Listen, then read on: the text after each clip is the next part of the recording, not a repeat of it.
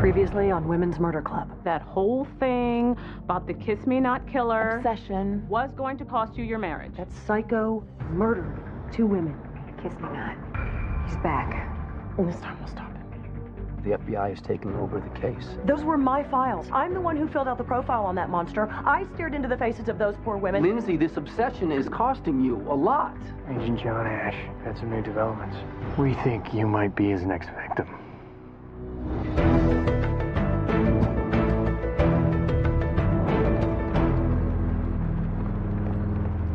You're slow today. Maybe you're not sleeping well. Really? Do you have to talk to me? Disturbed REM patterns are a common side effect of fear. It's nothing to be ashamed of. Okay. The only thing that I fear is that while you've been lurking around my apartment for the past 9 days, the Kiss Me Not killer is out there looking for his next victim. The FBI believes the next victim is you. Because he sent a picture of me with X's on my lips, he is looking for attention. Or he's creating a distraction. Either way, cruising me while I jog is not going to find him. Which is why you should stop playing coy and agree to help me with the case. Boxer. Hi. What is it? Okay, I'll be right there. I spent 5 years on this case. Now it's your turn. I profiled dozens of serial killers. They rarely make idle threats, Inspector Boxer. Good thing I sleep with a gun under my pillow. Come on. Come on.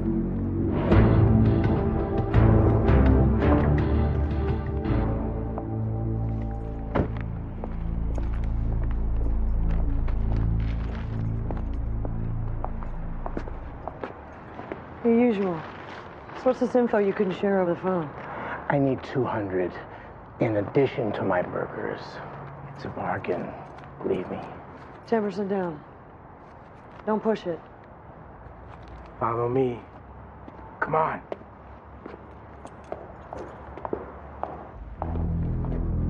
Okay, how about a hint for my 20? Just hang on, will you? We're almost there. You been taking your meds? Meds? No. Where are we going, Skeet? Just come in here, please. There's someone that I want you to meet. Okay, who? Him. Whoa!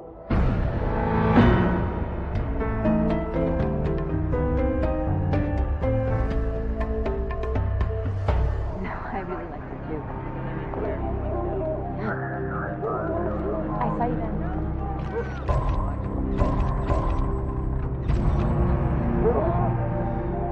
Man, it hurts just looking at it. I mean, him. Silas Spaulding, 41. I guess he was making a delivery. 2003 Chateau Cheval Blanc. That's about $400 a pop. Well, Skeet found the head down the street. It must have rolled or bounced. The man finds a severed head, picks it up, and takes it? Tell me you didn't give him money again. Wow. Dismemberment by vehicle. And judging by those yaw marks, this wasn't just some random hit and run. I mean, somebody was angry enough at this guy to hit him a few times. Did I mention how much I love having Tom out of town? Well, you know, he will be back with a tan and a wedding ring. I go check in with Jill. Well, thanks for your help. Uni's canvassed the whole block. I'd start taking affidavits, but nobody saw anything. Were you just flirting with him? I mentioned how happy I am to be single again. Every day since you moved out of Luke's apartment. I love my life. Except this part. This part sucks. Hey! Is it true that a homeless guy found a head? Hey, yeah, let's not make it sound like a good thing. It's a terrible thing. It's also front page material. Ooh. Oh, God. Cadaver dog found this in the gutter. Front page. Above the fold material. Silas and Mia, 2005. Married less than 3 years. That's still the honeymoon phase for some couples. Well, I'd say the honeymoon is over.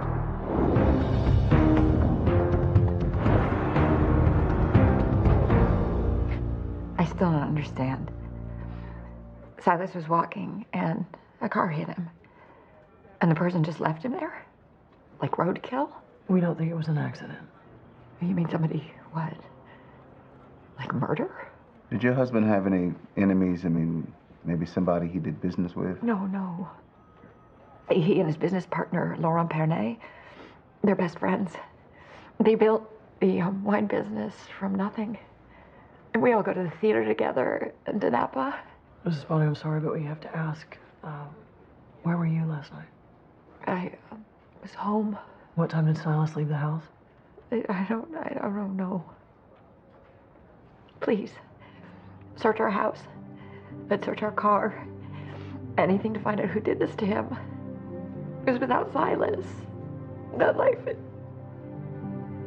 it's just over. Can I see my husband now?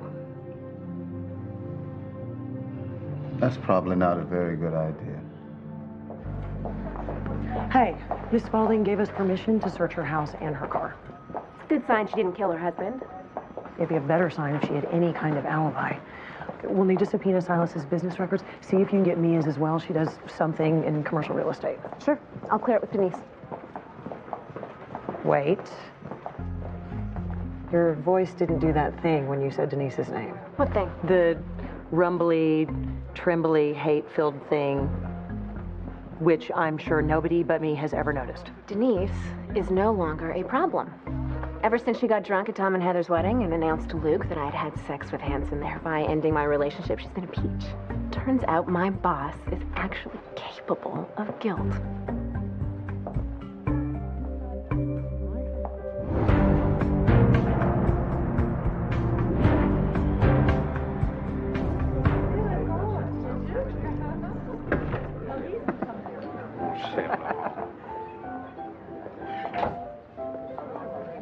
I'm sorry.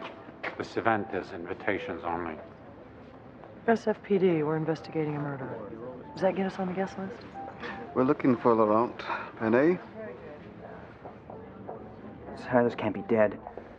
He's just late. I've left him like 5 really pissed off messages on his cell. That's why he His hasn't... wife ID'd his photo. I can't believe this. He was my best friend for 20 years. Tell me about your business. We deal wine. Silas and I buy from vineyards and auction houses all over the world and resell to the right clientele. That's what we're doing here today. Have there been any problems lately? Any dissatisfied customers? No. You said he was carrying the Cheval Blanc. Maybe this was a robbery that went bad. We've been hit before. All right, I'll look into it. Would you mind showing me your car, please? Of course. So you and Silas were close, Mr. Atkinson. Actually, his dad was my best friend. Thank God he didn't live to see this. Did Silas and his partner get along? Partnerships. They're like marriages, one supposes. Up and down. Here, this was one of Silas's favorites. Very expressive. Black currants, eucalyptus. Is that chocolate? Distinguishing nose. Most of these people can't tell a fine Cabernet from Tubac Chuck. Well, I dabble. Maybe tomorrow. What do you think? Excuse me.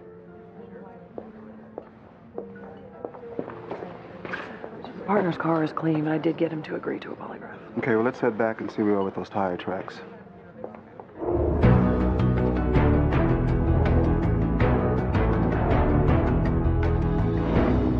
Listen, I'm making a cup of coffee. I'll be back. Oh! Sorry. Heather, you're back. Tom's back. Fresh from Maui. We brought everyone macadamia nuts. Oh. Okay, look, about me showing up at your wedding in the parking lot, I'm really, really sorry. Don't be. I got a little crazy bride. Anyway, I'm on my way to the Social Security office to change my last name. Bye-bye, Heather Donnelly. Hello, Heather Hogan. I was going to bring Tom with me because it's such a big deal, but there's a guy in his office. What guy? FBI guy. Kind of a hottie. Right, see ya.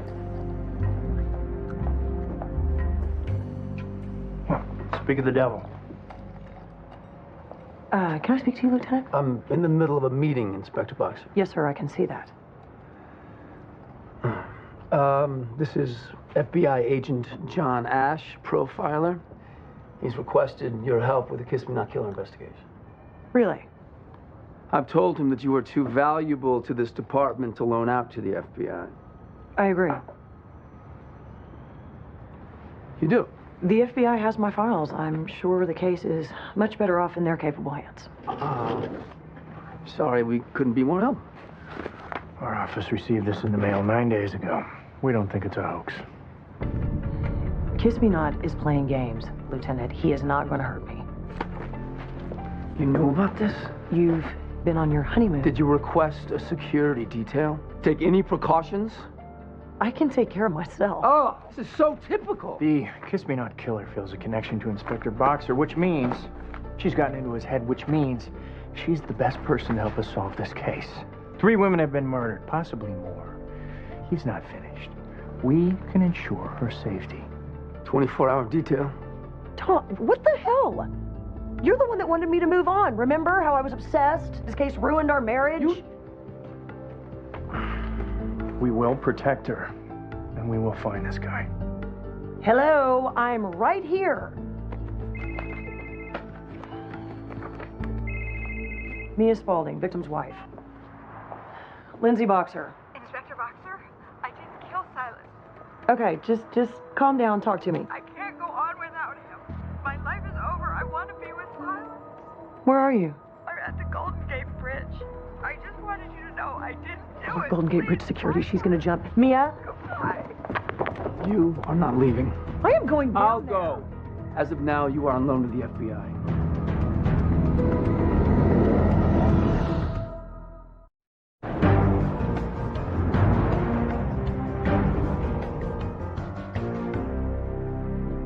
She really should be back by now. I'm gonna call Jacoby. You were going to tell me about Sarah Rice.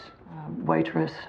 Grew up in Marin County, strangled in 2003. She was 26. You sound like you're reading from a phone book. You want an interpretive dance? The Kiss Me Not Killer laid her to rest in a bed of lilacs. They were still fresh when we found her. 206 possible suspects were questioned and dismissed. He really should be back by now. So, you married your lieutenant, huh? That was low. Going over my head like that. Well, I did give you a week to come around. Melissa Paquin, student from Pacific Heights, 48 stab wounds. Her medical examiner, Claire Washburn, estimated it took her 16 hours to die. She was 23 years old. There were no lilacs, but he left an old key in her hand and a dead mouse at her feet. When we saw her lips, we knew it was the same guy. That's when we dubbed him the Kiss Me Not Killer. You gave him the nickname. Claire did. It was 4 in the morning. None of us had slept for days. You almost sound nostalgic. Well, back then I still thought we were going to catch the bastard. Keep going. Elaine Lewis, killed October 12th, 2007. Cashier. She disappeared from Silver Springs, Nevada 2 weeks before we discovered her body. Kiss Me Not eviscerated her, slit her wrists, and then left her in a copper bathtub. She broke the pattern. The others were from the Bay Area. Which you already knew. You already know everything in these files. So why are we doing this? What I have access to are the words you put down on paper. What I need is access to what you were thinking when you wrote them down. I was thinking it sucks that Sarah's father isn't going to be able to walk her down the aisle. I was thinking there's no mortician on the planet that could make Melissa's 48 stab wounds disappear so she could have a decent funeral. I was thinking Elaine was probably alive long enough to watch him pull out her insides. Nobody cared about access to my thinking when the FBI yanked this case from me. So you're pouting. I don't like you. I'm not very impressed with you either.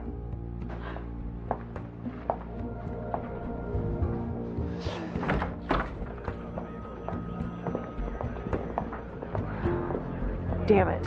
Ahmed was driving his cab back from Marin when he saw Mia go over the bridge. Are you sure it was her? Unis found her car in Golden Gate Park. Purse and ID were inside. Rescue's looking for the body. Mia was either overcome with grief or remorse. I'm gonna take his statement. So, what's up? I go to get a cup of coffee. Next thing I know, I got Captain America riding shotgun. It's just routine FBI bull about the Kiss Me Not Killer. It's nothing.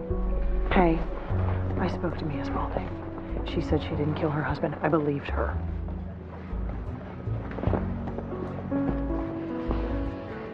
I don't usually get to know our victims piecemeal, but from Silas's various parts, I can tell you he was active, didn't have much fat on him. Still waiting on Silas's business records, but I just heard through the uni grapevine that Lindsay's behind closed doors with some FBI guy. Routine follow-up to the Kiss Me Not investigation. You're just in time to hear everything you wanted to know about tires.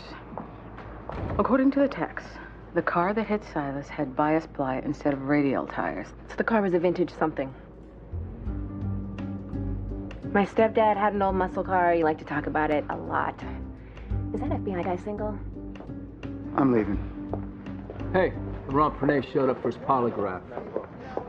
These routine questions the FBI is asking Lindsay, just how routine are they? Hey.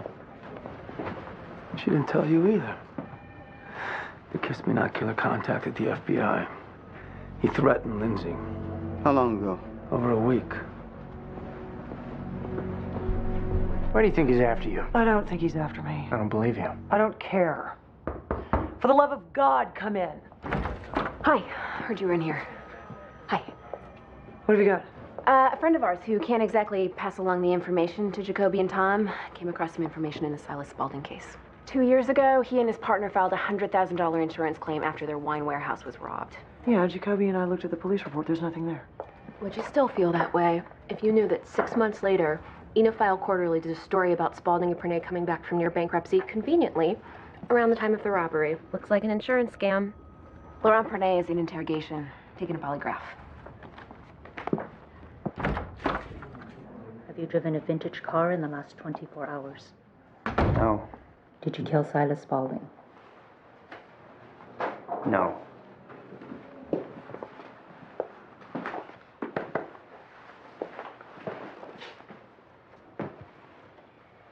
Did you report a robbery at your wine warehouse a year ago? Yes? Was that report fraudulent? No. Why are you asking me about this? Just yes or no answers, please. Was that police report fraudulent? I said it wasn't. You know what? You want to ask me about Silas? Fine. Anything else? I want my lawyer. Come with me.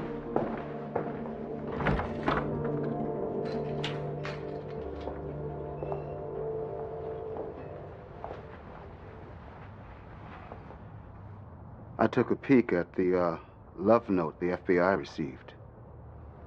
It's a great picture.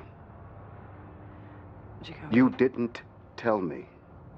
You tell anyone? You tell Claire, Jill, your reporter friend? He's a coward. He would never go toe-to-toe with me. Oh, so you think you're safe because of that gun on your hip. Or that extra one you got strapped to that skinny little calf. Oh, yeah, I know you're packing. This psychopath has murdered 3 women that we know of. And he doesn't just do it in one way. Oh, no, he uses all manner of torture. I'm trained. I can handle him. He could shoot you with a sniper rifle from across the street. He could put a bomb on your car. He could get into your apartment and slit Martha's throat and get to you before you even got a hand on one of your precious guns.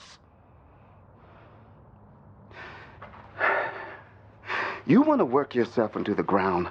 Fine. You want to sit home every weekend? Fine. Hell, you want to have sex with your ex-husband, who happens to be our boss, and pretend that it didn't happen? Fine. I might think it's sad and stupid, but that's your business. But this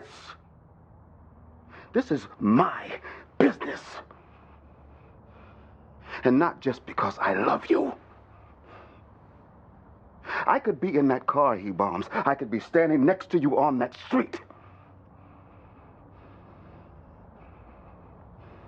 I'm sorry. I don't know what you think this is. But it's not partners. Because partners are in this together. And you? Baby, you just made sure you're in this all by yourself.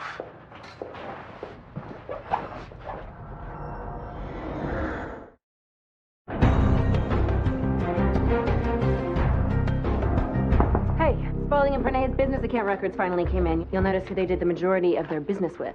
Victor Atkinson, of the aptly named Victor's Fine Wines. I know the polygraph was inconclusive, but if Silas and Laurent did run some sort of insurance scam, maybe that wasn't their only illegal activity. Victor might know what they're into. Maybe he was into it with them. Let's bring Victor in. Get formal. I'd hold off on that. You were not working this case. A woman killed herself. A woman that I spoke to this morning. I'm on the case. Come on, look how fast Laurent got spooked when we brought up the insurance thing. All right, we'll hold off on Victor until we have a better idea what we're dealing with. Where do you want these? Great. The records from Spalding and Pernay are here. I was expecting less. Men, back to my office. Did you have to tell Jacoby?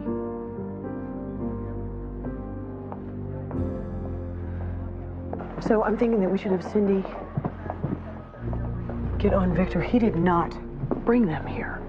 Who? Elaine Lewis's parents. See if you two can find anything in those financial records that connect it to Victor. Then have Cindy head over to Victor's Fine Wines. I will call her when I'm done here. Mr. and Mrs. Lewis, part of the reason I asked you to come in is because we have some new information.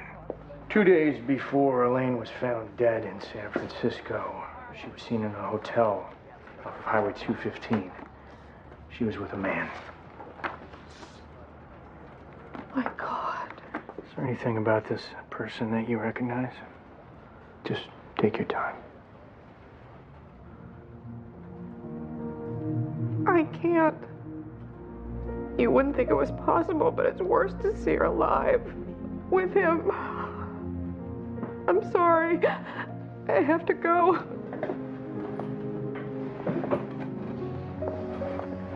In town a few more days.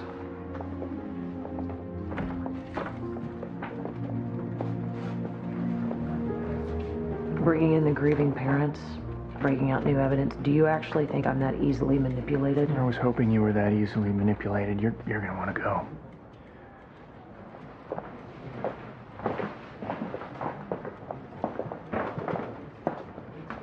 Because the other option is that you don't care, that you never cared, that your ex upstairs was right. You couldn't handle the mess you made of your marriage, so you used a serial killer. You used the pain of those 3 women and their families as an excuse to check out. And this martyr act of yours that you perfected is nothing more than a pathetic facade. Come with me.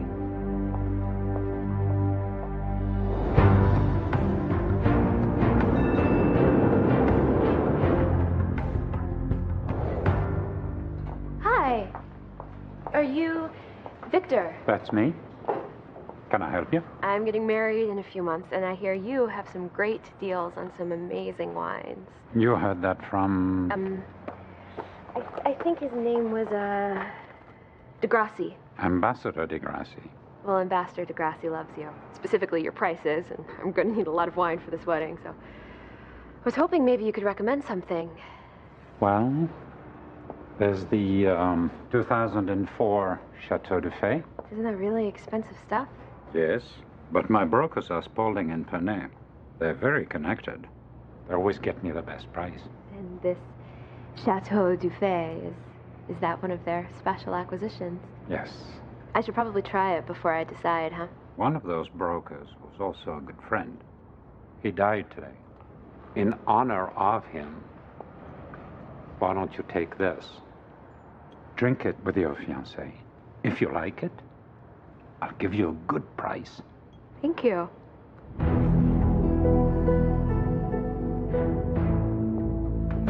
Where are we going? Shut up.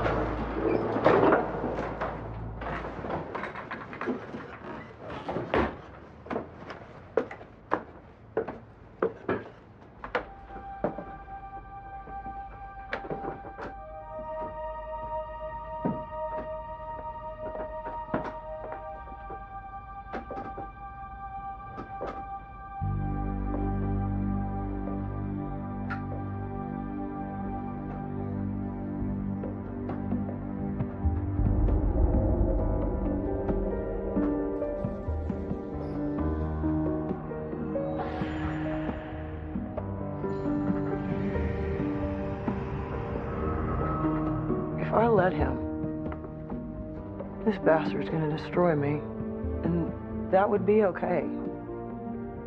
You know, that would be worth it. If I could stop him. But I can't. I tried. For years, I tried. I gave everything. I gave up everything. And I failed. Elaine Lewis is dead because I failed. So I need you to just let me off the hook here, okay? I need you to let all of this go.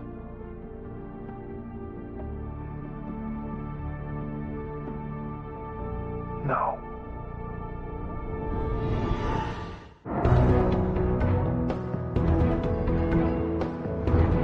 Laurent's car, radios.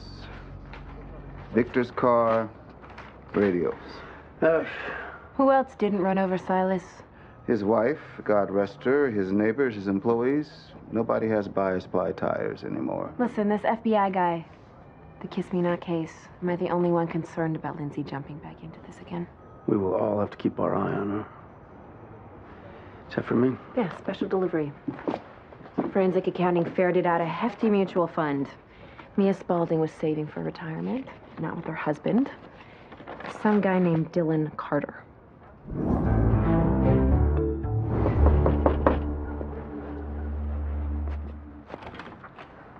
San Francisco police. Are you Dylan Carter?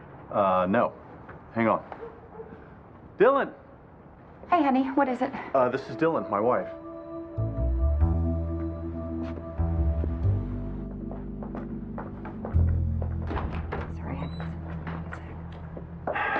Mia Spaulding isn't dead, but she is Dylan Carter. Yeah, I bet you wish you were back on that honeymoon, huh? I told Tony that I witnessed a hit and run, and you're here to take a statement. Please, I didn't do anything. You faked your own death. And you're bigamous. I didn't kill Silas. This is where I was. Call anyone on that list. I go to every PTA meeting. I'm in charge of cookies. Why did you want us to think you were dead? I was dead. That me, Mia Spaulding, doesn't exist without Silas. I wanted to end it before things got even more complicated, and I had to get home. To your other husband. I paid that cab driver $500 to say he saw me jump. I have been a better wife to Tony, a better mother to my boys in the 3 years I was married to Silas than I ever was before. I'm happy. I was happy. But Silas. Checks out. We met at a gallery opening, and I went by myself because Tony, he doesn't like that kind of a thing. And Silas just swept me away, so I told him I was single. And then the lies just spiraled. Must have been tough to keep track of who you were when. I had 2 cell phones and 2 sets of IDs, but neither of them ever suspected. Are you going to arrest me for all this? That'll be up to the DA.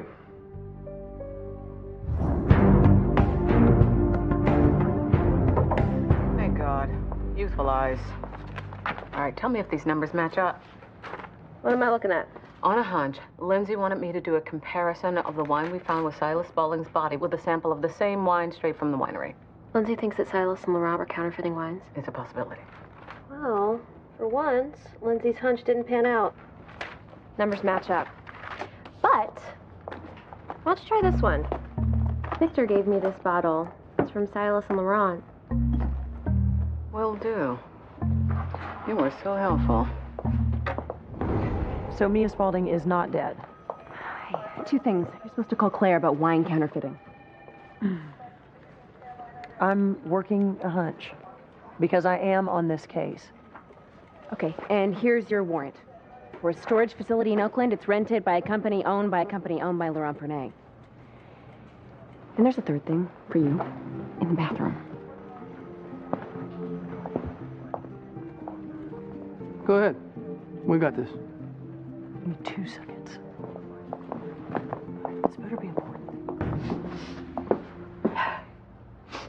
Heather? It's Lindsay. Lindsay Boxer. Can I come in? Yeah, I guess so.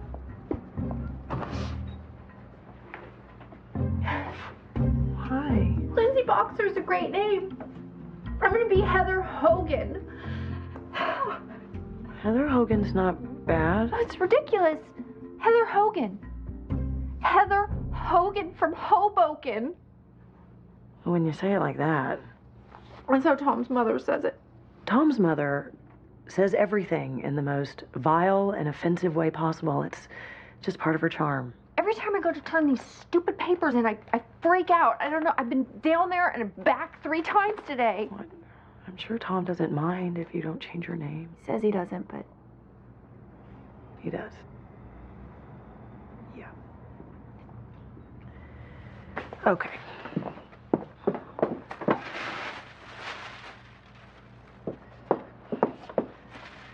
Okay.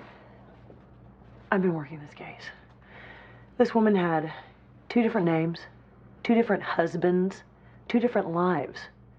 But when it comes down to it, she's just one messed up chick.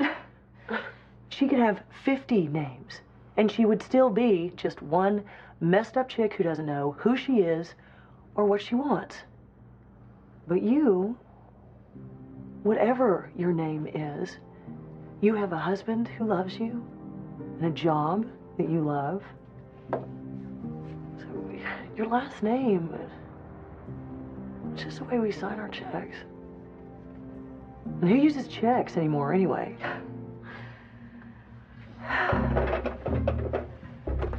Here.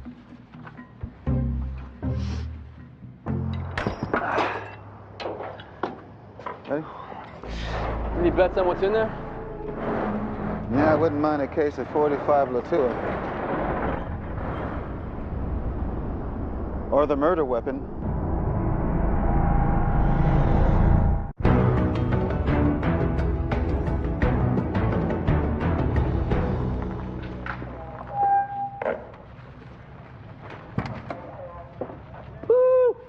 I just drove a Ferrari. Yeah, 4 feet. All but 3 of these cars have bias-ply tires, but none has major body damage. Her murder weapon is here, right?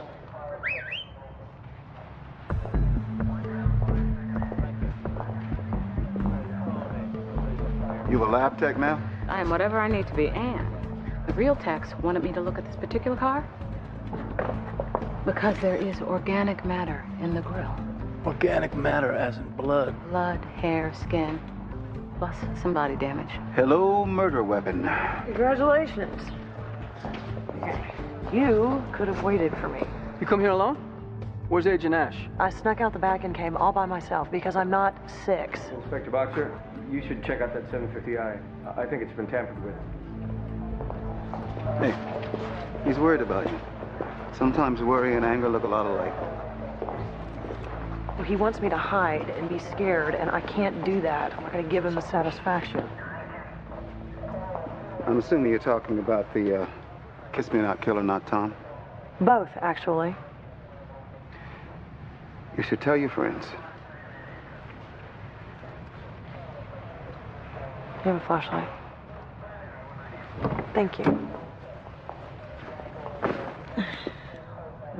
You see that? Somebody tried to hotwire this baby. I think our killer tried and couldn't get it started. The new models are notoriously difficult to hotwire, so he moves on to the vintage SUV. It's easier to wire, and frankly, probably better suited for repeatedly running somebody over. Meaning Laurent's probably not our killer. I mean, why hotwire your own car? Yeah, so somebody breaks in here, takes one of Laurent's cars, kills Silas, then puts it back exactly where he found it without a good washing. Laurent's being framed. Who benefits from killing one partner and sending the other partner to jail? Actually, I have a thought on that.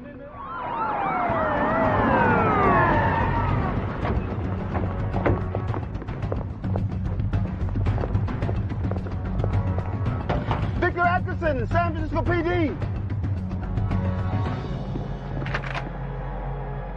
Fire in the hole. Okay, blow it.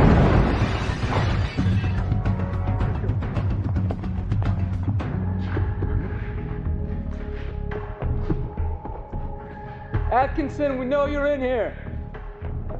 He's got about $1,000 worth of Chateau Lafite in him. Hey.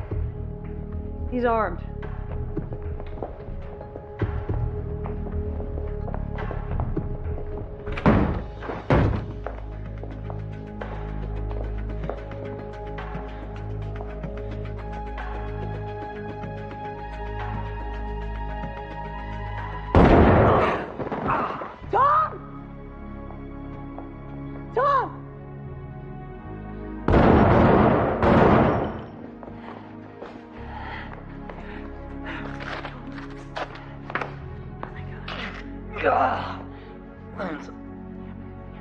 Don't tell Heather.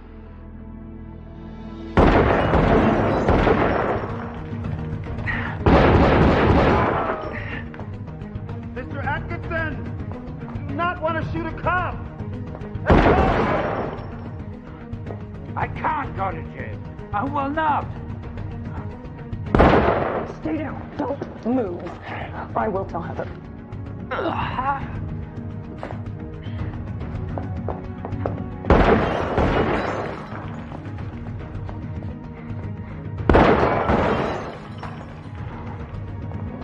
Put it down, right now. Put it down. You better be drunk shooting at a cop. How did you know? That bride you met with today? We tested the wine you gave her. It wasn't the real Chateau de Fay. It was counterfeit. Silas and Laurent. No, not Silas and Laurent. I just saw all of your empty bottles and your fake labels. Silas found out you were selling counterfeit wine, didn't he? But because you were his father's friend, he didn't even tell Laurent. He wanted you to have a chance to make it right. Make what right? It's no difference to most people what's in a bottle, as long as the label is right. And those rare few who realized they'd been had, they don't want to admit they spent $1,000 for a $100 bottle of wine, right? I told Silas I wasn't going to apologize. When his business with Laurent was in trouble a couple of years ago, know who saved them? Me. I hired a guy to rob them so they could collect the insurance money. He owed me. Why frame Laurent? It had to be somebody. Did Silas know that you were behind the robbery? Not until 2 days ago when he threatened to go to the police about counterfeiting. How dare he? Okay, let's go.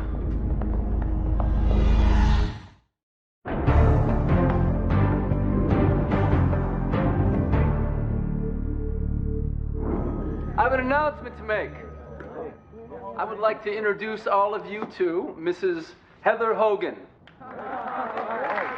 Now that is a great name.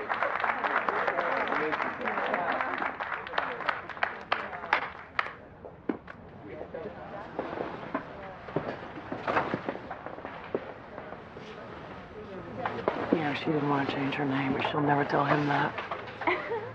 Most people don't really want to know the truth. No. Most people want a fairy tale.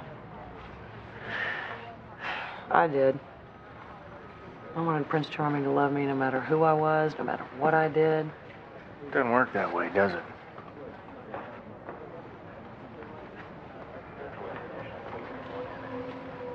Oh my God. Oh my God, I know why he does it. Kiss me not. Tell me you found your grandmother's antique books. Yeah.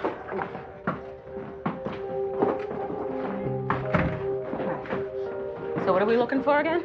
Okay, the key elements of the Kiss Me Not murders, okay? Elaine Lewis, copper tub, silver leaves. Sarah Rice, silver rope, lilacs. Melissa Paquin, a key and a mouse. So you think he's staging these murders based on old fairy tales? These fairy tales have been told for hundreds of years in hundreds of different forms. They're archetypal, allegorical, morality tales that center around transgression, punishment, redemption. Yeah, all of that, but I also think he's doing the Prince Charming thing. Kiss Me Not thinks he's Prince Charming? No. I don't know, but I do know that if we're going to understand this guy, we have to understand the stories that he's trying to tell. Lynn, thanks for calling me. You're in the club after all. You have a club, huh? No.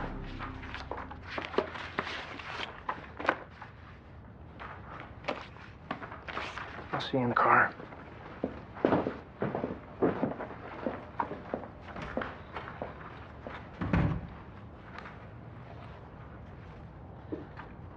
I think Agent Ash wants me to tell you that he didn't just pull me back in this case because of my stellar investigative skills.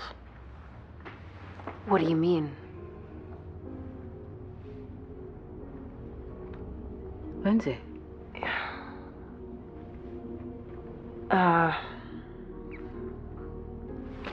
killer sent the FBI something. An article of yours, actually, with a photo from Elaine Lewis's crime scene of me with X's all over my lips. Oh my God. And you didn't tell us this. I didn't want anyone to worry. You don't get to decide that. We're your friends. How could you not tell us about that? Hey. I know you think we gave up last time.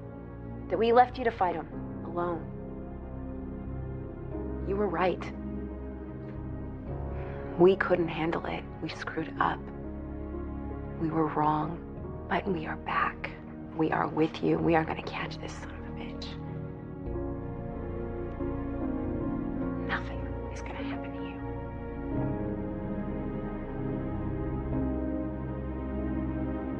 you. Are we clear? We're clear.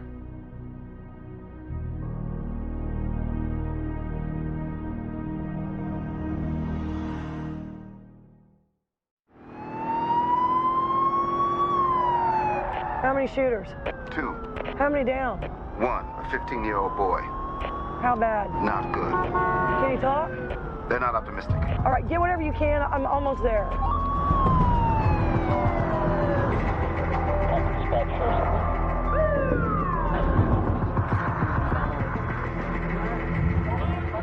Boxer.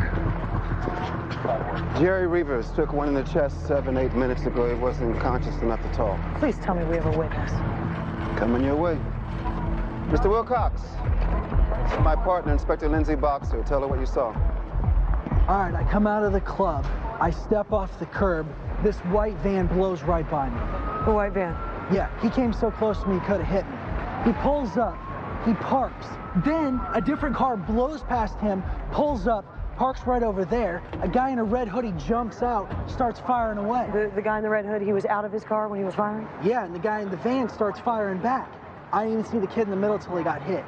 Is that boy gonna be all right? He's alive. Did you see either of the shooters? Yeah, the guy in the red hoodie I got a real good look at. White guy, maybe 30. Now, Mr. Wilcox didn't see the car across the street or the make of the van, but the van had a porthole driver's side. And this man in the red sweatshirt, we'd like you to sit down with the sketch artist and describe him. This officer here will arrange it. Yeah, of course. Sydney Thomas, San Francisco Register. I'm a friend of Inspector Lindsay! She's all right, officer. Hey, what are you doing here? After you're reading Eat, Pray, Love. I thought you were watching Atonement. So here's a drive-by turned shootout. Any ideas? Crazy Wild Hunch, drug dealers. Hey, 911 just took a call. A white van with a porthole weaving down Georgia and 4th dinged a couple of cars. The guy can barely drive. He must have been hit. You will not even notice me in the back seat. Okay, fine. Sheesh.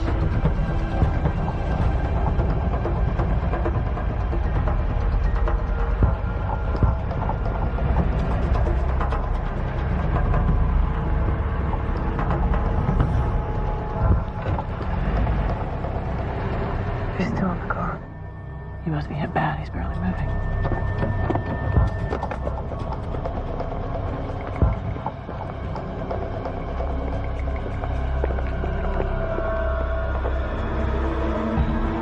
Police!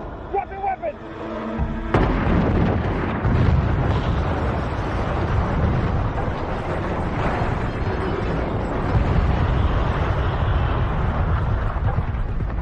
I'm going in. Call for backup. I'll take the other side.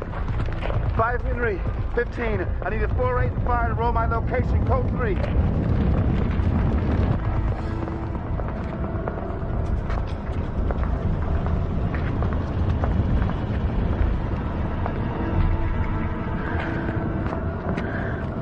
Don't turn around or I will blow your head off.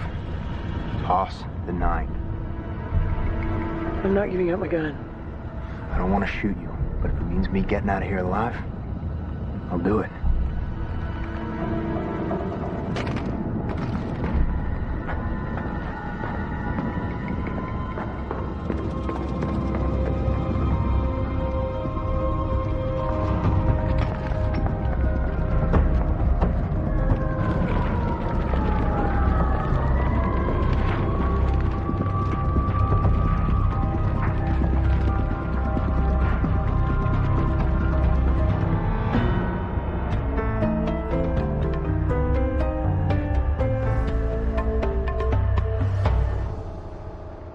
Barney. Tell your client he'll take 5 to 10 for aggravated assault, or I'll get a jury to put him away for 20 on attempted homicide.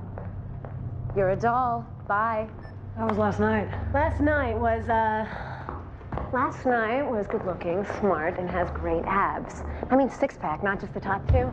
Have I mentioned single life is fabulous? How'd you meet this one? Saw him on the treadmill. Woof. Only one problem. What, only one? Claire's guest room is not the place for late-night screams of passion. Screams? A friend at Mercy tells me the kid shot last night pulled through. He's out of ICU, but he didn't see anything. This one, on the other hand, was not so lucky. Chief medical examiner came in to look, said this is why he liked being behind a desk and had deputies like me. We might get an ID on him. I managed a partial thumbprint, but a good one.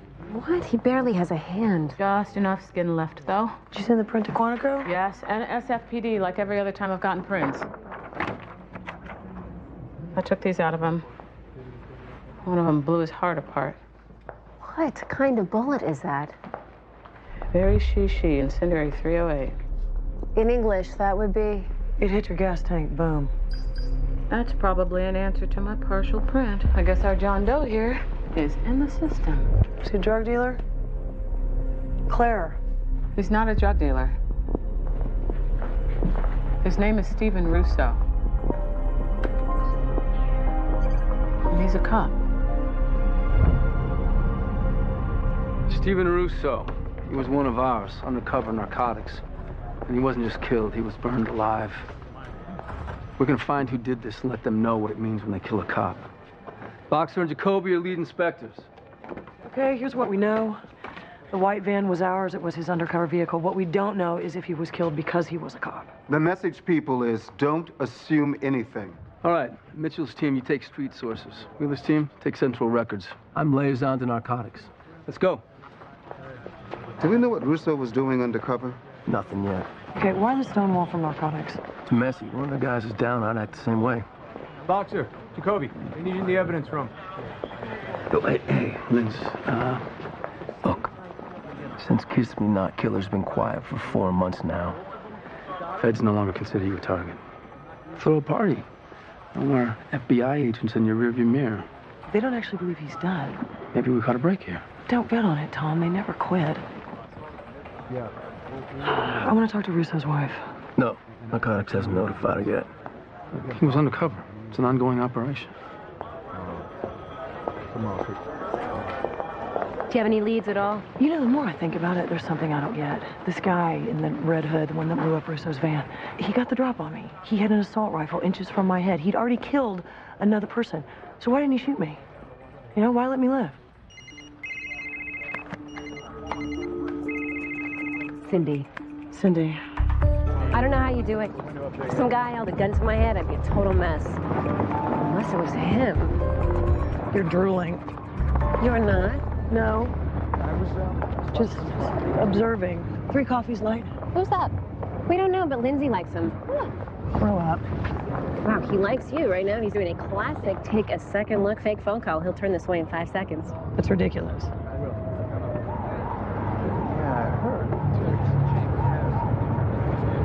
Okay, not totally ridiculous. Go talk to him, and while you're at it, forget Tom.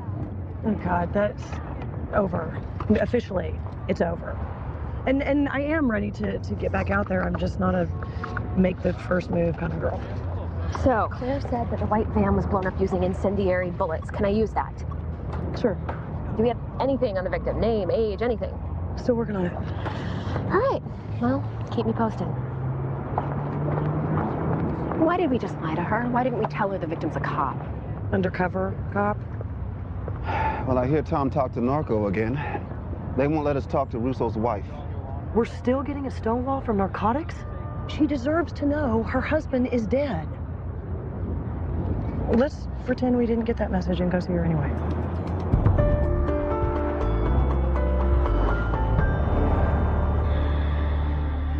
I begged him to quit. Anything but undercover.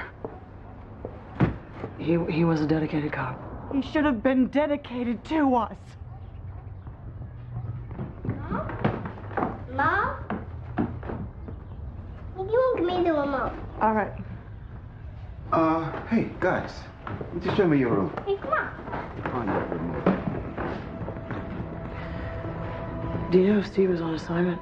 I only saw him 2 or 3 nights a week. You know how it is. They have to avoid being followed. When was the last time you saw him? Monday night. You married, Inspector? No. Well, a wife always knows. And I should have known even before he told me. What do you mean? I mean, he wanted out. And I never should have let it go back.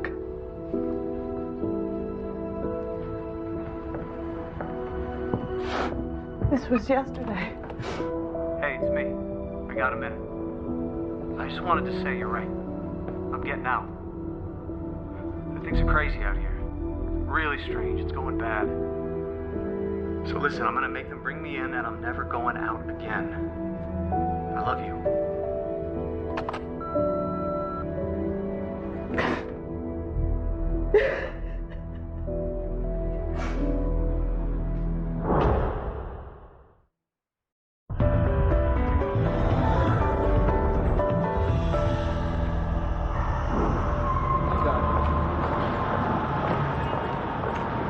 Hey, kid.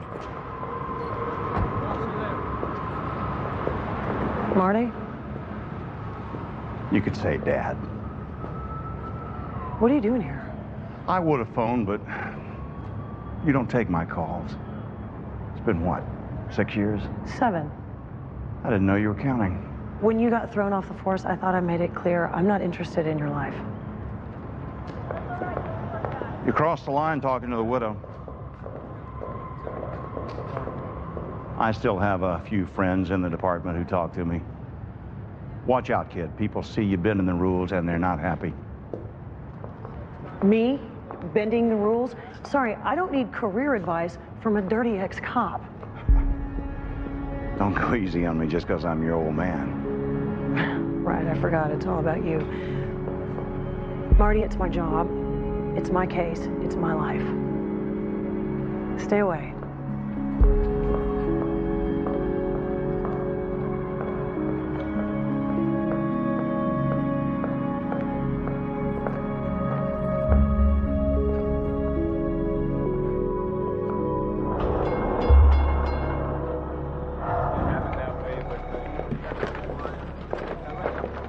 Sources in the Homicide Bureau, they said they couldn't ID the victim in that explosion. That's what they said. My sources say the body in the van was an undercover cop. Narcotics flipped out when asked for comment. I'll look into it. Undercover cop shot in the line of duty. We wait too long to go with it. The Chronicle will have it first. We're going with Scott's story.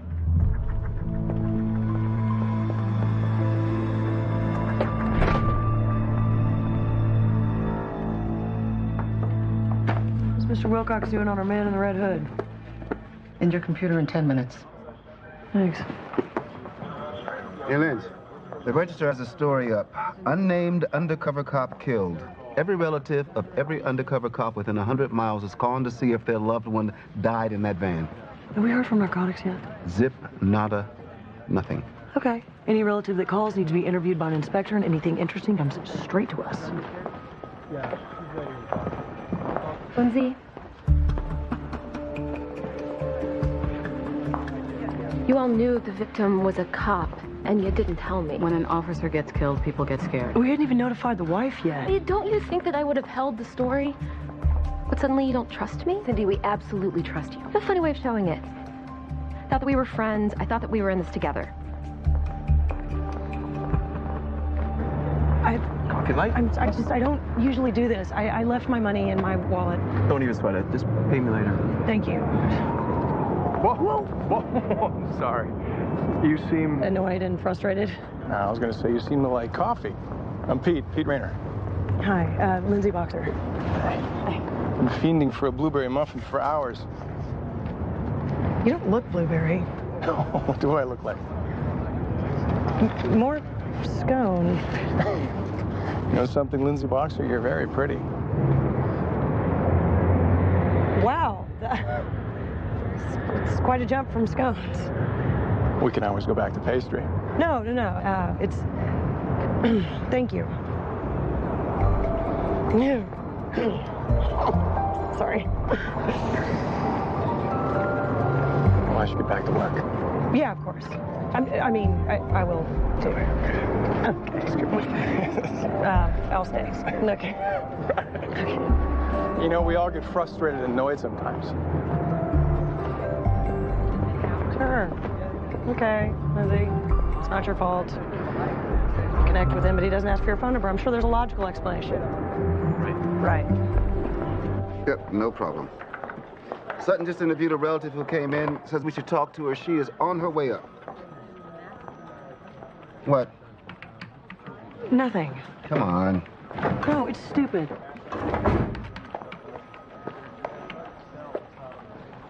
Okay, what would prompt you, a guy who thinks a woman is very pretty, to not ask for her phone number? Totally hypothetical. You're right, it's stupid.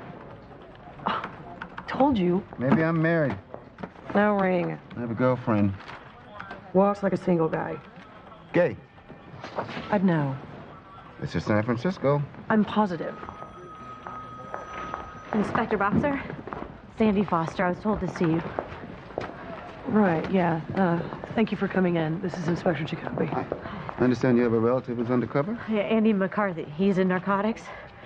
Look, I just need to know if he's the cop that was killed. Miss Foster, the man who was killed isn't named Andy McCarthy. Oh, my God. Thank you. The problem is we haven't spoken today. He always calls me Wednesday mornings, so... I mean, our dad is in the hospital, so he calls for updates, and you're sure it wasn't him in that van? It wasn't him. Anyway, I'll let you get back to work. Thank you. Andy McCarthy, undercover narcotics, just like Russo.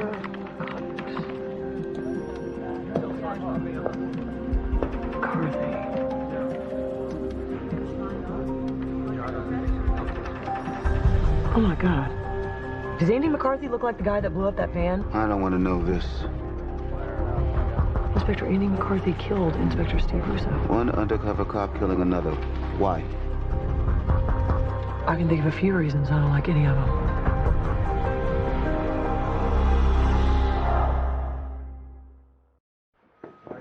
Lindsay? Warren? Bill Schroeder, narcotics. I understand you think one of my inspectors has gone bad? Well, Captain, that looks that way. We have a witness sketch of the man that blew up Steve Russo's van. It's Andy McCarthy. So Andy McCarthy, 10 years with the department, started working for drug dealers and killing other cops. I don't buy it. It's him in the sketch, and he did blow up Russo's van. What other explanation would you suggest? There's an old expression. When you hear hoofbeats in the forest, you look for a horse, not a zebra. Steve Russo was posing as a drug dealer. It was probably another drug dealer that killed him. I disagree, and we need to question McCarthy. Not while he's on the street. We're done here. Were McCarthy and Russo working a case together?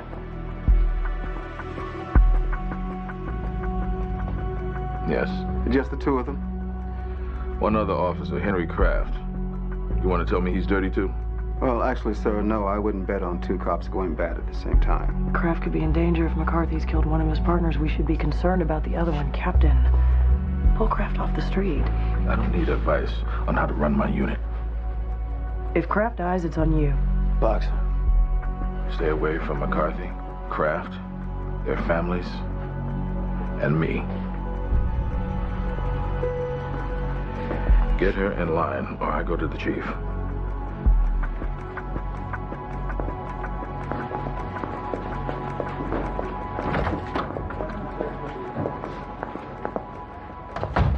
Go after a captain like that, Lindsay. He's got a dirty cop in his unit, and he won't accept the truth. Warren, if you keep this up, I'll have no choice. I'll have to take you off this case.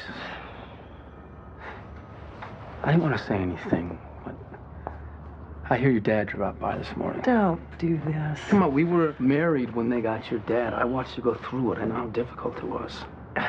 This isn't about my dad. We both know what you're trying to prove. What I think about Andy McCarthy has nothing to do with my father. They're both dirty cops. If I was your priest, I'd say that you're looking for redemption. Well, I'm glad you're not my priest.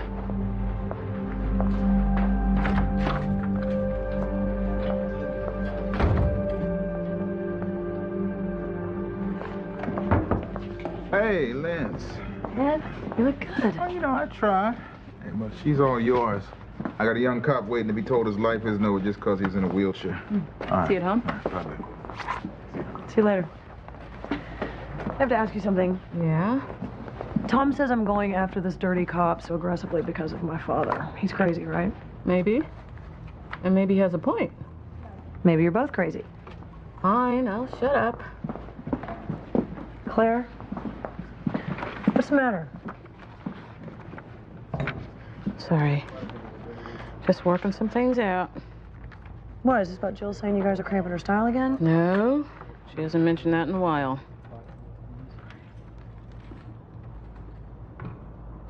It's Ed. It's not working. It's... Oh. I mean, there was always a chance that the paralysis would get worse. One of the first signs would be down there. You know. Your case last year, you know, where you helped that doctor's daughter? I tried to get an appointment with her, but there's a 6-month wait. Maybe you can pull some strings? Sure. Thanks. How long has this been going on? Almost 3 months. And honestly, I am going out of my mind. I will call her today. Thank you.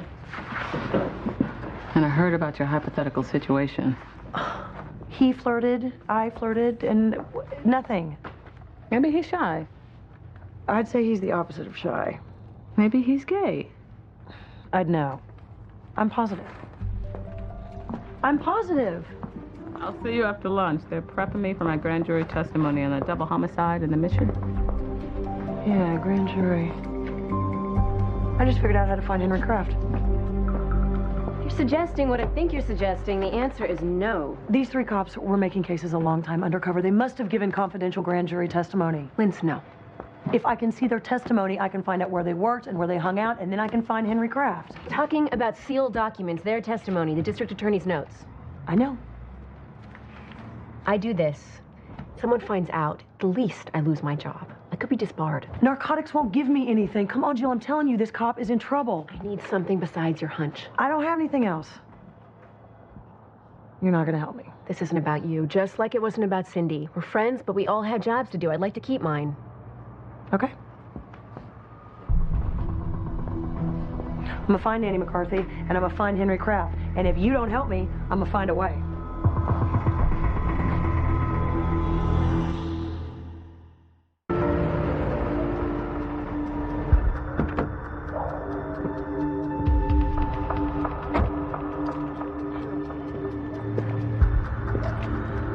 They said the FBI was finished keeping an eye on me. I appreciate the concern, but you're wasting the taxpayers' money. I'm not a Fed, Inspector. And you should stop telling stories about Andy McCarthy being dirty. What's your name, officer?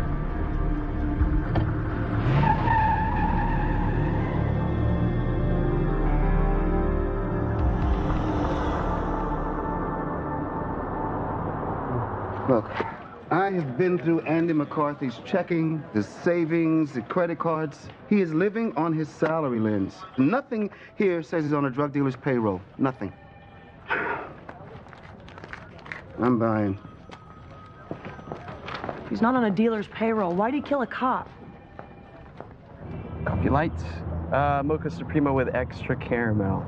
Jacoby's hooked on sugar. Yeah. There was a guy here yesterday.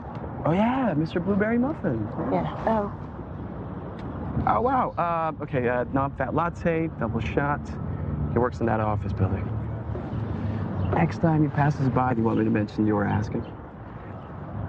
Yeah. Yeah? No. No? No. No? Thank you.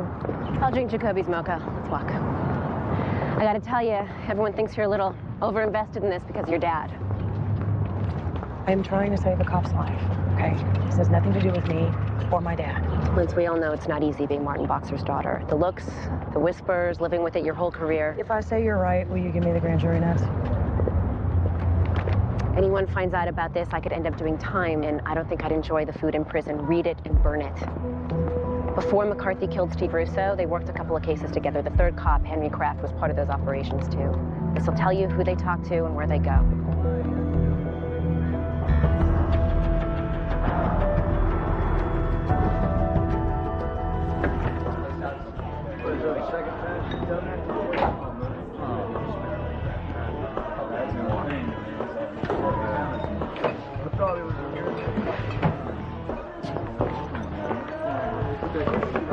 Henry Kraft.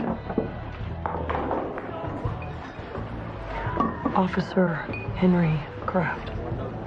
You want somebody else? I'm Inspector Boxer, and this is Inspector Jacoby. We need to talk. I don't need to talk to nobody. One of your guys, McCarthy, turned.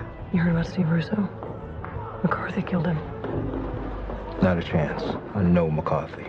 We think McCarthy's after you now. I'm undercover.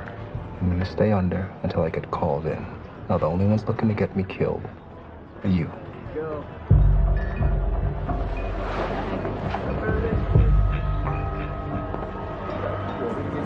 We gotta take him in.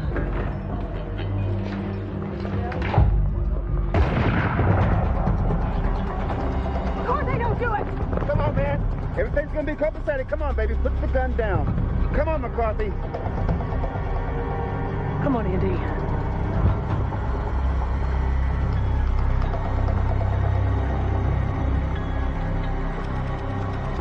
Put it down. Just put it down. That's it.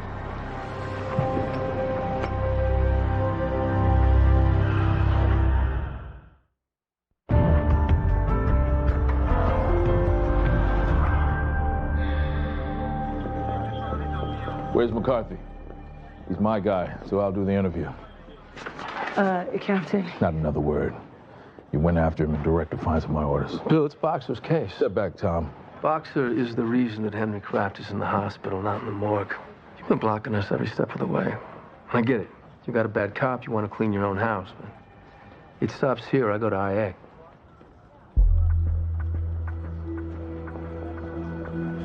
I'm watching.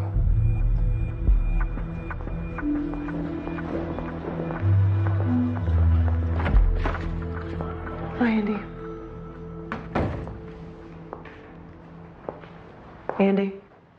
Andy, we need to talk. Andy.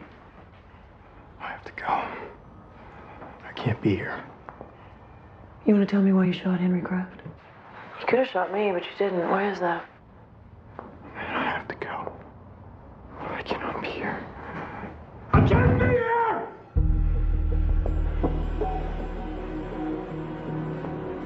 Tell me about the watch.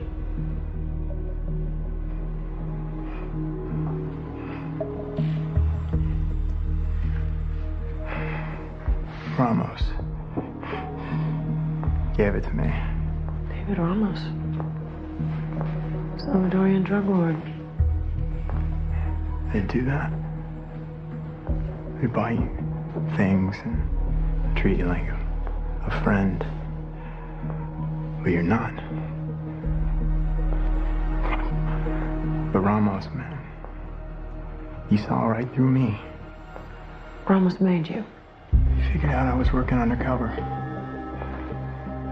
And then they put a gun to my head. They made me tell them everything. They told me I had to kill Russo and Kraft. Andy, why didn't you come in and tell us?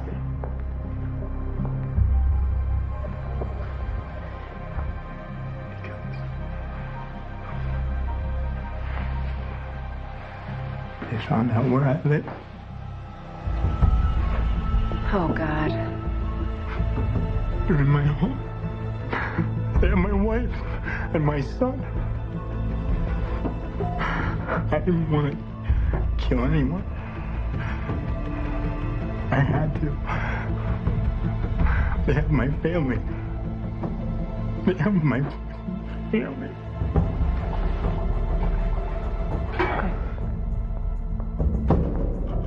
The hostages are a woman and her 10-year-old son. There's 2 captors. I want no police presence within sight of that house. These guys see any sign of police, they'll kill the hostages. I got it, Lieutenant. No uniforms, no sector cars. My men know how to do this. Judge Anderson issued warrants to cover entry and surveillance. I didn't think we'd need warrants to save 2 people's lives, right? Which is why you carry the gun and I see the judge. Good luck. Hey, got your message. What's up? I'm sorry I didn't tell you about Russo. It's okay. What's with the body armor? Frankly, it's a little bulky on you. We got 2 hostages, and we're gonna go get them. It's your exclusive if you want to watch. Wait, if you're doing this just because you feel guilty, I want to say awesome. Lindsay, she signs the liability release. Get it before we leave. Suddenly, this feels very serious.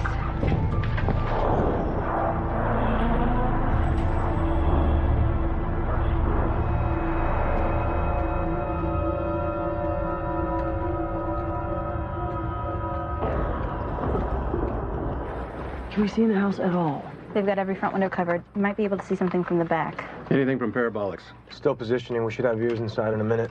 Heat sensors up. That must be 2 of Ramos's men.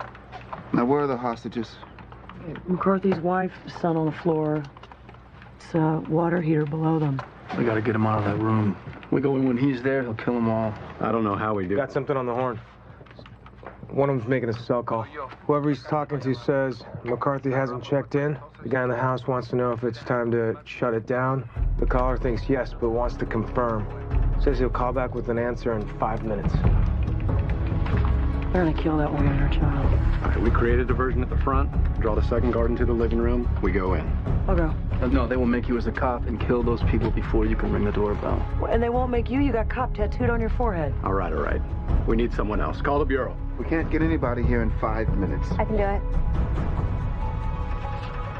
Forget it. You need someone who's not a cop. That's me. And I speak Spanish. I said forget it. You're a civilian. It's out of the question. Narcotics used civilian decoys in a string of busts in the Haight last year. Those are for dime bag busts, not hostage situations. Lieutenant, they're moving the woman and child. You have to let me do it. Tell me how.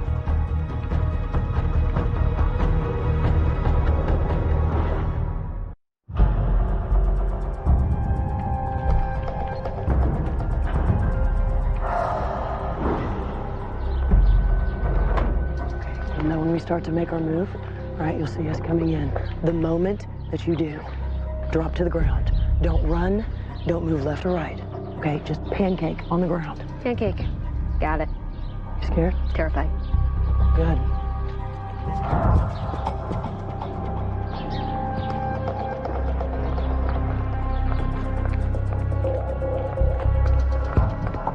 SWAT Team Charlie, on the move.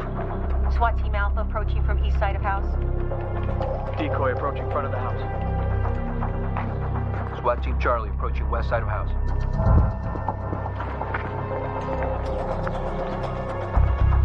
Delta Team, are you in place? Delta Team, back of the house.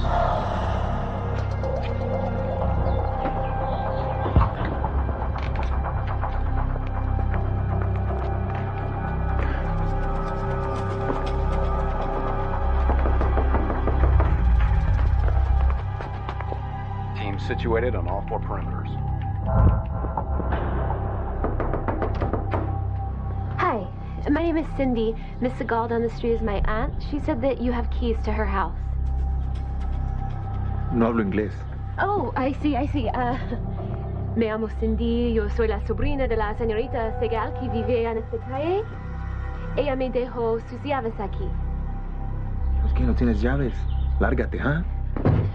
¿Puede avisar? La señorita se enojaría si el gato se queda sin comer. Escúchame. Eduardo. ¿Cuál es el problema? Number 2 on the move. What is the problem?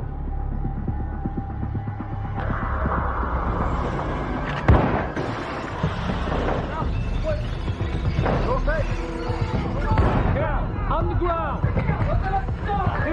On the ground! Get out! Don't move! Get on the ground! Right there! Body sweep left!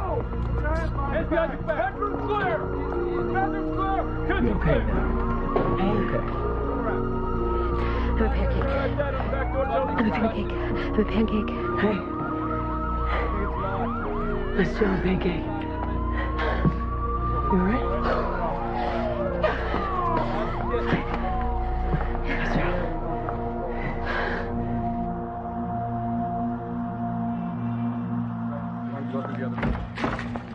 I just spoke to St. Mary's. Your wife and son are fine.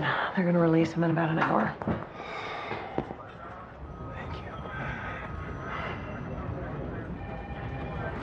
I spent 2 years trying to get someone to testify against Ramos.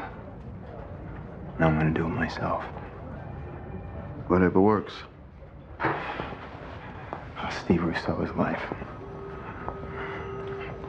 I didn't know him that well. We weren't friends. And it was in my head. Every minute of the day. The cop I killed. Steve Russo. The cop I killed.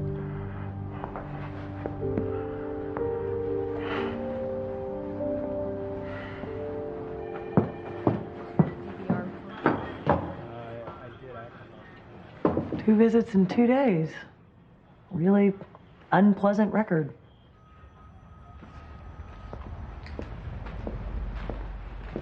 Congratulations on saving the cop's family. Proud of you, hon. Wasn't always this way, was it? I remember walking you down the aisle and sneaking you that slice of pizza at the reception. And look how all that turned out. Goodbye, Marty. How'd you find Henry Kraft? You pulled off a miracle and people want to know how. They don't like you for it, Lindsay. They see you cracking these impossible cases and they want to know how you do it. What have you got that no one else has?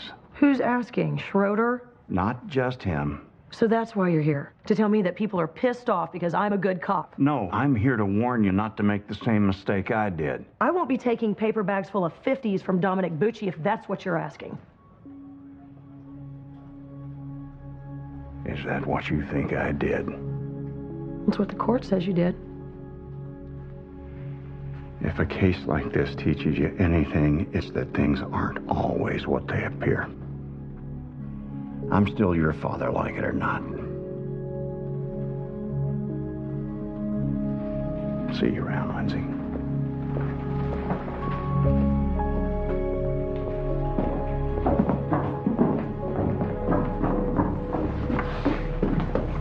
Hey. Hi. How much did you hear? Didn't hear a thing. We've been collectively considering the question of why an eligible man wouldn't ask a smart, funny, strong, beautiful woman for her phone number. I had nothing to do with this. And? It's the gun. The gun? It scared him off. I wasn't carrying a gun. Oh, but he could sense the gun. Yeah, face it, Linz. Some women are always carrying their gun, even when they're not.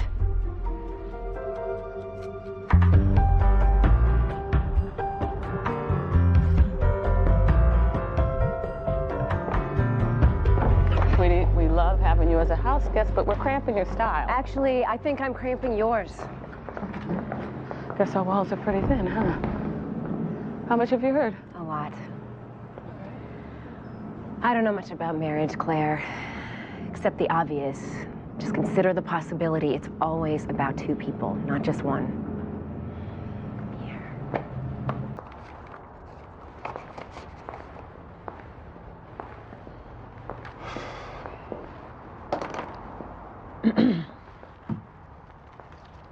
Lindsay Boxer. I have a question for you. Me first. How'd you find me? I'm a detective. Yeah, I heard. The kid at the coffee cart. I told him not to say anything. Your question? Right. My question is, why does a man have a nice conversation with a woman that he thinks is pretty and then doesn't ask for her number? Maybe the man thought about asking for her number. Oh. How hard did he think about asking? He occupied his whole afternoon, including a number of calls to friends for advice. But then he remembered that he's only in town for 2 weeks. Where are you going? Cambodia. I build hotels. I'm there for a year. So you think in 2 weeks I'll get attached and then you'll break my heart? No, Lindsay, I think in 2 weeks leaving might break mine. Still, I was about to come find you. Are you a good detective? I'm better at my job than I am at this. Well then, Detective, who are those flowers for?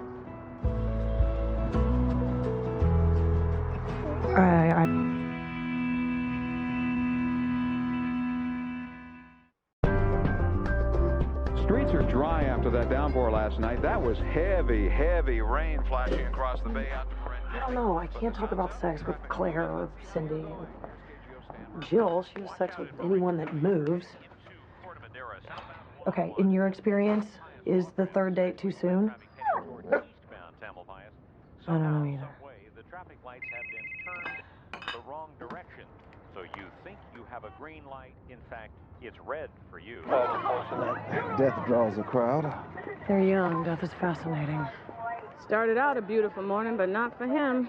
Colin Morse, 20, still soaked from the rain. 2 shots to the chest between midnight and 2. He jogs at midnight? Fieldhouse custodian found him, ID'd him, said he always ran at midnight. And one of the entry wounds has powder burns. Someone put a gun right against this kid's chest and fired. That's angry.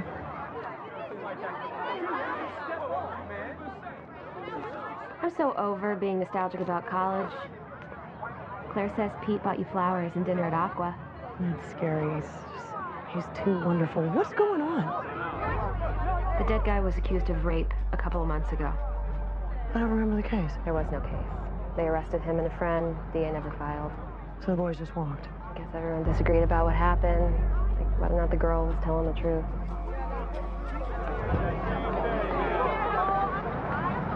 Looks like people still disagree.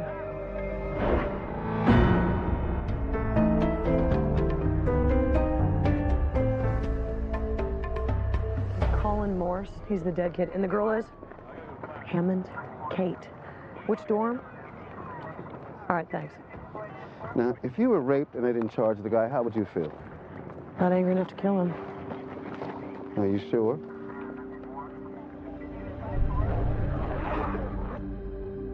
Please, don't make me talk about that night. We want to hear your side of what happened. They raped me. That's my side. It's the most horrible thing ever. It happens to other people, not you. I remember them taking me down the stairs. I remember I didn't want to go, but I was drunk. I couldn't stop them.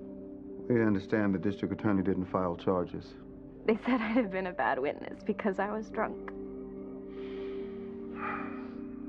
Where were you last night, Kate? Oh, wow. No. You guys think I killed Colin? We have to ask. What happened to you is horrifying, but... That night with Colin and Jay, it's not just about what happened or how it happened. It's what you feel every day. And you wonder if you're ever going to stop thinking about it. You're a strong girl. You'll get through this. I'm not glad he's dead, but I wanted him alive. I wanted to see Colin pay. Something. Anything. Now I'm not going to get that chance. My parents convinced me to sue them, you know. Make them pay. We hate to ask. We really do, but where were you last night? At a dorm party with like 100 people. I'll write down the ones I remember. My friends don't treat me the same way as they used to. Even my parents don't. They don't see me anymore. They just see what happened. She said she wanted him alive. Did she? I don't know. Since when did you walk away from a suspect without an opinion? I don't have opinions. I have theories. All right, I'm listening. One thing I know, whoever shot Colin Morse, it's connected to this rape. I want to talk to this guy she accused, Jay Osborne. It wasn't rape. Let's be honest. I'm a good-looking guy. I don't have to rape anyone. I think Kate Hammond would disagree. Okay, look. Morning after, she's hungover, feeling a little guilty about some of the choices that she made. That gets around, she cries rape. And now look what's happened. What do you think's happened, Jay? Colin is my best friend. I mean, was. No one had a reason to kill him. Except Kate Hammond.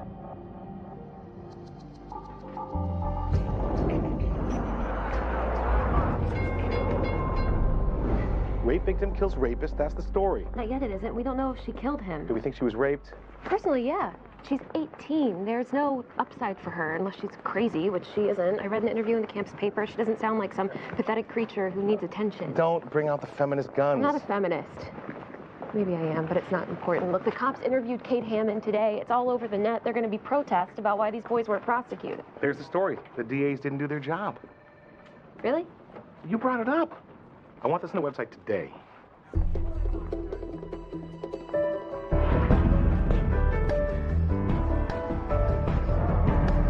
Really hope this girl didn't do it. It'll make the DA's office look awful. Then you better cover your ears.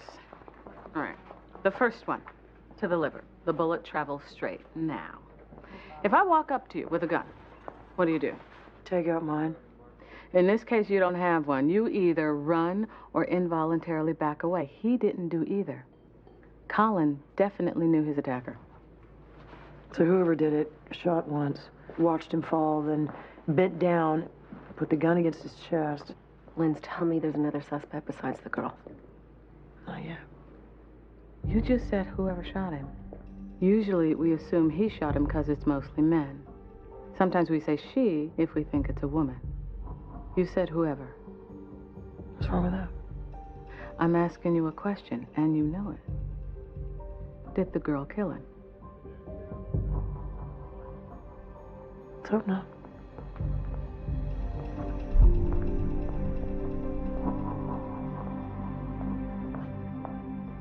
If you're thinking there's even a chance that girl did it, don't say it outside this building. I wouldn't do that anyway. Jacoby will find out her alibi is good, the search warrant turned up nothing, and we can all move on. How's Pete? Sleep with him yet? Don't be shy or anything. Get it over with. You'll feel better. Joe, have you seen this? Your pal Cindy on the Register's website says if Kate Hammond killed the boy, it's because we didn't do our job. Probably doesn't say that exactly. Really, read the article. Failure of the justice system, should they have prosecuted? Cut her off. This piece is irresponsible. Like some grade B law professor knows how to do my job. Actually, he teaches at Stanford. Hi. Called you for a comment. You didn't return my call. Paragraph in. You're saying by not prosecuting Colin Morse, our office got him killed. If it was Kate Hammond who pulled the trigger. If she did. It has nothing to do with us. There was no case to prosecute. The rape kit showed no bruising. Kate Hammond, she made out with 5 guys in one night. She drank whiskey out of a shot glass balanced on a boy's crotch. All we had was a rape counselor who believed she was traumatized. And Kate, you had her testimony. I don't have to defend this office to you. The system failed Kate Hammond. Cindy, even if that was true, and we don't know that it is, it doesn't justify killing the guy. And did we put her in that position? Sounds terrible, but what was she thinking? Going down to the basement with 2 boys. Wait a minute. With her blouse half off. What are you saying? She was asking for it? That's outrageous. Okay. Enough. Round 1, over. Let's go.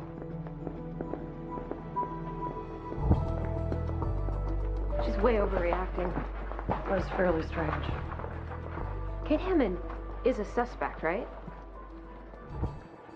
No comment.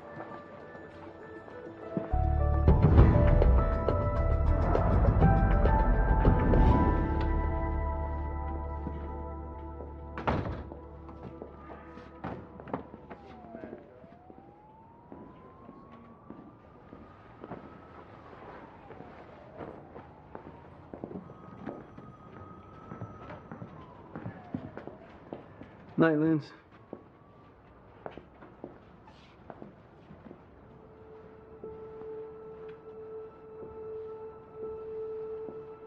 You okay? I'm fine. Hey, you remember the Kendall case? The security guard who shot the drug dealer for harassing his wife? Yeah, you told me about it on our second date. One thing I never told you about. We went to arrest Kendall at his house. His kids were playing in the front hall. his wife, toys all over the place. And I looked at him and I knew that this was a decent guy who made one mistake. When he was protecting his wife against garbage, but it was a homicide. Anyway, I went back to my car and I cried, Linz. I sat there alone behind the wheel and I cried.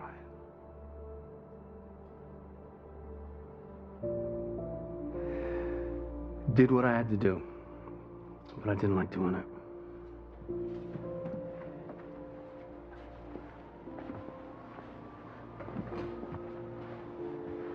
You've been down here for half an hour.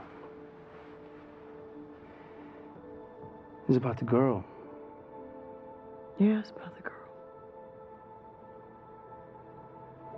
They raped her. And odds are she killed him. And if she did, I don't want to be the one that puts her away. If she killed him,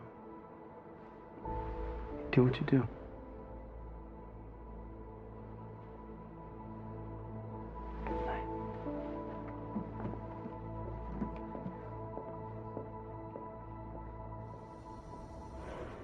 Hey, Boxer, how was your evening last night? Good morning. What's that about? The guys are running a pool on whether you slept with your boyfriend yet. It's incredibly offensive. Did you pick yes or no? I only bet on sure things. Where are we on the girl's alibi? Well, Kate Hammond went to a dorm party, easily 100 people. We found 41. All of them saw Kate, and our interviews put her there until after 2 a.m. 41 drunk kids is something short of an ironclad alibi. Well, out of the 41, only 8 really matter. These were taken from 8 kids' cell phones. Each is a photo of Kate. They were all taken before midnight until just after 2. Not more than 19 minutes between any of them. How far was the party from the track? Under half a mile. That's plenty of time to leave the party, kill him, and get back. There's one minor problem. It was pouring rain. She's not wet in any of those pictures, and her hair's the same. So she has to walk or drive half a mile. If she drives, there can't be any traffic. She has to shoot him, get back, not get her clothes wet or change into identical clothes, and keep her hair dry, and do it all in 19 minutes. It's impossible. Thought you believed she did it. I did. So did I. And all I've been thinking is, if it turns out she killed him, I understand. Somebody laid a hand on my daughter, I'd sure want to go out and shoot him.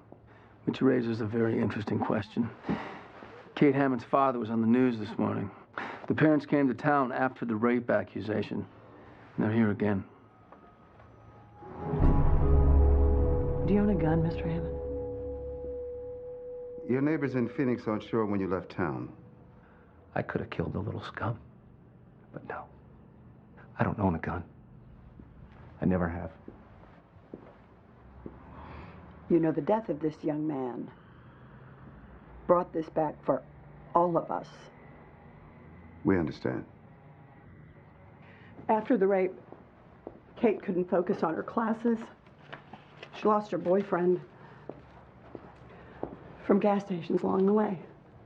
In case you need to check.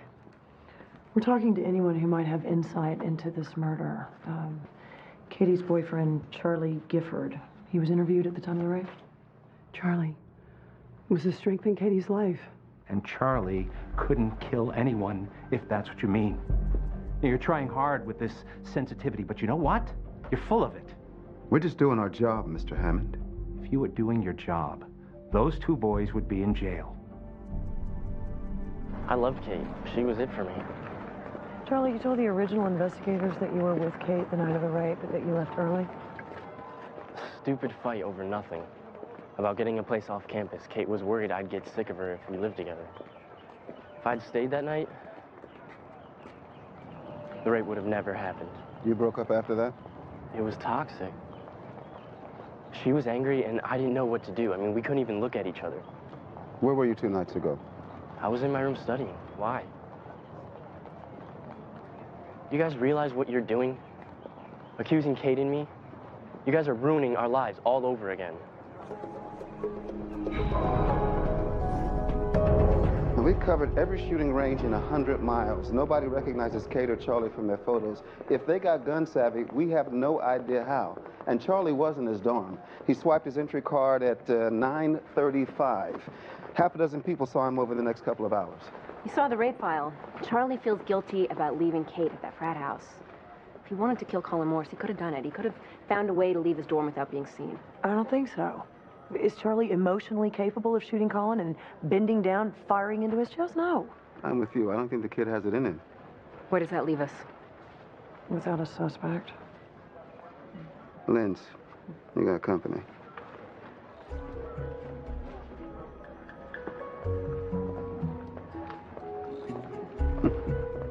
Hi.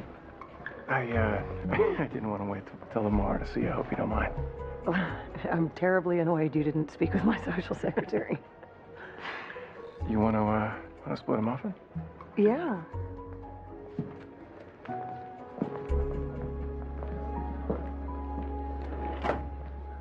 We only have another week. I want as much Lindsay time as I can get.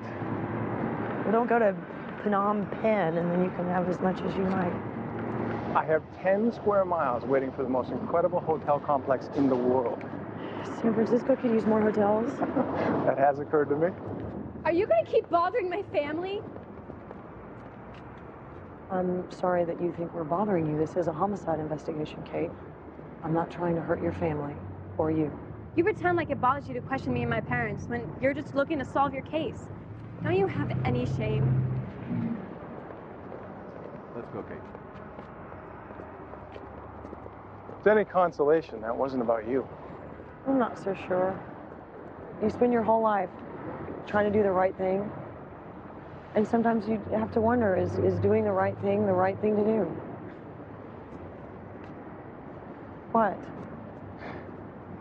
Lindsay, I get up every day and have to believe I do what I do better than anyone in the world. It's completely crazy, and I can't help it. But you demand perfection of yourself like no one I have ever seen. I don't want to be a perfect person. I know you don't want to be a perfect person. You want to be a perfect cop.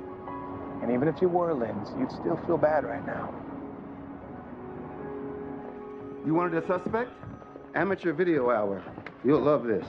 Who's the amateur? There's two of them. Our victim, Colin Morris, and his pal, Jay Osborne, is the other kid that Kate Hammond is accusing. A couple of our inspectors down in evidence went through the DVDs that we found when we searched Colin's room. Don't tell me they taped themselves raping her. No, not that good, but almost. Then Jay said, I have another bottle in the basement. Now, that's Colin Morris trying to get his story straight. No. I was already in the basement, watching the postgame. She invited you to come downstairs. That's Jay Osborne. Concentrate. What are they practicing testimony for the civil suit? They're practicing how to lie. I took her down there. Okay, listen. You've got to get this right. If we lose this case, we are finished. Me, you, our parents, they're going to clean us out. Now, Jay wanted Colin to perform better, so he made the disc so Colin could study his mistakes. Obviously, they lied about the rape, but that doesn't prove anything. It proves they raped her and were afraid of making mistakes in court. To you and me, it's not enough for a jury. They don't say tell a lie. They don't say, no, tell a lie better. They just rehearse. But you heard what Jay Osborne said. He was afraid his life would be ruined. He was afraid that Colin would blow it on the witness stand. That's a motive for murder. Jill, okay, this isn't evidence of murder, but it's evidence they raped her. Is it enough to pick up Jay and scare him? Jill. No, it's not enough.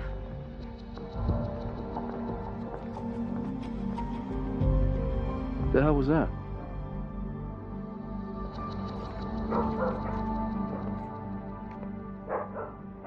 I owe your neighbors an apology. Martha barked for half an hour when I got here. Why'd you run out on us? You know why I snapped at Cindy? It's not her I'm angry at, it's me. What are you talking about? 2 months ago. The DA's weekly conference, we decide which cases go to the grand jury. Kate Hammond's case came up. Consensus was there was no point going to trial. I said, nothing. The case was unwinnable based on what you knew at the time. forgot she was this little girl who got drunk and didn't know what she was getting into. You were doing your job. She wanted to testify. How many women want to face their attackers? I should have stood up for Kate Hammond's right to a day in court. We owed her that.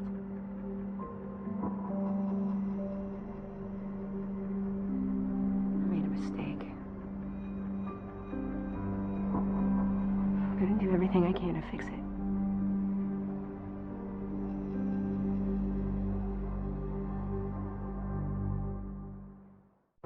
Counselor, what are you doing here at 6 in the morning?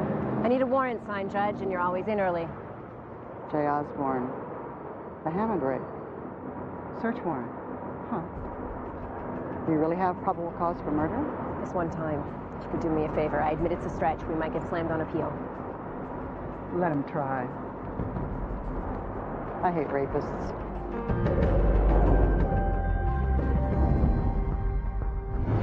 Do those latex gloves dry out your skin? You can always tell how old a person is by the way that their hands look. Jay, question. Colin never came home from running the other night, and his room's right next door. Didn't you notice? I was asleep. You guys must be really desperate for suspects if you think that I shot him. Mm-hmm. Hey. These are my meds. For asthma. Breathe deep. Hey, you gotta leave me my meds. There's a drugstore around the corner. Jay's ticket stubs. First class airfare, ski lift tickets, Aspen and Vail.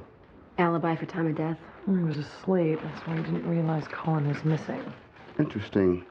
His meds are the only thing he got excited about. What kind of asthma meds need an eyedropper? Odorless and clear. What you found was definitely gamma hydroxybutyrate, GHB, date rape drug of choice. Gas chromatography on the left. The liquid you found in Jay Osborne's room on the right. Pharmaceutical quality GHB. Look close, but not exact. Why would there be a difference? Jay's was homemade. Could have whipped it up in a chem lab. The dead kid, Colin Morse, was a chemical engineering major. They doped her. They drugged her so she wouldn't resist. No wonder there wasn't any bruising. Not for publication. Linz, there was no GHB in the blood sample from Kate Hammond's rape kit. Those boys made it. They used it. I'll test it again. Where'd it go? Now, look at these. This slug came from Colin Morris, and this identical slug was found in the wall after a liquor store shoot-up 3 weeks ago. So 2 different crimes, same gun. Who was the shooter in the liquor store holdup? The robbery division suspects a guy named Leon Perker. He's got a sheet full of armed robbery and felony drug sales. Now, the liquor store matched his M.O., but the clerk couldn't ID him. And when they picked up Leon, he didn't have the gun on him. An armed robber and a drug dealer. Does he shoot a kid on a running track at midnight? I doubt Leon shot Colin Morris. So our friend Leon must have sold this gun to someone. Who used it to kill Colin? Let's arrest Mr. Parker, and then we roll him and find out who he sold the gun to. Arrest him for what?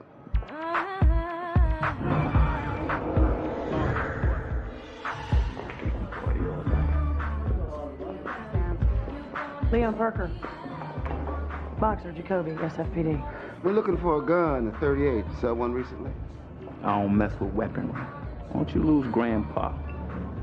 Take a seat and 3 of us can have some fun. Is that so? You pretty hot for a cop, just like my girl here. He's right, Rita. You do look good. Thanks, Lindsay. Yeah, I know your date. Officer Howe and I work together. She didn't tell you that when she was buying your smack, did she? So, Leon, we gonna take you in for a drug felony, or are you gonna tell us who you sold a gun to? Oh, man. Don't put your hand on that. I have my hand on mine. He has his hand on his. Come on. All right, turn around, put your hands on the bar while you do it. Leon Parker, you are under arrest for terminal stupidity.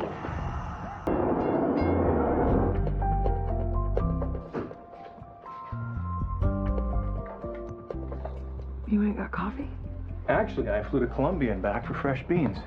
These early morning flights to South America are brutal. Also, breakfast treats for the girl who loves scones. scones, and a snack for Martha. Yeah, there you go. She says thanks. And me too, thank you. You sleep okay? You tossed a lot. Yeah, I do that. You? I nodded in and out. You okay with last night? Mm-hmm. Yeah, it was great. Why? Well, when I got here, we were having dinner. You seemed a little nervous. I haven't felt things like this in a long time. Me too, totally. Really? Yeah, I can get nervous. I don't, meet anybody, like this. And then maybe there's always, the first time being here in your apartment. Yeah, it's been a while, Yeah, and Martha watching. And I just come from bringing in a suspect. I'm sure it's one of the above.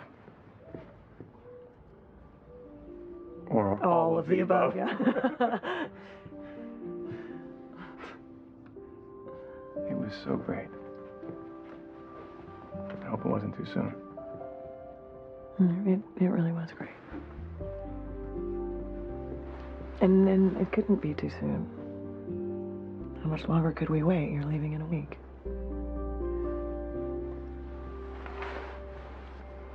Hey, Leon took the deal. We drop the drugs, he goes down for the gun. And we get a lineup? 5 young men in skull caps. And Leon's description of the young man who bought the gun sounds a lot like Jay Osborne. You take your time, get it right.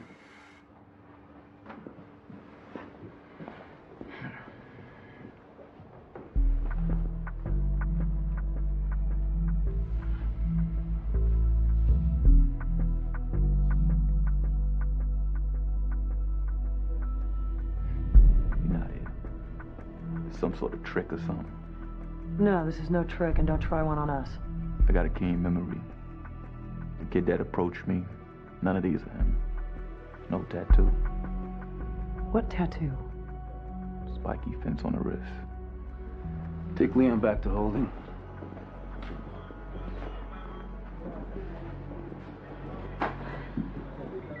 Kate's ex-boyfriend Charlie has a tattoo on his wrist. Pick him up. Heads up.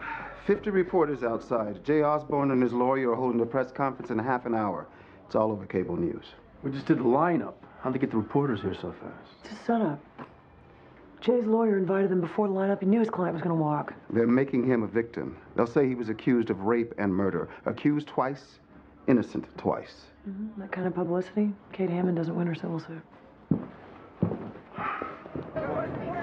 Today's press conference brought to you by Barnum and Bailey. Anybody bring popcorn? Ladies and gentlemen, in what anyone would call a travesty of justice. Go knock him down a peg or two. Oh, I will bring the heated questions. Then we'll take questions. I'm sorry for that poor girl, Kate Hammond, and my friend Colin, who I miss every day. He's going to miss the next 20 years of his life when we nail him for rape. Add 5 years for drugging her. Amen. We sent 2 guys over to pick up the ex-boyfriend. My stomach could turn if I have to listen to this kid for 1 more minute. Wait. When did they leave to arrest Charlie? You raped her, you son of a bitch!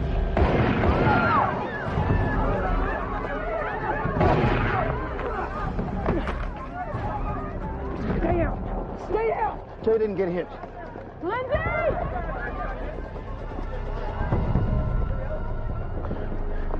No. Sydney! Cindy, code 33, this is 512, 1025, request medical. Cindy, honey, can you hear me? Bullet went past the left lung, lodged in the intestine. Missed the abdominal aorta by what, like 10 millimeters? Less. Talk about lucky. Aside from blood loss, she's fine. Call if you need me. Thank you. I lost my temper with her. And for reasons we all can understand. Anyway, she wouldn't even be in that bed if we had the right suspect in the first place. I hate to inform both of you that however much you want to be in control of everything, you're not. Boxer. Okay, I'll be right there. Charlie has a lawyer. He wants to talk. Counselor, you don't seem to understand. We're not here to discuss the shooting of Cindy Thomas. We got 50 eyewitnesses who saw him do it. Our ballistics says the gun used today is the same gun that was used to kill Colin Morris. My client's going to tell you everything. Then the DA, who I assume is behind that mirror. You're about to see this kid hang himself. All morning, I couldn't stand it.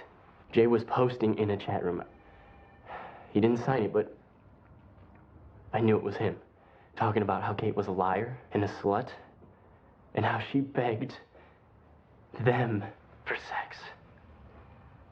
When I saw on TV about the press conference, he lost control. Save it for the jury, Counselor. So you lost control, Charlie. They treated Kate like meat. Like she wasn't even human. Telling the cops it was consensual? You know, like she asked to be raped. No one defended Kate. Not the police, not the school, nobody. So you defended her? That's right. I shot him. He fell down and I shot him again. I put the gun to his chest. I looked in his eyes and I pulled the trigger. You didn't have to kill him. Kate was suing. Why'd you get in the way of that? Because this is all my fault.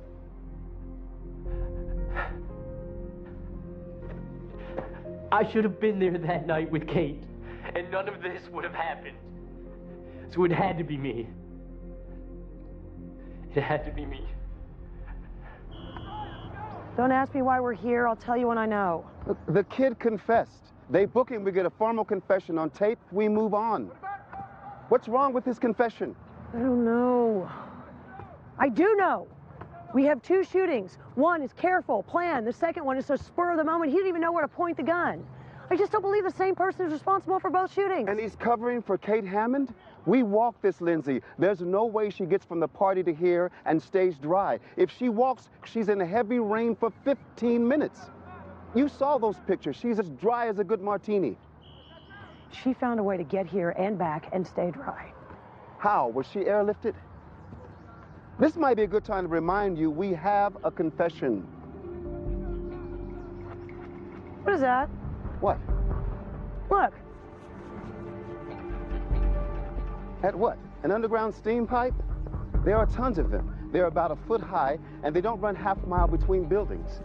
If you're thinking Kate Hammond crawled through a pipe duct, forget it. What if it's more than a steam pipe? Why do you want it to be her? I don't want it to be her. I just know it is. And how do you intend to prove it? I can't. Yet.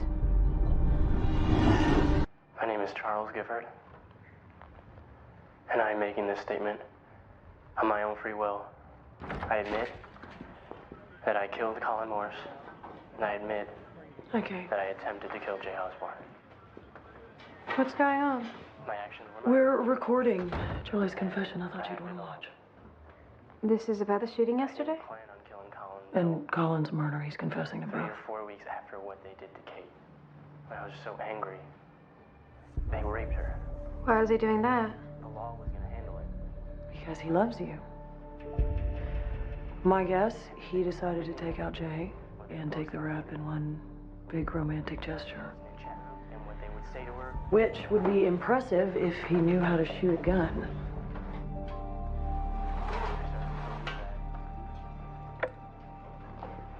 This isn't right. I know you did it, Kate. Then you wouldn't let Charlie go to jail, would you? I know it was you. I just can't prove it. I told you I was at the party that night. Yeah, and that was a challenge. How'd you shoot Colin and manage to stay dry? I should have known better, but 1950s bomb shelter tunnels, that's way before my time. Even the people that we asked, they didn't even know they were there. But I found a story about them in the college archives, and as it turns out, one of those tunnels goes from the dorm basement straight to the field house. Why don't you arrest me? Because all I have is a theory. Charlie's confessed. They finish in there, he goes to prison. It's all over. I know something else about you, Kate. About the night you were raped. You were drugged. Colin and Jay gave you GHB. But they tested me for that. The GHB that they gave you didn't show up in the test, but we know that they gave it to you. So, honey, what happened that night was not because you were drunk or irresponsible. You were just unconscious.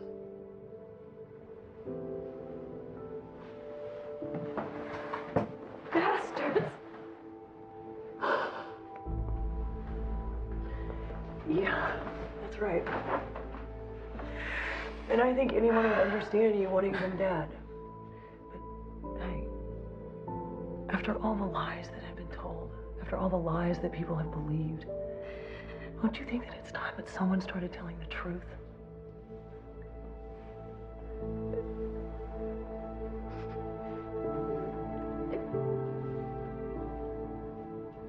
No one believed me. They thought I wanted this to happen. How'd you do it that night? I snuck out of the dorm party and went to the field and shot Colin. Charlie bought me the gun and then he took it from me afterwards. I thought it'd be enough to sue them. I really did. Then they sent me something. What did they send you?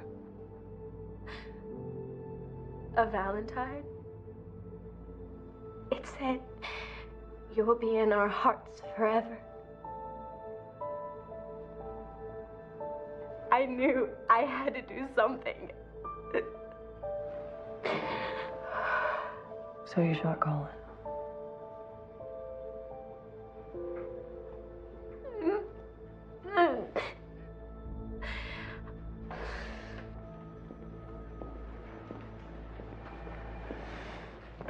I sometimes forget how good you are in that room. Good, huh? Right, I take her in there. I show her Charlie. I make her my friend. Yeah, I'm a good cop, but I sometimes wonder if I'm a good person. Maybe this will help. What's this? An arrest warrant.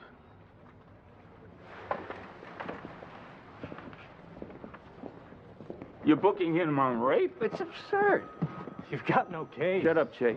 Now, I'm quoting the district attorney. We had no case until we found GHB in his desk. The rape kit.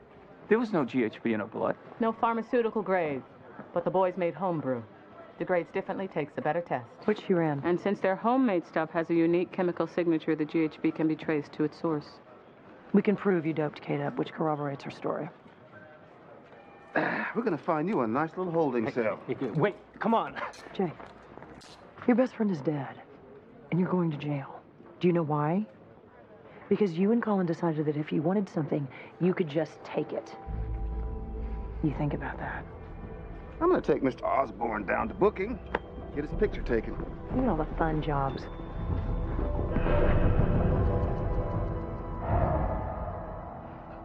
I lost a whole day. I don't remember any of it. You're on painkillers. You won't remember any of this either. Try to remember this. I owe you an apology. I was angry at myself and I took it out on you. Thanks. I'm glad we got that settled. I have to go meet Pete. I'm gone a whole day and you're still dating. Oh, yeah. Today, not promising tomorrow. Night. I gotta get home and look at homework.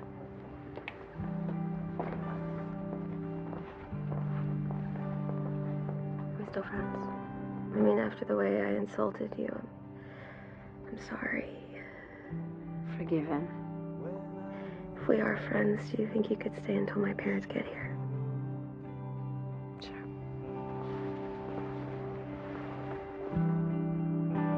I can see the light. I thought we were meeting at the restaurant. Yeah, I didn't want to wait. I've been thinking too much. What are you thinking about? About the fact that I'm leaving in a week and it changes everything. Yeah, I know. So what do you think? Should we end it now? Might be the smart thing. It saves a lot of pain in the end for both of us. And again, nobody's ever called me smart. Come to think of it, me neither.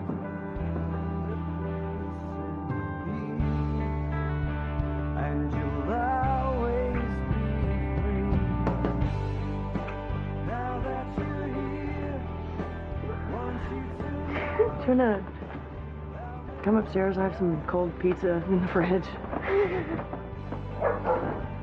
Yeah, can Martha sleep in another room? Yeah, I'll talk to her.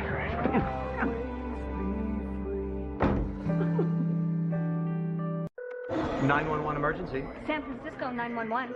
911 emergency. He's trying to kill me. Please hurry. Ma'am, can you go outside? He's in the living room. Please hurry. Ma'am, listen to me. The police are on their way right now. He's in the hall. Ma'am, go into another room, lock yourself in, and try to leave out the back door. Oh my God, he's going to kill me. He's breaking down the door. Ma'am? Ma'am? Hey, sorry to interrupt Pete's going away dinner. You got me before it started. You hear the 911 call? No woman is here, and that was definitely a woman's voice.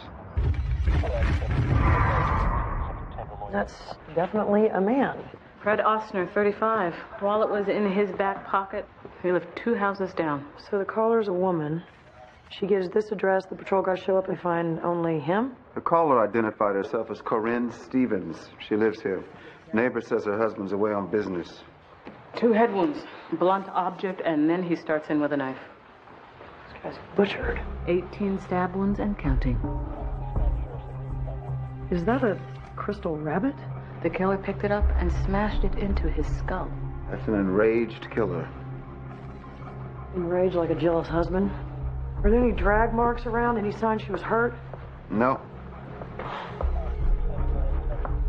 So he took her in with him. Why am I here? What is this place? I don't understand. Why are you doing this? Why won't you talk? Please. Please. Talk to me. Why are you doing this?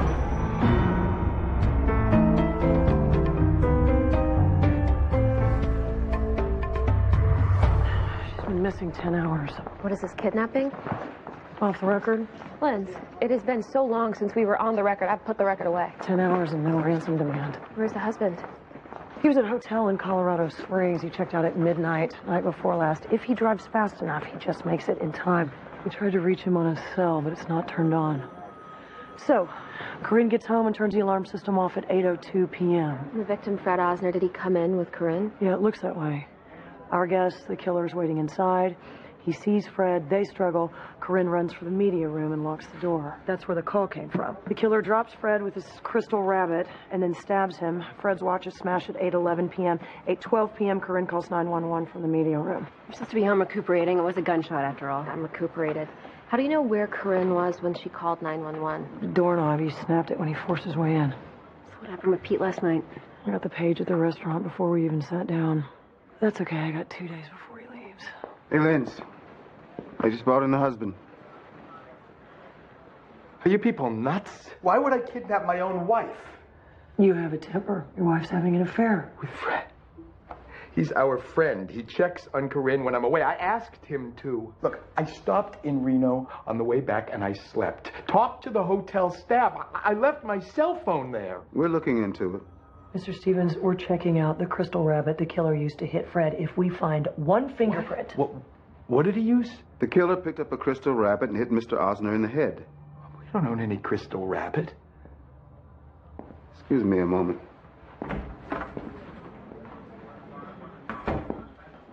I know what you're thinking. She's 25, a trophy wife. I didn't do this. Can you think of anyone who might have a grudge against you? Anyone your wife mentioned? No. I don't know. No one. You have to find Corinne. Please. A minute. His alibi checks out. He did sleep in Reno. Now, forensics found no prints on the rabbit. Not the husband, the victim, or the missing woman. So the killer must have brought her with him. Who brings a crystal figurine to a kidnapping? Maybe it was a, I don't know, message to the husband? He was wearing gloves.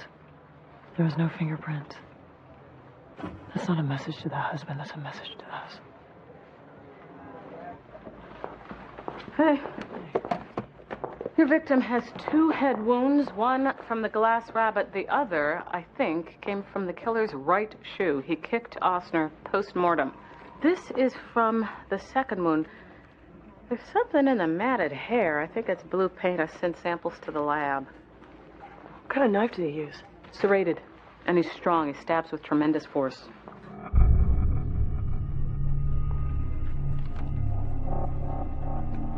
Is there a small indentation at the bottom of every wound? Like from the base of the knife slamming against the skin? Maybe, but how could you...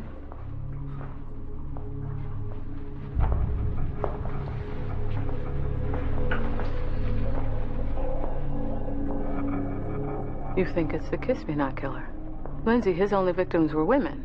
And he took Corinne Stevens with him. Linz, all 3 women had their lips sewn together. Not him. Osner wasn't his intended victim. It was Corinne he wanted, and Fred Osner interrupted him. And the crystal rabbit? Well, look at all the other crime scenes. The mouse, the tub, the key, the lilacs. All symbols of some sort of ritual. And the crystal rabbit was another one. He meant it for Corinne Stevens, but he broke it when he killed Fred Osner. He's back. He's killing again, and he's got his next victim. Is this something I can ask you about?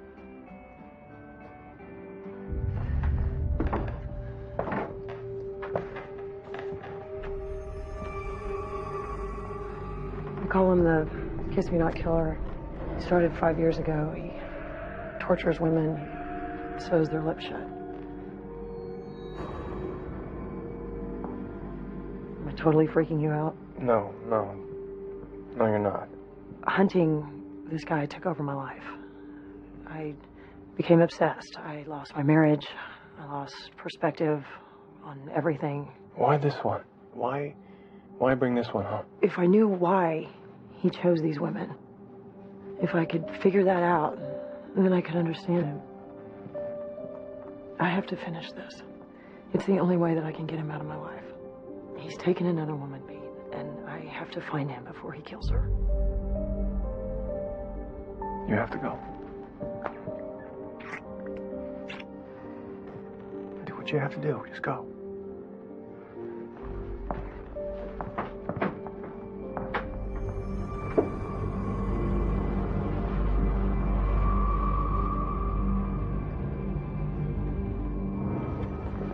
Crime scene is clean except for the paint residue in the hair. Why in the hair and not on the carpet? Okay, well, you see these threads? Lab says that there's stitches that hold the upper to the sole of the shoe. The paint was held in by the threads. Lieutenant? Yeah. Here you go. Thank you. So, kicked him in the head. Lost her temper. Stupid. Stare at that board long enough, you'll see a sailboat. Hey, Wheeler. Hey, so the lab says the paint from the killer's shoe is called Skylar Blue. It's a specialty paint used for restoring old cars and trucks. How old? We're talking Elvis and hula hoops. 5 dealers in the Bay Area carry it. 3 of them don't have it in stock. The 4th one just got his first shipment in 6 months. You said 5 dealers. No, the 5th one has it in stock. His name is John Harris. Let's go.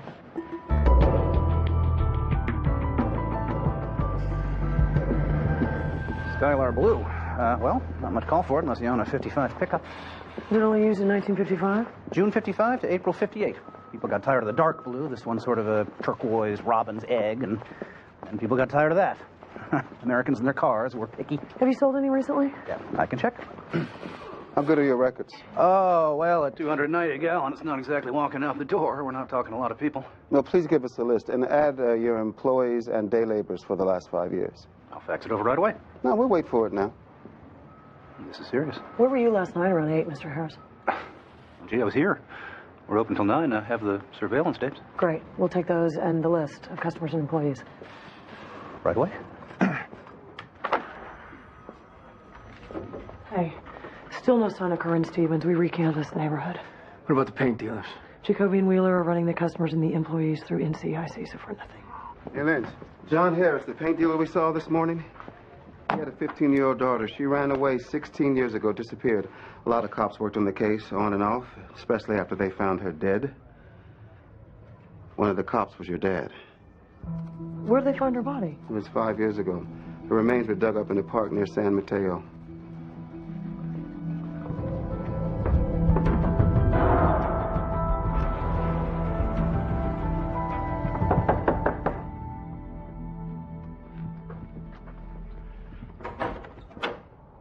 Hey. I need a minute. It's about a case. Must be pretty big for you to come see the old man. We speak twice in the last 7 years, and suddenly I'm your new best friend. Can I come in? Always welcome here. You, want some tea? I got that Scottish brunch stuff you like.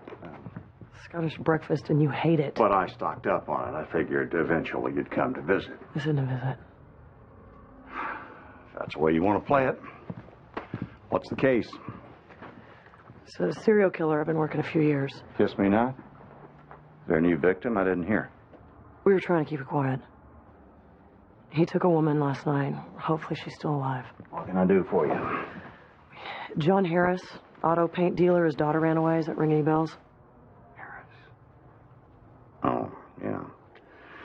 Daughter's name was Rachel, right? Yeah, I worked that case a couple of weeks. You were a homicide, so why'd you work it if she was a runaway? The family said she was a runaway, but nobody bought it. Didn't take any clothes, didn't tell anybody she was leaving. We expected to find her body any day. Only about a decade off. Who are you looking at for the killer? A couple of us like the Harris's son. Billy. Yeah. He was in the file.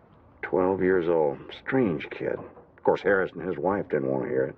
But could a boy that age kill a 15-year-old girl and dispose of the body? Seen worse. We kept an eye on him. He got into some fights in and out of juvie. The kid always just seemed wrong. Jacoby? Hey, what do you got on Billy Harris? Well, he works in his father's shop. Now, Harris didn't have him on the employees list. Shift manager says he's been out sick for 3 days. Works in his father's shop? Ask Jacoby. I know what to ask Jacoby. Where does he... He lives in his father's house. Don't get snippy over the phone. Get a warrant, text me the address, and I'll meet you there. I gotta go. Anything else I can do? No, I just came for the information. Thanks. Sure, kid. Hey. Be careful. Always am. I don't understand. Why are you looking for Billy? What is this about? Take Mr. Harris out of here. This isn't right. This is my house. Get him out of here. Lindsay, nothing in the basement. DMV report. Billy Harris has got a 1956 F-100 pickup. Color blue. Thanks.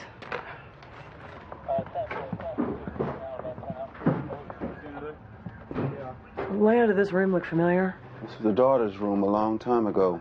Just like in the file photos. Mm-hmm. No sign of Corinne Stevens in this house. No blue pickup truck in the garage. Thanks. It's not here because he's driving it.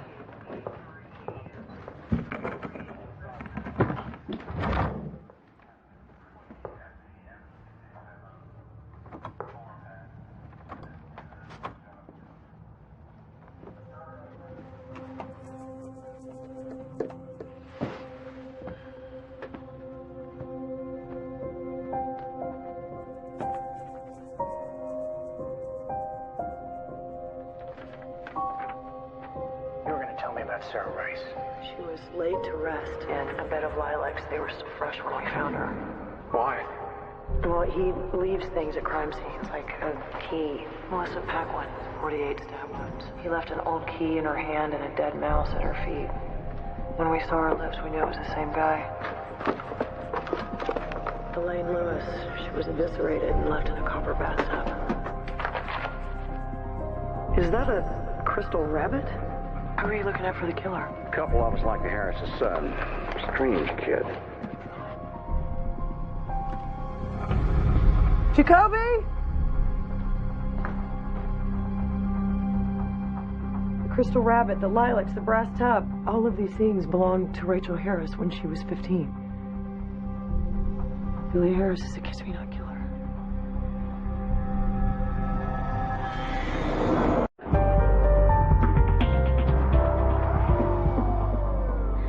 How much longer do we have, and will he keep Corinne alive?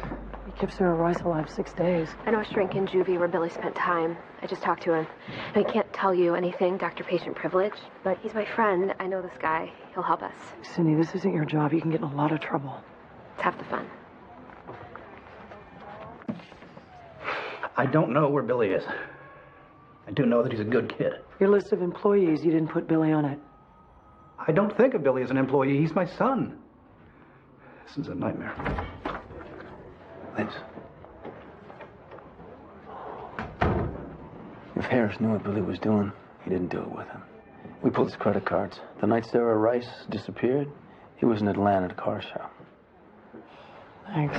Sure. If Billy goes hunting and doesn't tell you where. Maybe.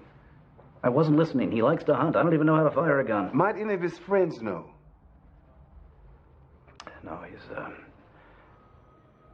sort of a loner. When your daughter Rachel disappeared, we understand that the police told you they thought Billy might have done it. Yeah. Yeah. And when they said that to my wife, it killed her. She died 2 months later. Mr. Harris, we understand the feeling of needing to protect your son, but there is a woman's life at stake. Please think about what you're doing.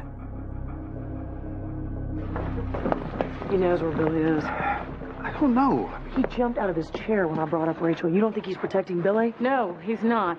Harris isn't protecting his son. He's protecting himself. Rachel Harris was buried in a vinyl duffel, handles on the side, dried blood on it. Didn't they test the blood? Too small a sample at the time. I had them compare the DNA from the blood speck to the DNA from Billy Harris's hairbrush. It's a partial match. It's his father's blood. So John Harris killed and buried his daughter and then claimed she ran away. We can charge Harris, offer him a plea to help us find his son. Okay, let's get him charged. But if this guy's as smart as I think he isn't going to help us with anything.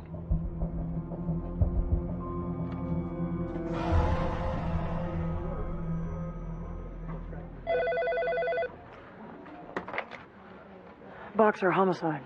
Hello, Lindsay. Yeah, who's this? Let my father go if you want to keep Corinne alive. Billy? You want to help Corinne, right? Yes. Yes, I do. Let me talk to her. No games. Let my father go. Damn it. Not enough time to trace the call. What do you say? Linz? He said that if we didn't let John go, he would kill Corinne.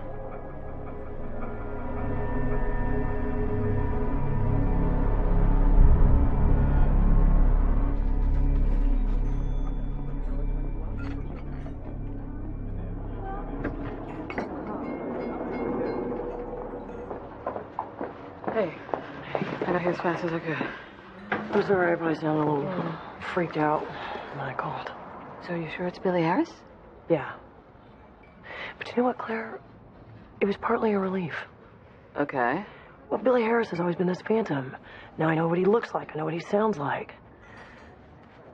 I took Pete up to the attic this morning and showed him Crazy Lindsay's serial killer exhibit.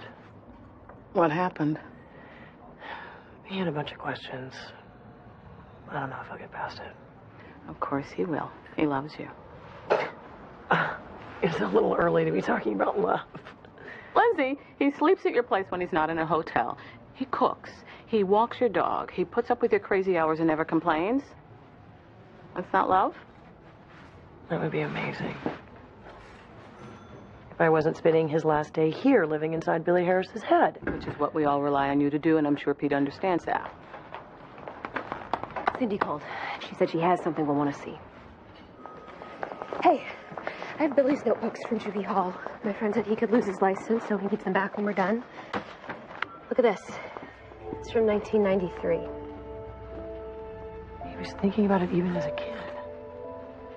Serial killer at age 12. He wasn't killing anyone. This was in the back of his notebook. Here's the freaky thing. The first drawing shows up 2 weeks after Rachel disappeared. Why would he draw her like that if he didn't know she was dead yet?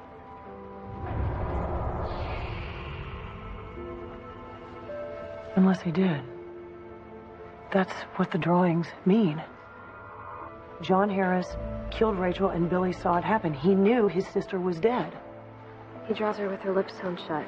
That's how a 12-year-old tells us what happened. It's about keeping the secret. It's about the silence.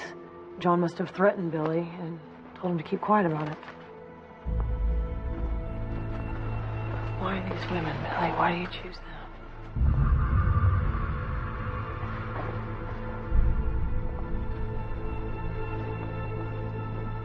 All this time it's been right here in front of me. Where? Look at Corinne Stevens and her husband, and then look at the past 3 victims. Each victim is a young woman with an older man in her life. Sarah Rice had the boyfriend, Melissa Paquin, her sick father, Elaine Lewis, and the older boss. It's all about Rachel. With each victim, Billy is reenacting his father's crime and the order not to tell. That's Billy's life.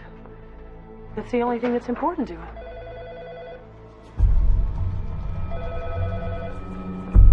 Quiet! Quiet! Quiet! Boxer, homicide. Hey, beautiful. Hi, Pete. How's it going? Well, I'm at the hotel. I'm gonna see you before I go, right? Yeah, I'd really like that. I'd really like that. Because we should finish our conversation. Pete, I gotta go, okay? Sure, yeah, okay. I'll call you later. Boxer, homicide. You didn't do what I asked, Lindsay. You still have my father. Well, Billy, let's talk about it. You want to be my friend? I want to tell you that I know what happened. I know what your father did to you and your sister. Too late. You should have listened. I almost have him. Billy, I'm listening now. What do you want to tell me? You made me do it again. What are you talking about? Billy. Lindsay. By the way, nice dog. He's calling from your apartment.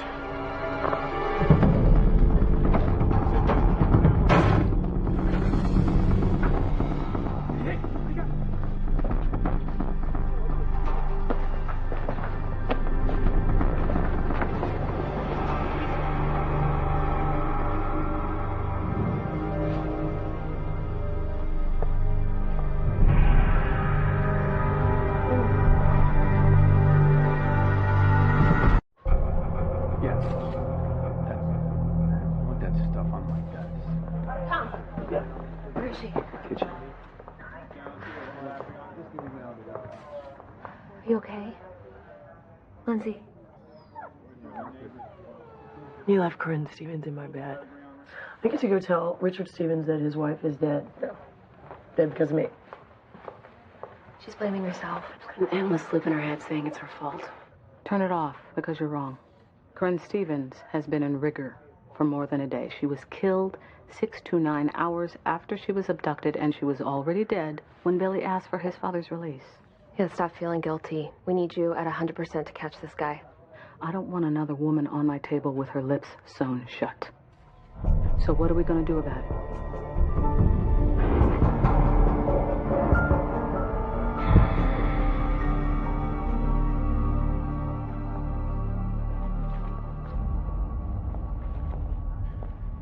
Find the sailboat yet? His sister's death was the single most defining moment in Billy Harris's life. Not his mother's love, not his first home run, not his first kiss. Witnessing his sister's murder obliterated anything and everything that came before or after that.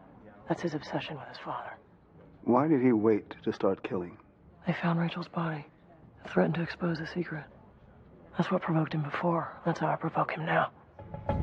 You want your father out of police custody? You want us to keep your secret? See how you like it when it's plastered all over the news. Well over a decade since the initial trail went cold, new evidence has surfaced that has seemingly broken this case wide open for investigators. And now this man, John Harris, has been arrested for the murder of his 15-year-old daughter, Rachel. The investigation had been... All the morning shows ran it. Billy will see it, he'll call back. If he doesn't? Tommy won't let it go. Espresso, wheat. You're looking for Billy, you're reupholstering. Married to a civilian who teaches kindergarten. What can I say? She thinks the job turns off when you leave the building. Well, that's one problem you didn't have with me.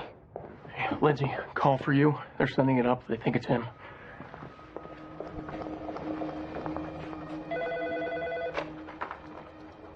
Billy? Why'd you push me? I don't want to push you, I want to talk to you. No, Lindsay, no talking.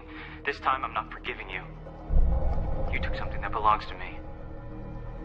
Which means I had to do the same. 454-35. That's my cell phone. How'd you get that number? See you soon. My cell phone's on my desk.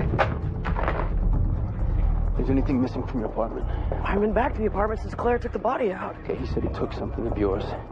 Maybe he doesn't mean an object. Maybe he is talking about a person. I saw Cindy and Jill in Jill's office. I saw Claire in the hall 20 minutes ago. No messages. Oh my God, he means Pete. It's an IP address. Jacoby.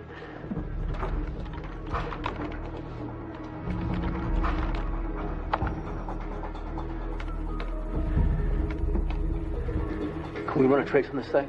It'll take days to go through all the servers.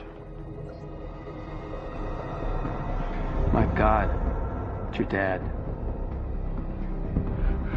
Bring me my father. I'll give you yours in exchange. You have 5 minutes to decide, Inspector, or I'll blow his brains out. It's not a rescue, Vince. It's a suicide mission. I tell Billy it's possible or he blows Marty's head off. Think. It was a secret. Now it's out. Game over. He wants to kill you, Lindsay, and then himself. If it was your father, what would you do?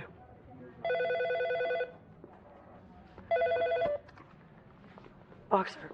What's your answer, Lindsay? We have a deal. Where do we meet? 15.7 miles east on Midway Road. 5 o'clock. Don't bring company. I want to speak to my father. You can talk when you get here. We have an hour to figure out how we do this so you and your dad don't die. Okay, I got an idea, but we're going to need some help. Lieutenant Hogan, Ted Thorne, FBI. Thanks for coming. Inspector Lindsay Boxer. I appreciate your help. Inspector, you've handled this as well as anyone could. We're here to help whatever way we can. This is the house in Solano County where the hostage is being held. It's an old hunting cabin, only structured within a 5-mile radius. It's cattle country. You'd see us coming from a mile away. It's too far for a sniper to get a shot. Since we can't get a bullet in there, I was thinking of something more up close and personal. What'd you have in mind? Small explosive, like a flashbang grenade with a radio signal trigger. My guys can do that. How do you get it in his hand? Put it in something he wants. You get a grenade and that? Sure. We'll put the bear in a bag. You bring it to him. We'll wire your jacket for a mic. You get him to hold it. Send us the signal. Carl can remote detonate the bomb. How far away do I have to be? 6 to 8 feet. 6 to 8 feet at least. If there are any surprises, you let us know. We'll be there in 30 seconds. A lot can happen in 30 seconds. The DA found a cooperative judge. Billy's dad pleads down to manslaughter on the murder of Rachel, and in exchange, he agrees to go with you. Let's go.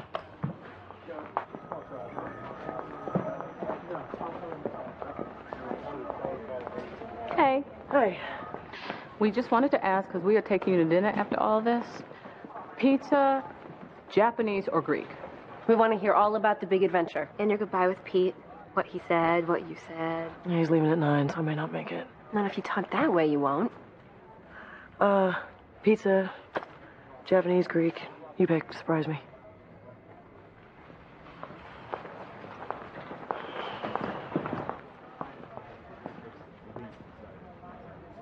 Remember, if I don't make it out of this, I never liked you that much anyway.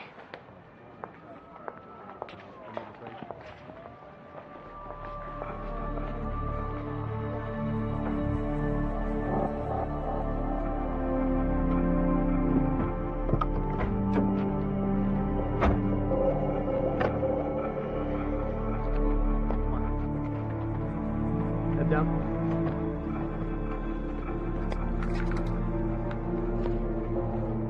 These restraints are excessive. That's what criminals were. You know the main reason parents kill kids? Because daddy wants something a child won't give.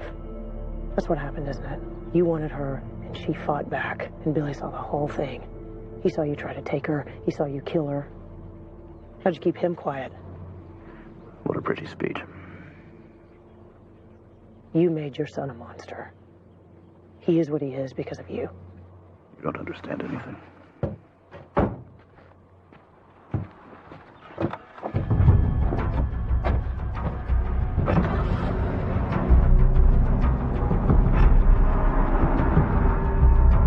She's got the bear and it's in the bag.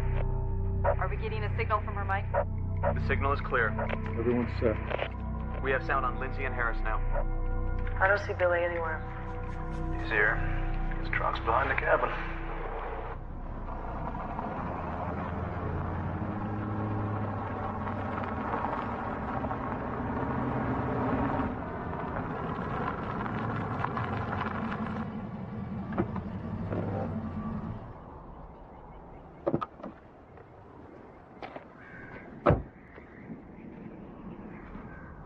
Billy?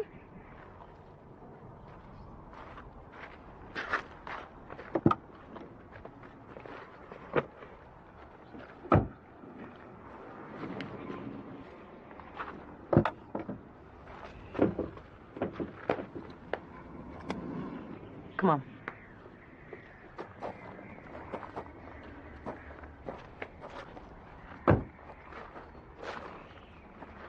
Your father's here.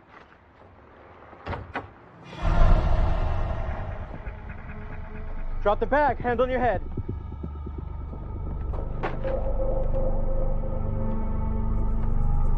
Where's my father? In a minute. We had a deal, Billy. Where is he? I said shut up. Daddy. Sorry. It's falling apart. I can't keep it inside anymore. What the hell are you talking about? What's falling apart? I don't like where this is going. She's okay. She knows what she's doing. I tried to protect you. I tried to keep the secret. Not another word. I did what you said, Daddy. Never tell. Never tell. Never tell. Never tell. Never tell. Never tell. I was a good boy. And they found Rachel. I love you, Daddy.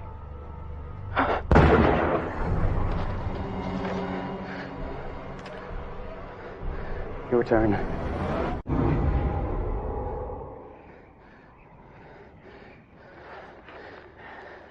Inside. What are you doing? I have some things that you want. What? There's things that belong to Rachel.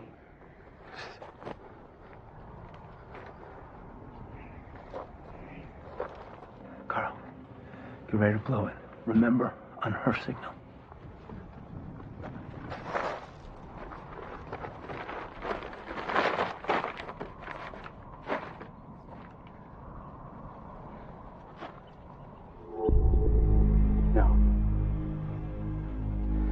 No, I don't want those. Billy. Move.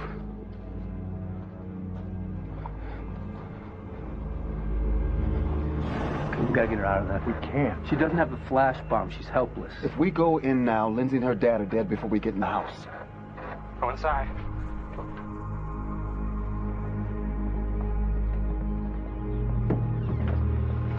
Hey, kid. No talking. You stop right there. Stay.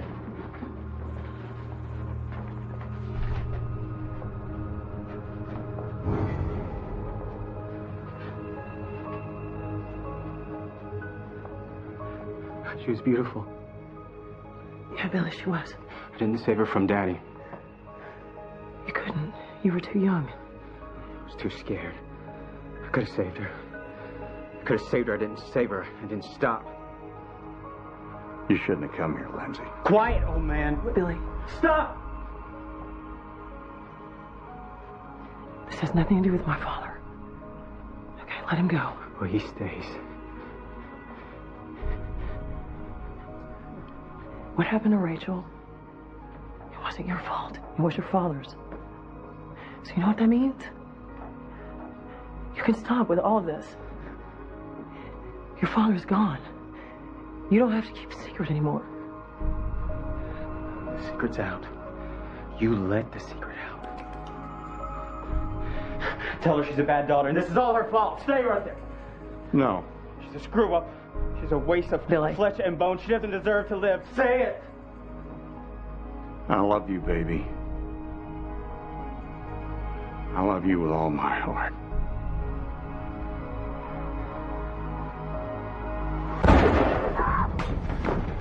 Go!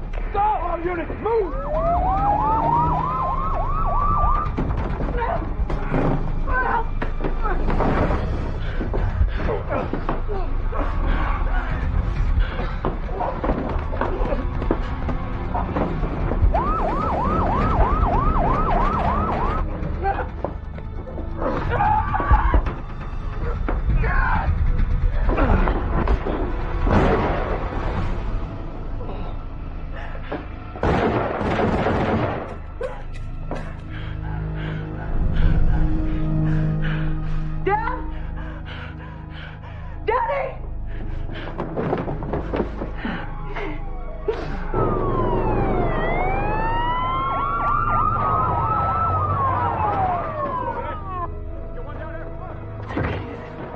Officer down, get the EMTs now!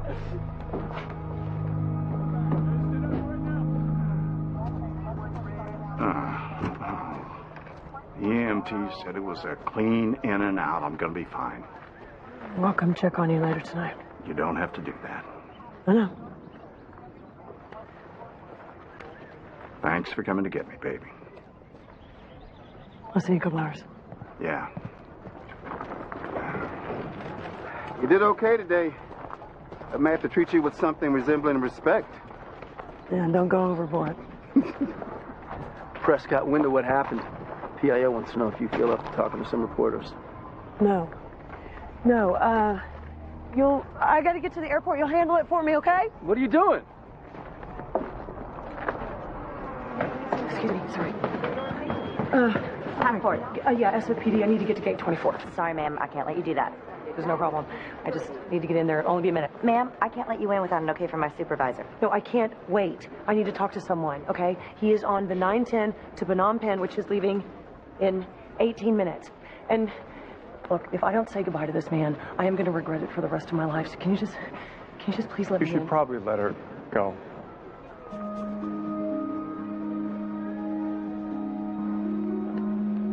Hi. What are you doing out here? Waiting for you. Does this mean you're staying?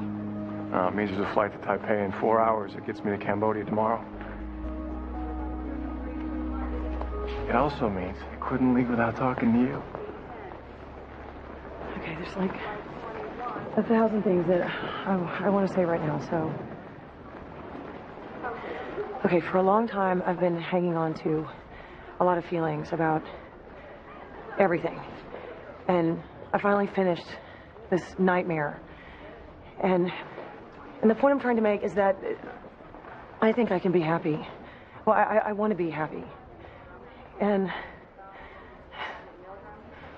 I'm just really sorry that I didn't realize it until you were about to leave. And I just wanted you to know that I'm going to miss you more than I want to think about. It's nice to hear, Lance. Fine, I thought it was nothing. No, never mind. Yeah, I'll be right there.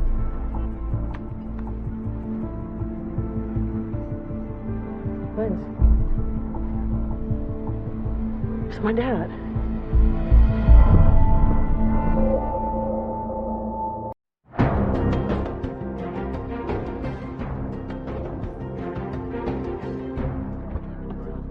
Hey, your phone was off. I had to teapot a guy from a motorcycle mishap.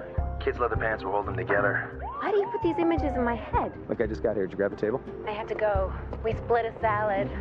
They're holding your half at the bar. I'll see you tonight. Bye.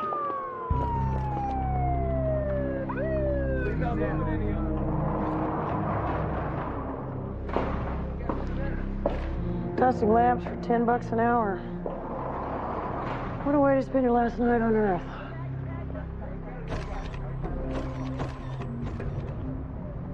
Judging by these lacerations, he was beaten with something small, heavy, and angular. Like a portable radio. Third shift guy said his was missing when he found him. Missing and probably at the bottom of the bay by now.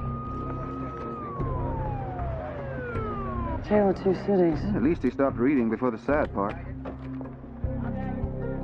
Ben Cooper. Why do I know that name? Our janitor did not go down easy. Yeah, but it doesn't look like he was taken by surprise. Was he someone I arrested once? So, one possibility is someone came here to rob the warehouse. Janitor heads out for a smoke, finds the robber, gets killed for his trouble. Yeah, except we checked the warehouse. Nothing's missing. Tell me you didn't drive this here. Please. I drove Maggie, my little red car. And then you sweet-talked Officer Cho into sneaking you past the tape. Wait, your car has a name? Doesn't yours? So you're saying not a robbery? No, this is a low-rent place without surveillance cameras. A robber would have come in, taken what he wanted once the janitor was dead. I think this was personal. There's blood and skin under the victim's fingernails. We can get the killer's DNA from that. Title search will give us the owner of the warehouse and any legal proceedings involving the property. The only question is whether there was something going on here that wouldn't be on the books. Bill places are the best fronts. I'll chat with the locals, see if there's anything more interesting for sale here at the House of Lamps, Lamps, and more lamps.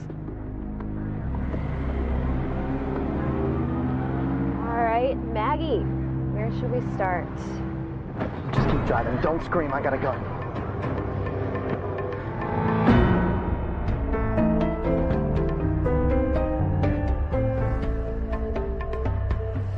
My name's Jimmy Galvin. Oh, God. I'm not gonna hurt you. No, you're gonna kill me because you wouldn't tell me your name unless... I just need your help. To flee a crime scene where you just beat a guy to death with a radio. Ben Cooper was dead when I got there. You expect me to believe that? My dad is in jail. Okay, death row. Ben Cooper was the only person who was gonna help him out. Now that he's dead, I don't have anybody, okay? That's why I need to talk to you. Deep breath. Just listen to me. You're a crime reporter for the Register. I've seen your face on the byline picture. I have 2 days to stop an execution. Wait. Is your father Paul Galvin, who's scheduled to die in 2 days? Yeah. Listen, my dad's innocent. Okay, and I've read your work. You care about the truth. And you know people, and you're smart. No, you're just getting all flattery. You don't have to be scared of me. Maybe if you didn't have a gun. I don't. Okay? You can pull over.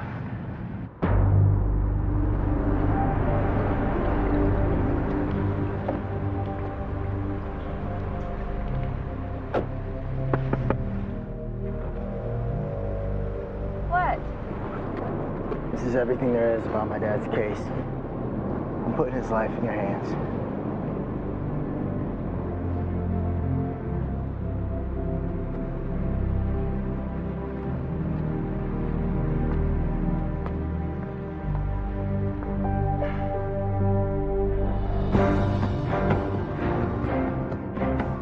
Where do I know this guy from? Does he go to my coffee shop? Is he my old high school gym coach? Is he my mailman? What? You're sitting. You never sit. It's late. I'm tired. Go on. I'm waiting for the results on the killer's DNA. What did Cooper's background check show? No next of kin. A few drug arrests years ago. No signs of recent drug use. Are you coming down with something? Come on. Let me feel your forehead. I do not have a fever, Mom. I'm not cutting this man open till you tell me what's wrong. Okay. Look, just between us. It's the third week of the month.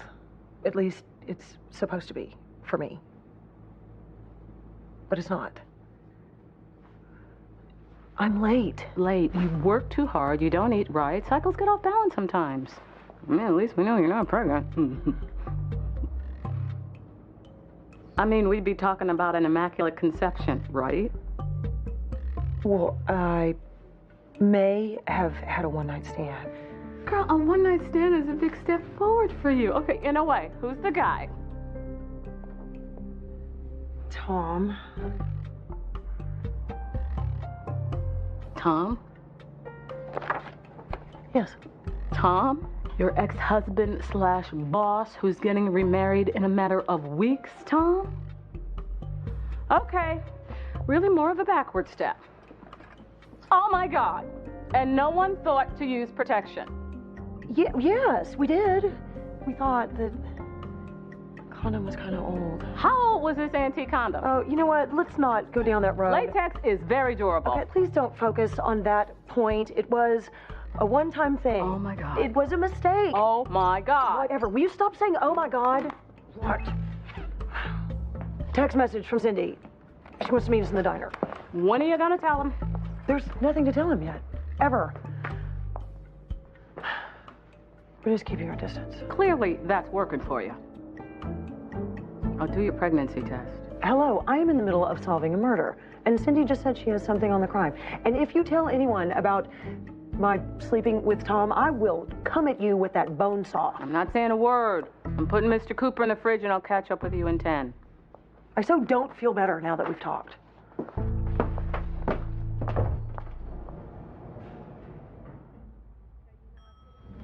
Yeah, give me 10.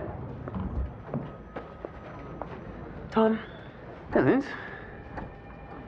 How you doing? Fine, why do you ask?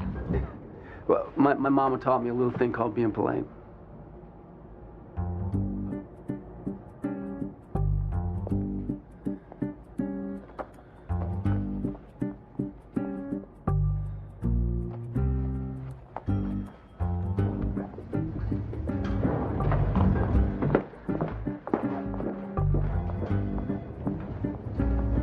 Years ago, Ben Cooper was the key eyewitness in a murder investigation. His testimony convicted a man named Paul Galvin. The victim was a deputy district attorney who worked in your building. That's why I know Ben Cooper's name. Do you know this case? DDA Tracy Welling was raped and murdered in her apartment. Before my time. Ben Cooper lied on the stand. His testimony put an innocent man on death row, but he was about to recant. And you know this how? The guy who's on death row, I sort of met his son, Jamie. How'd you meet him? Just around. You know, I meet people. So, between the last time we saw you and now, you met Paul Galvin's son. Please don't give me the laser vision. It makes me really nervous. All right. I wasn't going to say anything before because this is going to sound really, really bad, but it actually isn't, so just hear me out. Jamie got into my car at the crime scene. You went off with a total stranger? Have we taught you nothing? He said he had a gun. What? He kidnapped you?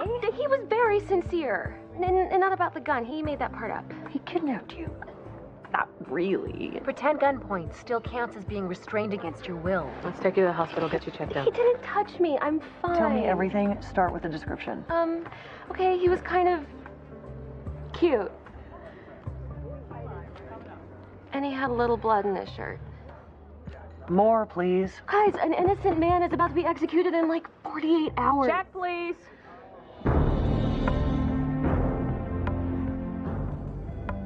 It was no different from any other trial. But it was your first big case. Second chair, and the victim worked in this office. We got the killer cold, criminal record, fingerprints at the scene, bulletproof eyewitness. Done. An eyewitness named Ben Cooper, right? What if someone told you Cooper was about to recant his testimony? I would say that somebody was a conspiracy theorist in need of attention, and I'd advise him or her to go start a blog.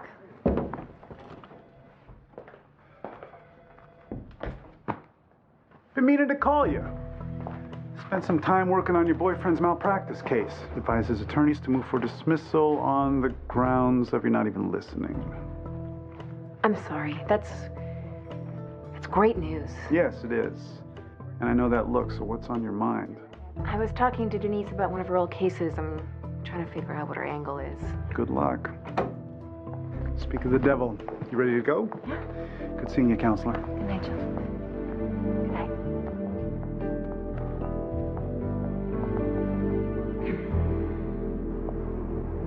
Jamie Galvin's last known address is apartment 2B, second floor.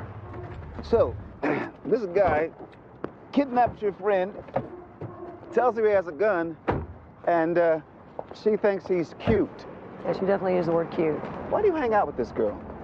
Some women just lose all sense of reality in the face of cuteness. Apparently, even if the guy is fleeing a murder scene. A scene at which he had opportunity, means, and motive. And blood on his shirt. You're with me on this? 100%.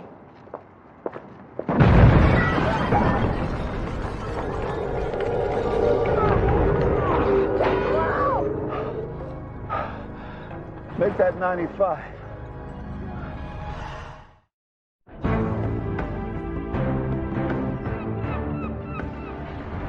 Paul Galvin. I'm Jill Bernhardt, San Francisco DA's office. I have some questions about your trial. 7 years ago, Ben Cooper testified he saw you leaving DDA Tracy Welling's apartment the night she was murdered. Yeah, she lived downstairs from me. But I only remember being in her place once. Tell me. I was trying to get a job because my disability checks had run out. But I had done some time for my DUIs. So Tracy sat me down in her living room and wrote me a character reference. It meant a lot. Is that why you sent roses to her office 3 Mondays in a row? I had a crush on her. After a few weeks, I took the hint. I think. Back then, I was a blackout drunk. So there's lots of stuff I don't remember, including the night of Tracy's murder. And that's why you waived your last appeals. Because you're not sure you didn't do it. Well, my lawyer was useless anyway.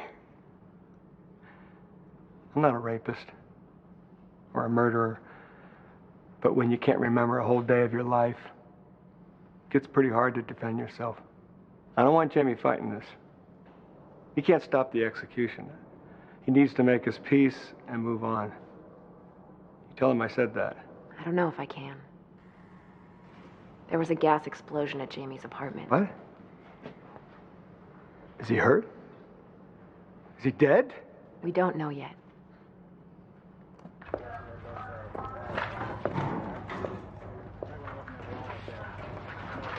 Hey, fire department wouldn't let us in until this morning. The good news is there's no human remains, so we still have a suspect in our janitor's murder. DNA's canvassed all the neighbors, came up with a whole lot of nothing. So there's nowhere to tell whether Jamie rigged this to cover his tracks after killing Ben Cooper. Or if someone was trying to silence Jamie the way they silenced Ben Cooper. I'm gonna head back to the hall. I had everything on the Tracy Welling murder trial pulled, whatever's going on here. I think it all goes back to that.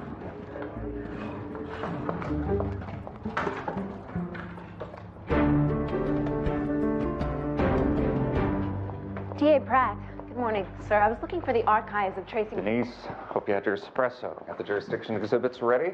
Yes, to both, sir? Bernhardt, you were saying. You're busy. I'll come back later. No, you've got me now. What about the archives? I was researching the Tracy Welling murder trial. The transcripts are missing. Probably all being digitized. I didn't ask for any research. You were first chair. You got the death penalty for Paul Galvin. If I could have a few minutes of your time to ask you some questions. One of your DDAs has time to look into cases from 7 years ago? Now, I thought you ran a tight ship. Not to worry, Bruce. I'll be upping her caseload. My research is part of a current murder investigation. Call my assistant. She'll get you on the books. No, I have to work tonight. Can you hear me? Girls, here's what we know. Son of death row guy had means, motive, and opportunity to kill Ben Cooper last night. He fled the crime scene, kidnapped Cindy, and then went on the run. His name is Jamie Galvin, and he only went on the run because someone tried to kill him. Listen, my instincts are telling me this. You, not old enough to have instincts. And I'm not saying that Jamie has to be the killer, but I am saying that the simplest explanation is usually the right one. Do we have any idea where Jamie might have gone? We issued a be on the lookout for him, but no sightings of him yet. We do know that he's posting on his website. Organizing a protest outside San Quentin. We faxed Jamie's photo to every Wi-Fi spot in the city. Meanwhile, I pulled all the forensic evidence on the Tracy Welling murder trial as requested. We're reopening the case? Cool. No, we're not reopening anything. We're trying to figure out who murdered our janitor, Ben Cooper, and if his testimony in the old trial had anything to do with it. I called every archive in the state. No one can find the transcripts from the trial. Our taxpayer dollars at work. No one in my department wants to talk about the case. I don't know why they'd mind. Everything seems in order here. No semen on Tracy Welling's body, but there was other physical evidence of rape. Cause of death was asphyxia due to suffocation, and there was some unidentified blood sample found in Tracy Welling's kitchen sink. Unidentified as in not Paul Galvin's? Unidentified as in unidentified. Wait, Jamie talked about this in the notebooks. The prosecution said that anyone could have left the blood there, even weeks before the crime happened. Paul's public defender should have pointed to that blood as reasonable doubt. Can you retest that blood sample? Yeah, glad to. Any other tests we should run? Not right now. Jill, did you go to death row and talk to Paul Galvin? I did. I looked him in the eye. I think he's innocent.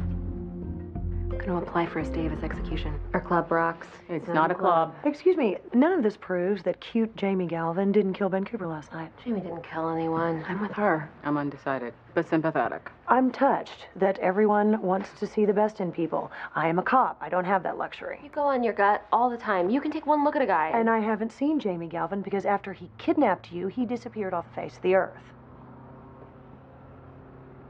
By which I mean no one has heard from him, am I right? Yeah? Totally. Worst liar ever. Don't make me charge you with obstruction. Every time a girl gets a little flustered, you start whipping out the charges. Please spare us all the pain of watching you try to bluff. I'm not bluffing. If Jamie were to have sent me a text message, say, this morning, I would have promised to keep that text message a secret. Hey. Hey. Sorry, I'm wrecked. I couldn't exactly go out my change. Or sleep? I'm alright. So you have some news? I talked to a lawyer. She's putting together an emergency application for a stay of your dad's execution. Lawyers always turn me down. How'd you get her to do that? She's a friend. And I have another friend I'd like for you to meet. Inspector Lindsay Boxer. You set me up. You can trust her. Nowhere to go, Jamie. Out of my way. Oh! That's not gonna help. You good? Yeah, I'm good.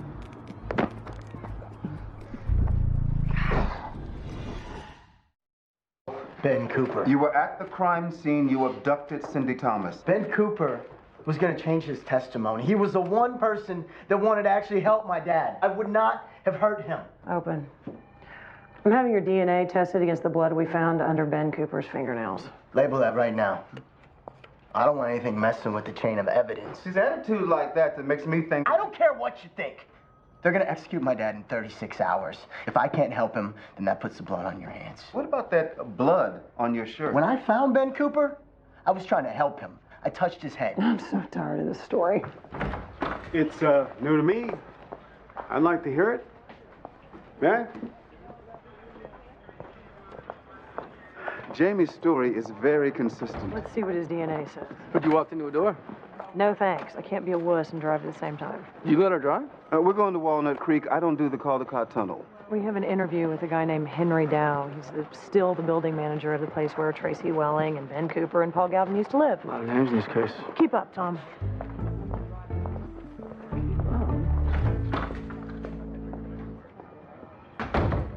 Thanks for taking Jamie on as a client. Got another favor to ask. I'll keep talking. I don't like it when you owe me. I'm applying to have his father's execution stayed. Wow, that's a delicate proposition, given that you're with the same DA's office that put Galvin away. That's why I need a defense attorney to file the application. I'm in. Just like that. No quid pro quo. Your death row prisoner might be innocent. And in my opinion, that's a good enough reason not to kill him.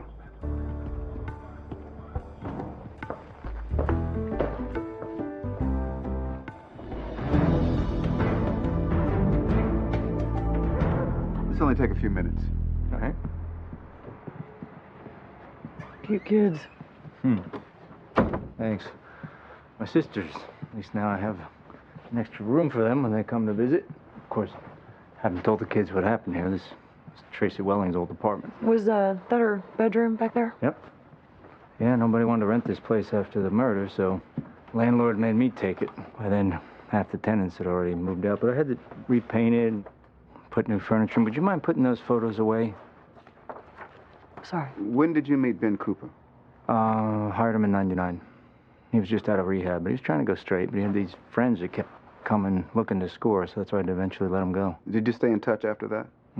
Hadn't seen him in years. Why? We're trying to find someone who can tell us about his relationship with Jamie Galvin, Paul's son.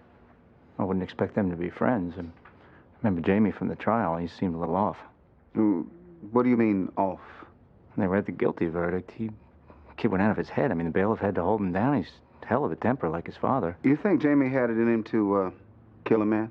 Like I said, apple don't fall far.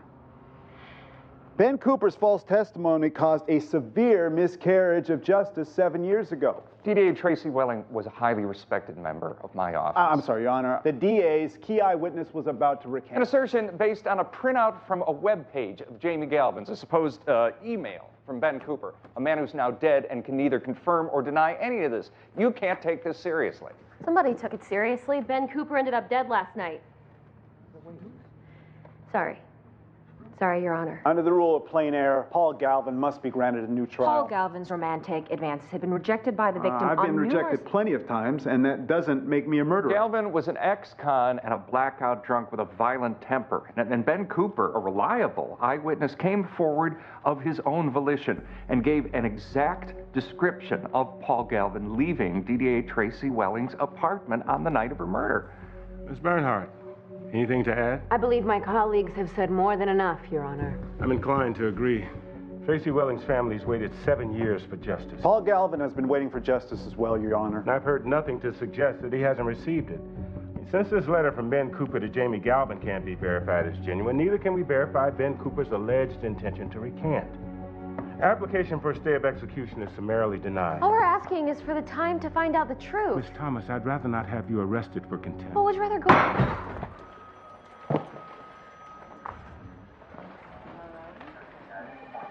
What are you doing here?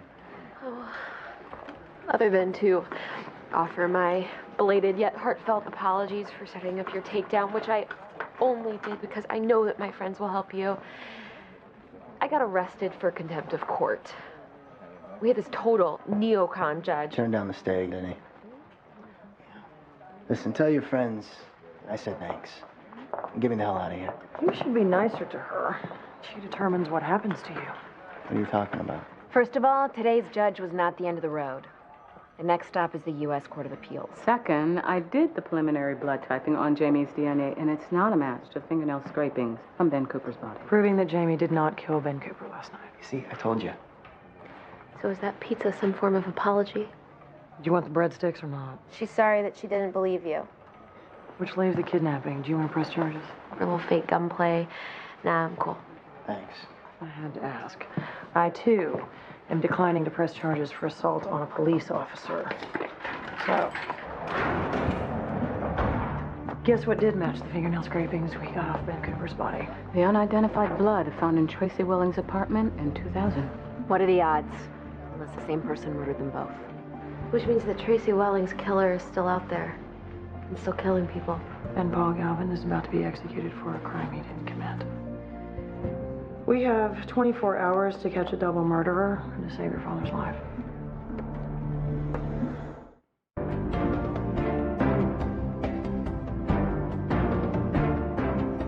Hey, honey. Sorry I never came home last night. I've been working on a writ of habeas corpus to try to get an execution postponed. We've got 17 hours left. I'll call you later. I love you. Why the guilty look? You're not lying to him. At least not about working all night. On an 80-page writ, supported mainly by... what? Hope? Chutzpah? You know this is a Hail Mary. I certainly do. But I can never resist a challenge. We need more coffee.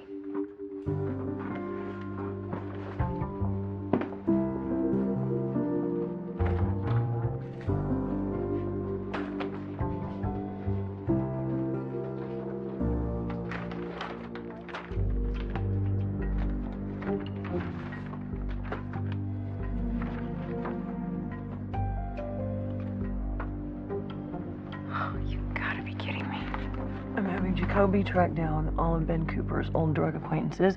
The unis are canvassing his neighborhood again. Meanwhile, Tom is calling everyone who knew our lawyer victim, Tracy Welling, back in the day. What am I missing? How about a plan from you? I'm throwing everything against the wall. Not about the case, about Tom. What if you find out you're pregnant? Oh, I'm not even thinking about that right now. Okay, maybe just a little. And would you keep the baby? Of course. And when would you tell Tom? Before or after the wedding? Because if it's before, you know he'll probably call it off. I'm not trying to break up Tom's engagement. Okay, so you are trying to improve his relationship with Heather by having sex with him. We don't even know if I'm pregnant. So take a damn test. It's probably nothing, Claire. And until you know for sure, you get to feel like it could be something, right? I appreciate your help, but you can't have it both ways. Is there any chance that I could finish my coffee before you have one of your moments? This is a transcript of Ben Cooper's deposition from 2000. From the missing court archives, it was left under my door. Whoever left the file clearly wished to remain anonymous. Yesterday, D.A. Pratt said Ben Cooper gave an exact description of Paul Galvin. These transcripts make it clear that was a lie. Excuse us. Sure. You never heard this from me. When Tracy Welling was murdered, she was having an affair with D.A. Pratt. And he didn't recuse himself from the trial? And you knew and you didn't say anything? At the time, I was convinced by the evidence against Paul Galvin, but the other night, when you told me that Ben Cooper planned to recant his eyewitness testimony, I remembered his early deposition. Which D.A. Pratt took.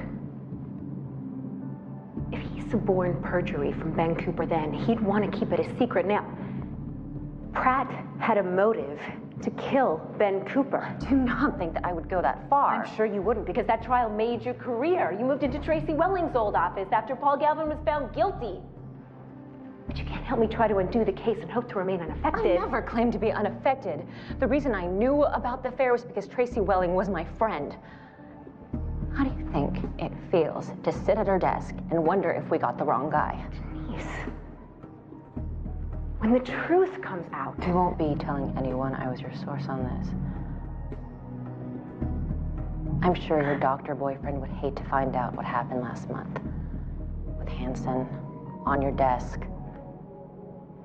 Our office walls are very thin.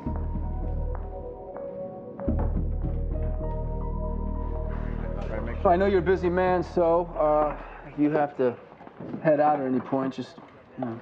Anyway,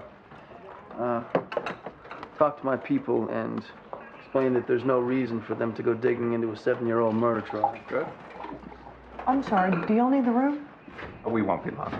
You sure? We can head up to my office. Don't do it. He'll start showing you his baseball memorabilia you'll never be heard from again. I have no idea what she is talking about, unless you're a fan of The Amazing Ace. Hey, can I get some legal advice to settle a bet? Really not the time. He doesn't want to lose the bet. I don't mind. Go ahead. Okay, I have a witness in a murder case. Yeah. This witness saw the murderer, but he doesn't quite know how to describe the guy.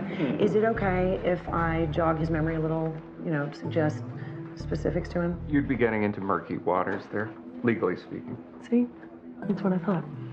So if I fed the guy an exact description and had him repeat it back to me, chapter and verse, that would pretty much be out of the question, legally speaking.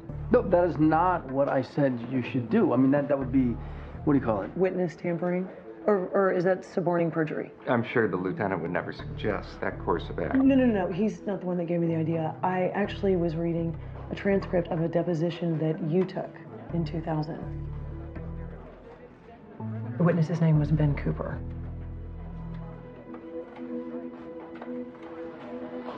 Thank you for the coffee. Ben Cooper was a witness in the murder of DDA Tracy Welling. I heard a rumor that you were sleeping with her back then. In my experience, once you find the lover, you usually find the killer. If you have any other questions, I'll invite my lawyer to join us. Why don't you do that, sir?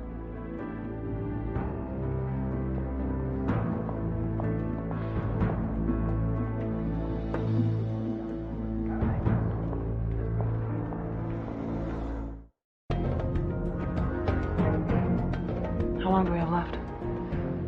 6 hours? I wish I could compel a DNA sample. A look at the back of his neck would do. I've been thinking about how our janitor fought with his attacker. Claire said that Ben had the killer's blood under 4 fingernails on each hand, but not under his thumbnails, like he was trying to hold the murder off. You know, maybe he got his hands around the guy's neck. That's where Ben would have scratched his attacker. I know D.A. Pratt. He won't move a muscle till his lawyer gets here. He got away with murder once. He thinks he's gonna do it again. I really should go see Claire while we wait. I'll leave you to it while I gather affidavits for my court petition. Wish me luck. You and me both.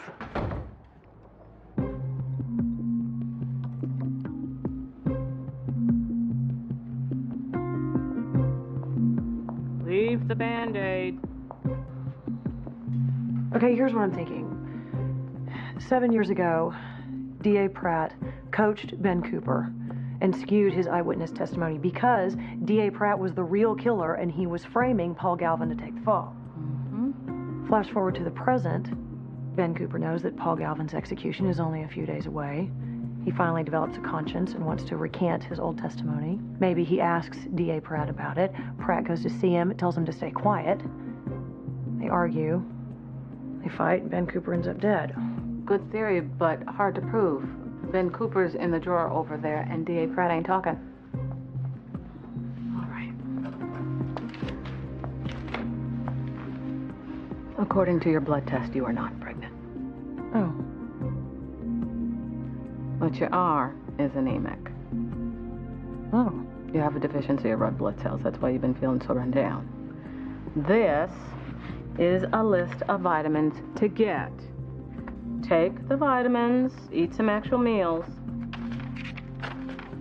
and you'll be 100% in no time. Okay. This is good news, right? Not being pregnant with your ex-husband's baby? Yeah, of course. It's great. I just... thought maybe you and Tom would get a do-over? No. Maybe. I don't know. I mean, look at me. Look at my life. This is not exactly Mother of the Year material. You know, maybe God's just telling me I already had my chance. He or she is telling you, not right now, not this time. That's a long, long way from never.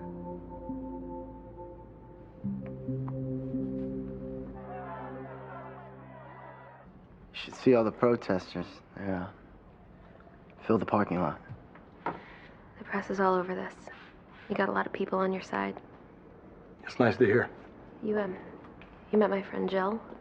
She wrote a legal petition for you. It's too late for all that. We have 4 hours. I'm just glad we got a chance to say goodbye. No, don't talk like that. Well, it's not going to change anything if I talk different.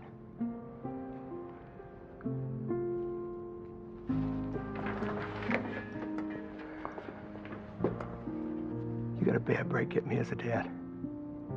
That's not true. Yeah, it is. I've been letting you down your whole life.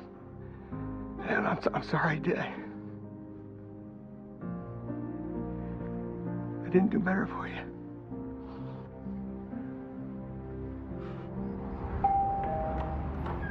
If I can show that D.A. Pratt knew Ben's testimony was unreliable, it'll really help my petition to the Ninth Circuit. Okay, and all I have to do is tell you how Ben used to sell his drugs? Exactly like you said to the police yesterday. I have an affidavit form here. All right, come on. Let me move these out of the way. Headed out of town? Yeah, vacation. Even the night.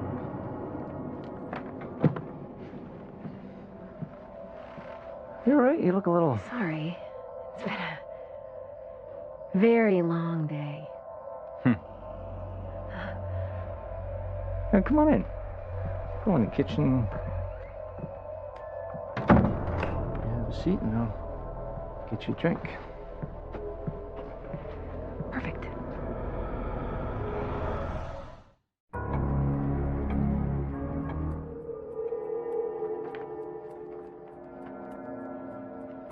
Hate to admit it, but I need to get my glasses.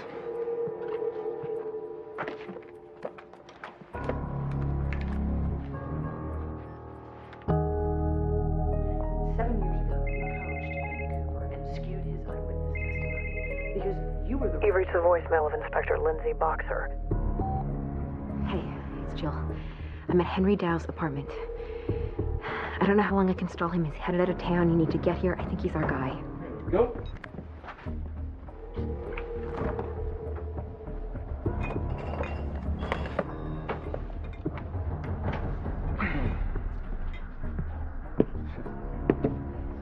So I'll notarize your signature and fax it over to the court. Hang on.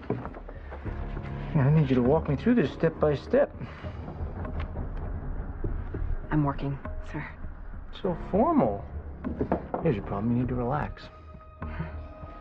And I got some questions for you about this affidavit before I sign anything. Or I could just forget the whole thing and get going. All right.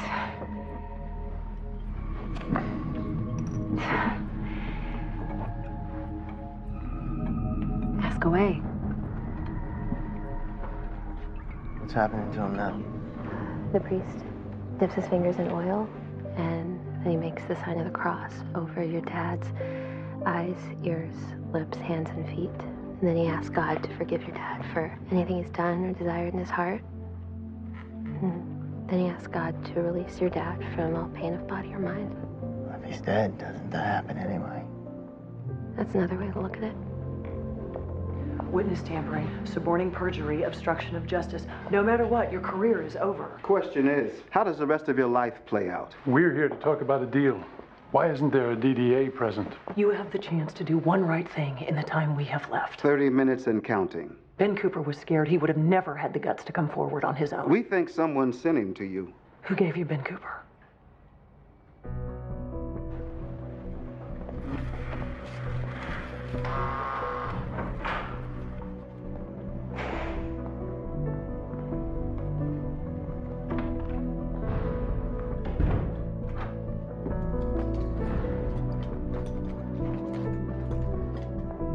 You okay?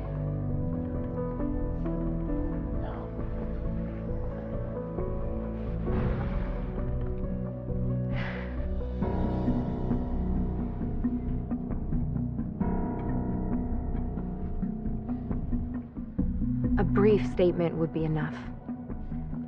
Kind of too late for this, isn't it? What good can I do at this point? You can tell the truth. You see that for me? Easy. Mr. Dow, if you're not going to sign this, I really should No, go. I'm not signing, I promise. You need my help, don't you? Hey, you need my help, don't you? Huh? Hey, look at me when I'm talking to you, huh? I'm so glad I caught you at home. D.A. Pratt said I should talk to you. How'd you get the scratches on your neck, Henry? Henry Dow, you are under arrest for the murders of Ben Cooper and Tracy Welling. Let's wake up a judge. My pleasure. Confess to both murders now, and we'll take the death penalty off the table. Or you could wait till after midnight, and if Paul Galvin dies, then you get the death penalty too.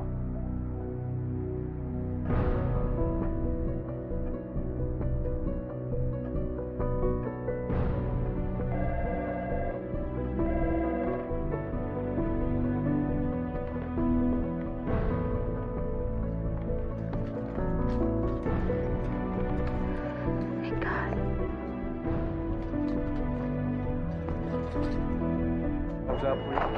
And then a few days ago, you posted an update on your webpage saying that Ben wanted to recant. Henry went to your webpage all the time. That was where he first heard the news about Ben. So it was my fault that Ben died. No. No, of course it isn't. And if it makes you feel any better, you were supposed to be next. It was Henry who set off that gas explosion in your apartment. He figured if you were dead, then no one else would stop the execution. It was Henry that raped and killed Tracy Welling. She called him and asked him to come over.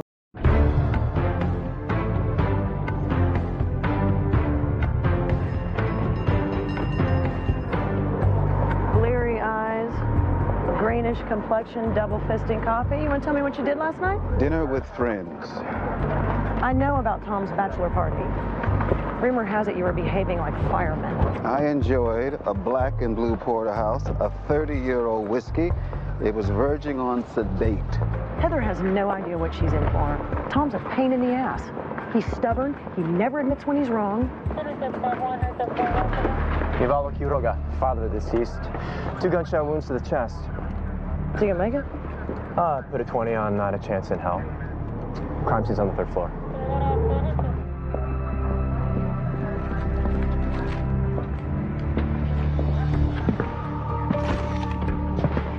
I'd call that a forced entry. Where's the body?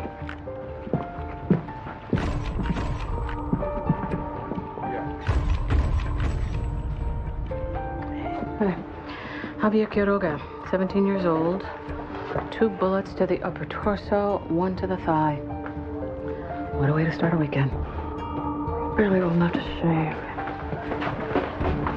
El mejor padre del mundo. World's best father. Maybe the world's best father and his son had a disagreement. Family feuds do tend toward the bloody. Maybe it was a robbery, but it doesn't look like there was much to steal. One man's trash. Gang related? We're in the right territory. You get anything from the neighbors? Just the usual no habla inglés wall of silence. You ever think how much easier our job would be without the illegals? Your family come over on the Mayflower, Officer Hahn? 747, working papers in hand.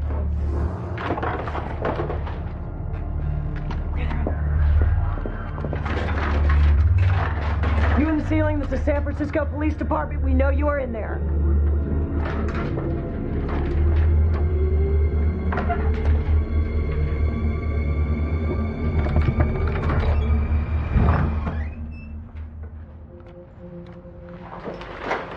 Hi, baby.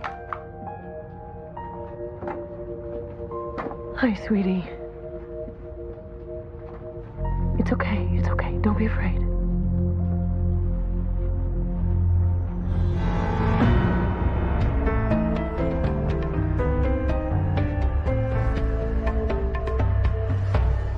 Thank you very much. Okay, the doctor said the bullet nicked his pulmonary artery, but she did say the surgery went well. I was going to say he's a lucky man, but waking up to identify your son's killer, well, it's not exactly the lottery. You know, he may not even remember what happened. He did manage to save his daughter. That's something. I officially hate this weekend. Miss Bettis, I'm the social worker assigned to this case. How's she doing? Physically, she's fine. Emotionally, she's traumatized. Being surrounded by strangers doesn't help. We believe her father and brother hid in the ceiling when they heard the intruders. Has she said anything about that? She's not talking at all. Wouldn't even tell me her name. Isela Quiroga, according to the building super. She's our only witness. She needs to feel safe. Right now, she just doesn't.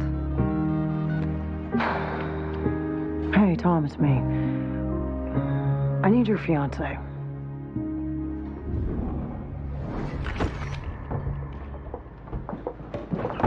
You called Heather? I told Tom to call Heather. I recognized the school logo on Isela's backpack, and then I remembered that Isela was one of the kids that showed up to Heather's bring your kindergarten class to Lindsay's ex-husband's work day. Calling Heather kind of places you at the top of the evolutionary scale. So true. But then Tom said that Heather said that she had to make a stop on the way. Really? What, is she getting like a mani-pedi? You know their wedding is really close. Like days. And I am very happy for the both of them. Have I not been clear? Tom and me, it's all good. No worries. What have you got? Because I am in desperate need of a solid theory. I looked into the Quirogas. There's no record of domestic disputes. No records, period. Including social security numbers, credit scores. Javier had an assignment card from the San Francisco Day Laborers Program. They were in the U.S. illegally. Legal or not, this kid was a hard worker. Fingernails are embedded with drywall dust, paint specks on his skin, and in his hair. Probably been in construction since he was knee-high. There are a few day labor pickup spots in Javier's neighborhood. I can ask around, see if anyone knows anything. Absolutely not. Do you speak Spanish? Yes, a little. And there is no way that you're going to go running around in random groups of men, alone and unarmed, and asking questions about a murderer. Don't. That's a protection bracelet. Brujas sell them to ward off negative energy and evil forces. But it didn't protect Javier. Brujas and witches. Really? You're going to talk to us about witches and keep a straight face? They're not witches in the black magic Halloween sort of way. You used the words evil forces and you crossed yourself. Well, you know, they're also marriage counselors, matchmakers, healers. They are con artists, but that does explain the amateur stitches on Javier's head. Whoa! Now that's commitment. I think I found my theory. I think our victim, Javier Quiroga, was a member of the Cincos. He had a big 5 tattooed on his chest. Hello to you, too. Listen, I need you to get me in touch with Hex Escamilla. He took over the Cincos, like, what, 3 years ago? Hex Escamilla? Yeah. But the only way that you would know about my gang contacts is if you read my task force reports. You keeping track of me? Hey! How's Isela? She still hasn't talked. She's in my office with a social worker. Her mom died when Isela was born, so Javier and Ubaldo are her whole world, especially since they came to the States. You brought a bunny. Oh, it's the stop I had to make. Snickers. Snickers? The class pet, I thought it'd help her open up. It's a great idea.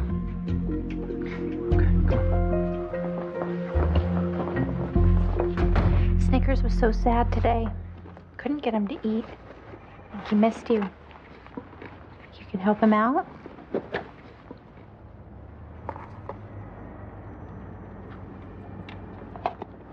Isela, you remember Inspector Boxer, right? You met her when the class came to visit? Inspector Boxer really wants to help your father. Where's Papi? The doctors are taking care of him, but he needs your help too. So can you do that? You talk to Inspector Boxer for me? Hi, Isela. Hi. You know what? You can call me Lindsay.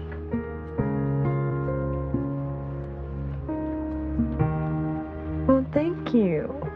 Thank you. Do you like bunnies? Do you like dogs?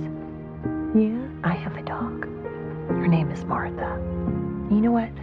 Martha helps me when I get scared too. Just like Snickers is helping you. I'm gonna stay with Isela until, well, as long as she needs me. DCFS has a playroom upstairs, but I'll see you later. You were always good with witnesses. Well, this time Snickers gets the credit. And Heather. What did Isela say? She remembers sounds mostly. The door breaking down, her father and Javier racing around in the dark, pulling her out of bed. But she didn't see anything. No. And she has no idea what the intruders wanted. She did say that they spoke funny Spanish, so maybe they weren't native speakers. Okay. Okay. Come on. Let's go. I'm driving. Where are you driving to?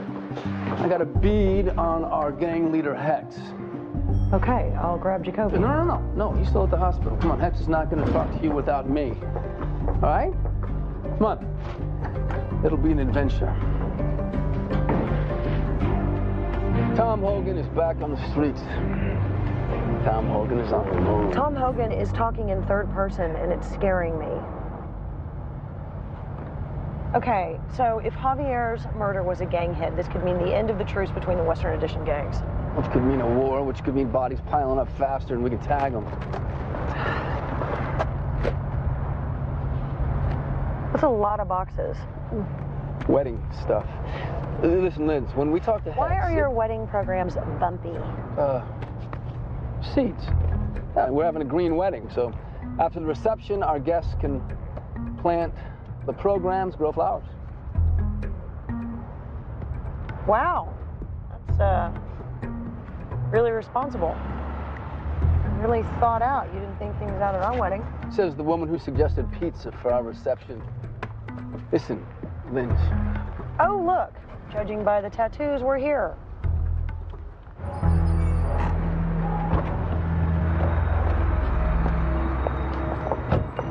Hex? Nice suit. Yeah. Haven't seen you in the streets for a while. Lieutenant now. Homicide. I need your help with the case. I'm Inspector Lindsay Boxer.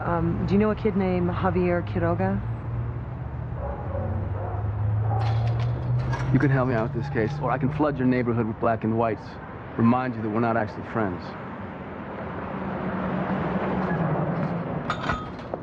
Inside. The bitch stays here.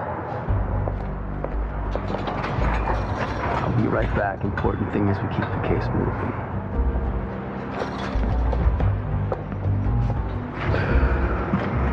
Kobe is such a better partner.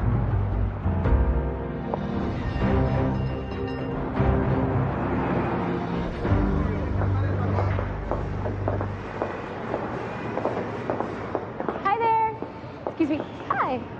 I'm looking for Javier Quiroga. Javier. He's not here.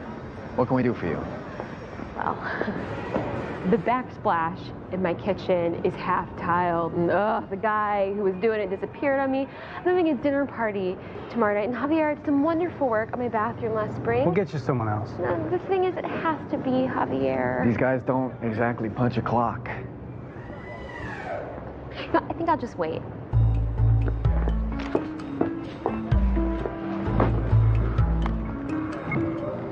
Could you guys give me a soda?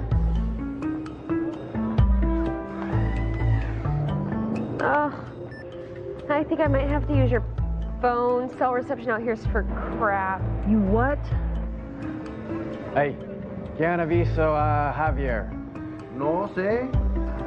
Let us get you somebody else. You want to deal with a hothead like Javier anyway, right? Javier was sweet. Yeah, sweet enough. He went after another guy in the middle of my site for stealing his girl. We bounced them both. Who did he go after? Kid named Jaybird. Why, you want him to do your backsplash? You know, I think I'm gonna cancel the dinner party. Thank you. The situation was completely not dangerous. Anyway, Javier got into it with a guy named Jaybird over a girl. Okay, me telling you to stay out of this was not a suggestion. There are 14 Jaybirds in the system, of course.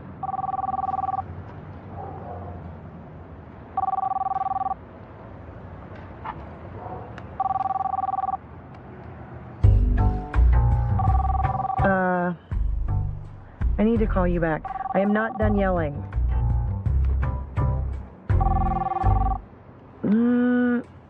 Yeah. Tom's phone. Lindsay?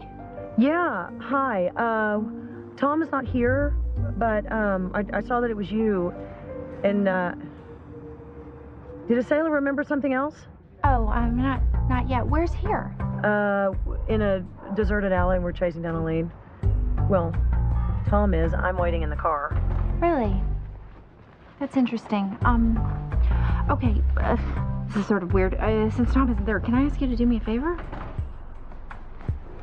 Hey, got a bunch of bird seed, a lot of unopened gifts. This one looks like a blender. It's a yellow piece of paper with handwriting on it. Oh. Yeah, entree, free range organic chicken. Got it. I know, in the scheme of things, it's Where's really, Cesar? really unimportant. Hey! What, you too important to talk to me? I'm a cop. Yeah, and last month it was the meter maid. Probably that ex-girlfriend of his won't take a hint, right? It's just that if the printer doesn't get the menus by 4 o'clock today, he can't Is guarantee this another one of your skeezers, Cesar? So you want Tom to drop it off? I will whoop her ass, show her business. Yeah, it's not too much trouble. You're back on me, bitch. Oh! Hey, come on. Come on. Heather, I have to go.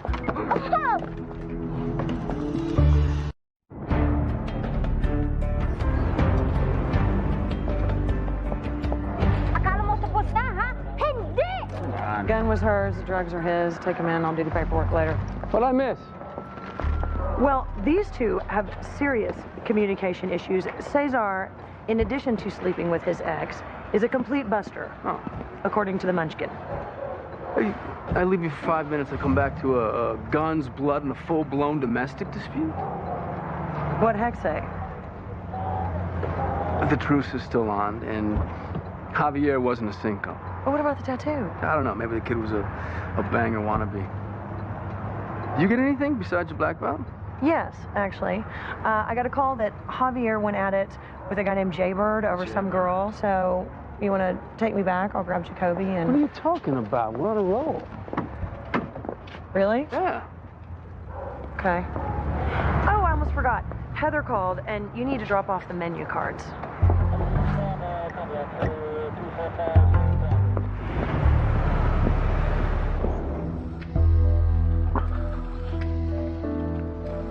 Mr. Quiroga, I'm Inspector Warren Jacoby, San Francisco Police Department. Where are my children? Your daughter's fine. She's with her teacher, Miss Donnelly. She knows you're awake. She'll be here in a minute. My son? What about my son? Sorry, sir. Javier was killed last night when you were attacked. I know this is hard, but I need to ask you a few questions. Isela. Papi. Mi angelito. Isela, be careful. Your father's still hurt. No. It's just what I need. ¿Cómo estás, angelito? Heather's not what I expected. And what did you expect? I don't know, fangs.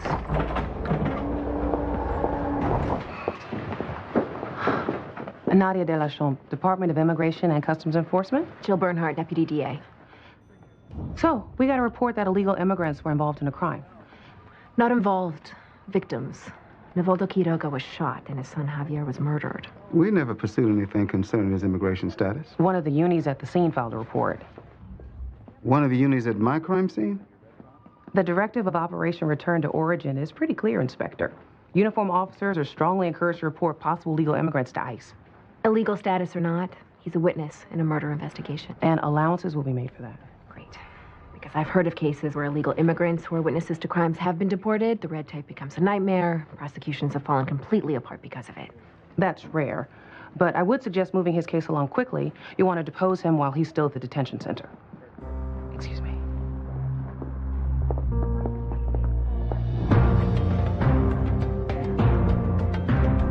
That immigration officer sounds a lot like your boss, who totally hates me, by the way. Denise hates everyone. Well, at the moment, Denise is far more concerned with the fact that Nivaldo clammed up before Jacoby even had a chance to question him. You don't know if he doesn't remember anything or if the sight of our friendly immigration agent scared him into silence. Where's Lindsay? With Jacoby, I assume. Since she's not here, let's talk about her. I booked a whole slew of treatments at the Transcendent Spa for the day of Tom's wedding. Distraction. Good plan. I'm in. Okay, who wants to hear about the contents of Javier's stomach? You are not going to Tom's wedding. Okay, I have to go. Ed's Tom's friend, and Ed wants to go, and Ed never wants to go anywhere. I'm a horrible person, right? You're not a horrible person. You're a good wife. I have to tell her. I mean, I do, right? You have to tell her. This is one event that makes me very happy to not be a founding member of the club. Ooh, I'm a horrible person. Oh, tell us about the stomach contents. Thank you. Okay. Javier drank a cocktail of Smilax, Turner aphrodisiac, and Larix decidua. Some sort of herbal remedy? Mm-hmm. Or a potion, like, say, something that you would get from a bruja. And if it is of any interest to you, I track the dragonfly charm and Javier's protection bracelet to a bruja on Guerrero Street.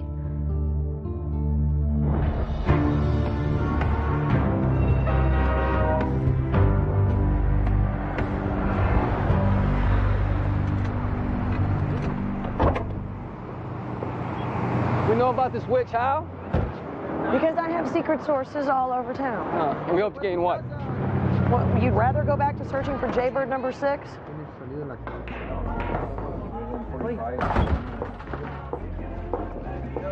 Can I help you? Yeah, we're looking for the witch. Ah, mi la bruja. That would be my mother, Corazon. You know, you don't have to believe in her gift, but you should respect it. You should respect that we're cops investigating a murder. Of course.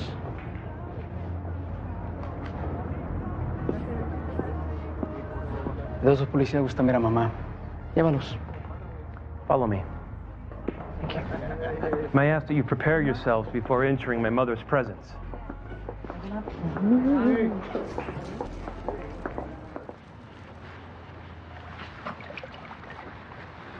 Could you... I mean, do you really think people believe in this stuff? Superstition helps bring order out of chaos. Is that you talking or Heather? I'm an ever-evolving being. You are a... How can I help you? I'm Inspector Lindsay Boxer. This is Tom Hogan. Lieutenant Tom Hogan. Lieutenant. We're investigating the murder of Javier Quiroga. He was wearing one of your bracelets when he died. I do not speak of my clients. Clients? You're a witch, right? I am a healer. People trust me to keep the secrets of their hearts locked inside of mine. Do you think your staff would be interested in knowing there's an immigration officer buzzing around today? Now, when was the last time you saw Javier? A few days ago, he wanted a potion to win the return of his beloved. This is all very lovely and metaphoric, but we need to know about Javier's beloved. Marisol, you can find her at the 24th Street Bakery. Great. Anything else? Yes. A marriage will end soon. You're a little late. Thank you, though, and we'll be back if we have any more questions. Detective. Yes. You will need this. This is all the protection I need. I meant it for your heart.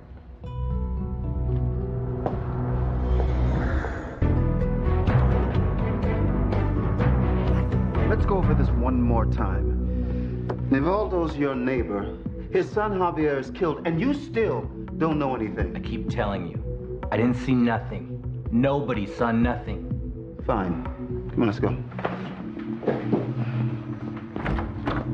We said, yeah. More wall of silence. Been interviewing neighbors for 3 hours. Now, somebody in that building knows something that will spin us the right way, but nobody's sharing. I took a closer look at Javier's protection bracelet, and there's a few strands of human hair woven into the twine. I find myself incapable of not saying yuck. Unfortunately, no roots, so no DNA, but it is colored, one of those, like, drugstore reds. Maybe Javier had a girlfriend. He does. Lindsay and Tom are tracking her down. Lindsay and Tom, on the streets together. Okay, this is not good. I have people I need to... Whoa. You know this is not good. You're her partner. And Tom's my boss. Officially, they're on police business. Unofficially, this whole thing is none of my business. You know. I don't know anything. You know they slept together. And you let her run off with him? They're on a case. We are the only ones that know. We have to, like, do something, like, you know, have an intervention or... Claire, if I knew something, I'd say whatever it is with Lindsay and Tom, the only people who can figure it out is Lindsay and Tom. So you're going to the wedding? Assuming there's a wedding. There's a wedding, and yes, I am going. Come on. I'm back. Let's hit it. You sure you want me in there? No, we got this. You don't get to look at her like that anymore. So, Marisol, no one told you he was killed? Javier had the same bracelet on. Who did he need protection from, you or Jaybird? Me and Javier got bracelets to protect our hearts. So why'd you leave him? All he did was work. That's why you left him for another guy? I didn't leave Javier for no other guy. Him and his father, just all they wanted to do was work. All the time and save up money. They had like $5,000 stashed in their apartment. That's a nice windfall. You and Jaybird could have had some real fun on that money. He didn't even know about it. Javier swore me to secrecy. That money was for his sister. Isela? No, Pilar, the one in Mexico. She's older than Isela. Look, that money was sacred. It was for the coyotes to bring her over the border. It's funny how we didn't find any money in Javier's apartment and now Jaybird is MIA. He's in juvie. He's been there almost a week. Okay, what about the tattoo? We know Javier wasn't a Cinco, but he had their brand on his chest. Look, that wasn't for a gang. It was for his family. He got it right after his mom died to remind him that even with her gone, there will always be the 5 of them. Javier, Pilar, Isela, and their mom and dad. Maybe Tom can get the chief to exert some pressure if we can find him. You made a promise. Whoa, looks like Tom's in a little You trouble. said you wouldn't be on the streets anymore. Uh-oh. I think we should go. You promised me once we were married. Mistake number 1. She left herself open for a technicality. Technically, we are not married yet. Bingo. Here comes the Come on, we're talking about a diversion. gang-related He's going to use the homicide. job. I can't not do my job, especially when my involvement in the case is crucial. You're such a liar. He was not crucial. A woman who who sits at home by the phone hoping that her cop husband comes home at the end of the night. You promised that wasn't going to happen, and then you go out and you chase some gang member with Lindsay. And he'll totally ignore my name and then reassure her that nothing will ever go wrong. Anything dangerous? I swear to you. Freaking out about the wedding. Is that what's going on? Nice. Larger relationship question in the middle of a big fight. He'll dodge it with a physical gesture. You know this guy or what? Wrong, Tom. I need you to say you were wrong. Never gonna happen. It's never gonna happen. Okay. I was wrong. I broke a promise to you, and I'm sorry.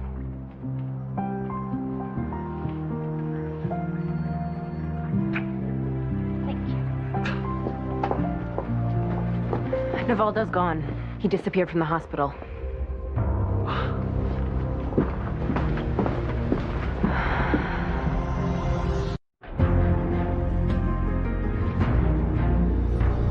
Nadia is going to ruin me. She's going to put me on some Homeland Security no-fly list.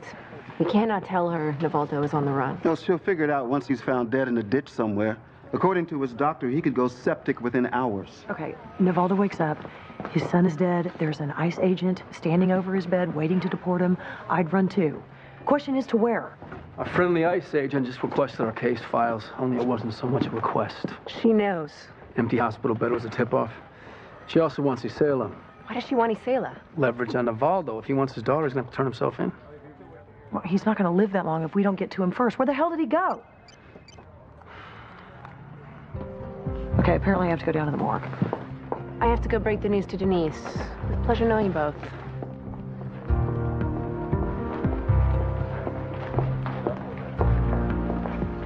I know that look. I don't like it.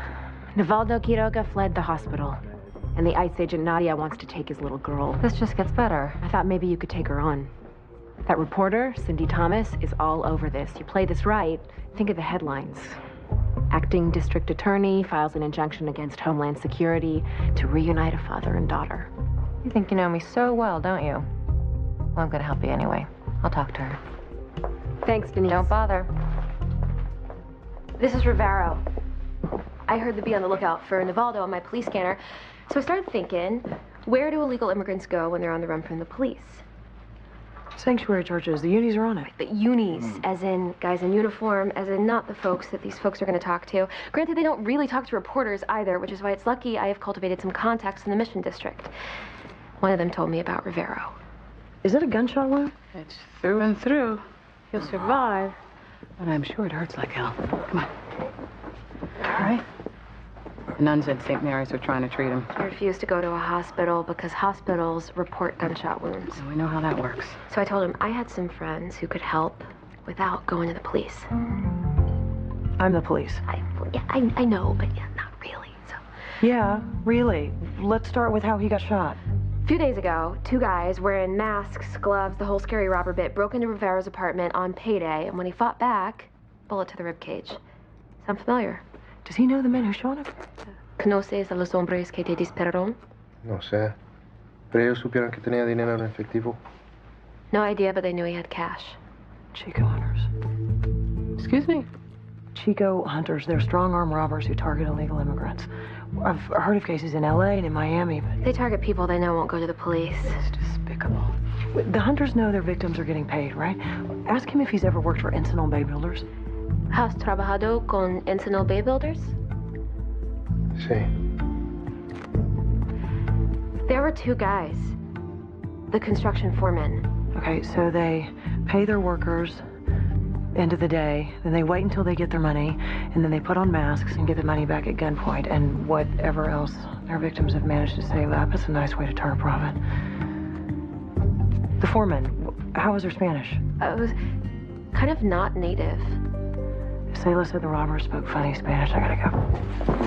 What the hell is going on in here? Nothing. You don't see him, okay? He's just here enjoying fine medical care. Okay, I need to see you now.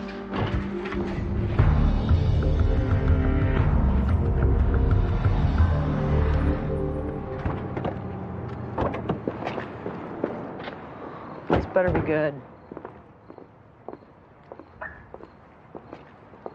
What do you got? Hey, Right here, to me, or we're leaving. Dude came to my neighborhood a couple of hours ago. He was looking for a gun. Why do you think it's our guy? He had blood on his shirt. And he was wearing a hospital bracelet. Sounds like Navaldo.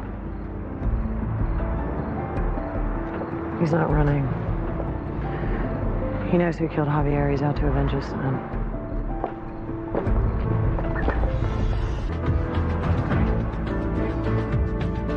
Navaldo has a gun. He is out on the streets looking for you right now. Tell us what you know about Navaldo. I know I had nothing to do with any robbery. Good. Then you won't mind reading this out loud for me.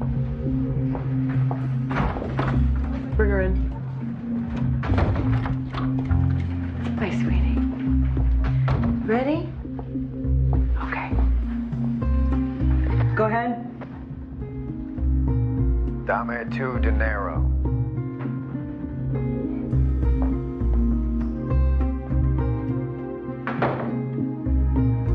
Dime dónde está su dinero. Have you heard those voices before? Sailor, are you sure? We just need you to tell the truth. It's all right if you're not sure. I don't know. It's okay, sweetie. You did a good job. Big jump. There you go.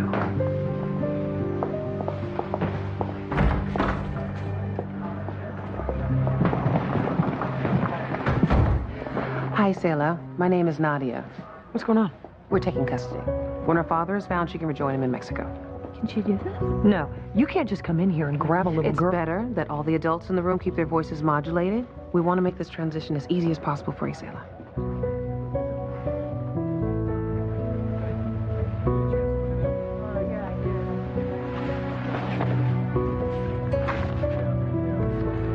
Let's go, Selah.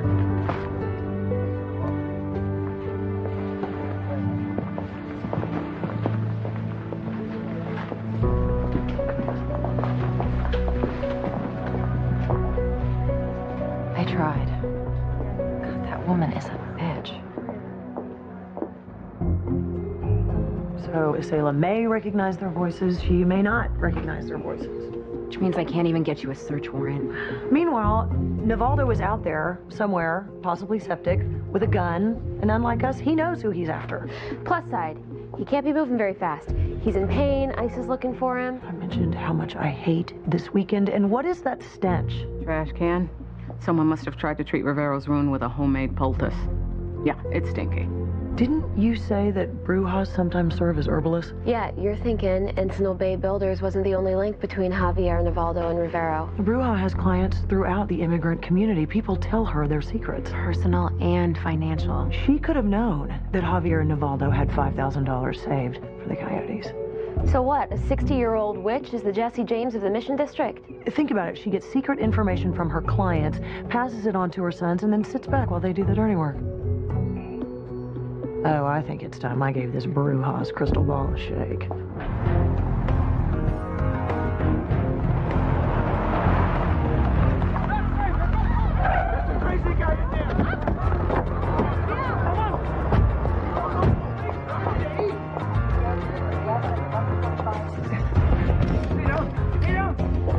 Put him down! Drop the gun! Put him down right now! My mom! He's got my mom! Put the gun down! Back away from it. Navaldo.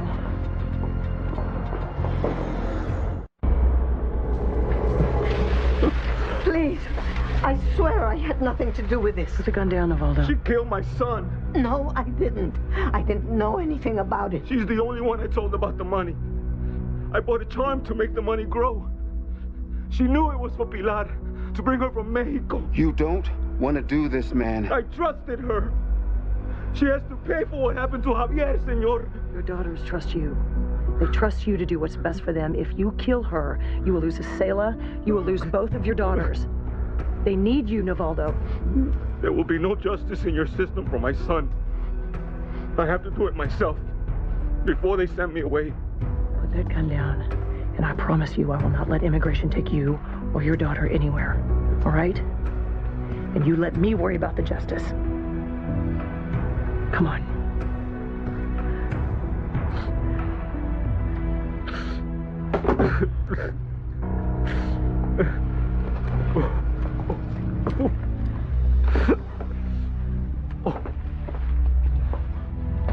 Thank you. You saved my life. Once I get a search warrant in here, I don't know how much of a life it's going to be, but I hear protection bracelets are all the rage in Chowchilla.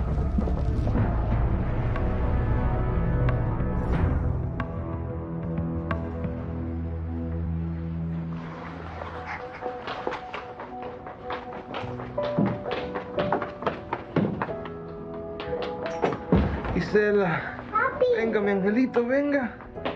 Venga con papi, venga. Ah. I make a million promises when people are holding guns. I'd like to keep this one. Let me give it a try. Hey. Hey.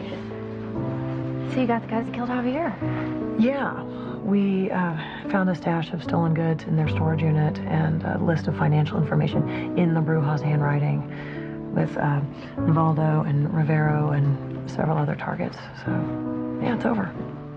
Thanks. Listen, about Tom being out on the street earlier, that's my fault. I needed his help with a gang connection thing, and I'm sorry. Lindsay, I think you and I both know that's not true, but I appreciate that you said it. Okay. See ya.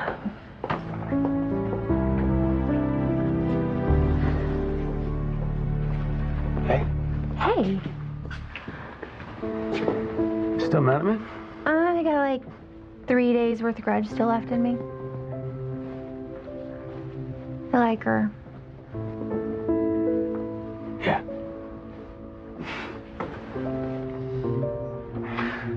So, Delachaume, is it? Haitian? Mm-hmm. Tu Comancho? Your whole body is hot. It's the only Creole I know. My family's originally from the Dominican Republic, and so you and I, we share the same island, if different histories. The Dominican. First generation American. You? So, Nadia, I know what it's like. As a homicide inspector, people hate seeing you coming. Most of my days are spent being lied to. I learned early on not to get personally involved. Well, that's easier for some than others. Well, my first time in the field, I found a family of 6 dead in a storage container in 120-degree heat. When we pulled the bodies out, one little girl, 4 years old, barely hanging on. I visited her in the hospital every single day. Did she make it?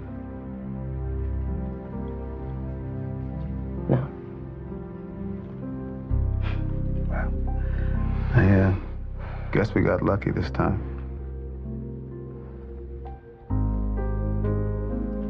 Sometimes, in special cases, amnesty can be granted to illegal immigrants who aid in the conviction of criminal enterprises. If that's true, I know a great late-night mom-and-pop spot over at Noe Valley. They serve a nice chivo picante. Might remind us of the island. Plus, we can talk about maybe you pulling some strings to get Navaldo's daughter a visa. Oh, you smooth. Well, you know. You could try calling her again. No, if she wanted to come, she'd be here. Is there something going on that I should know about? Lindsay spent half the day driving around with Tom. Lieutenant Tom? As in ex-husband, soon to be remarried Tom. What's up? Hey. Hey. Did I miss something? We were just talking about Jacoby and his date with Nadia, the ice princess. He's way too sexy for her. Is that just me? First, ew. Second, you were totally talking about me.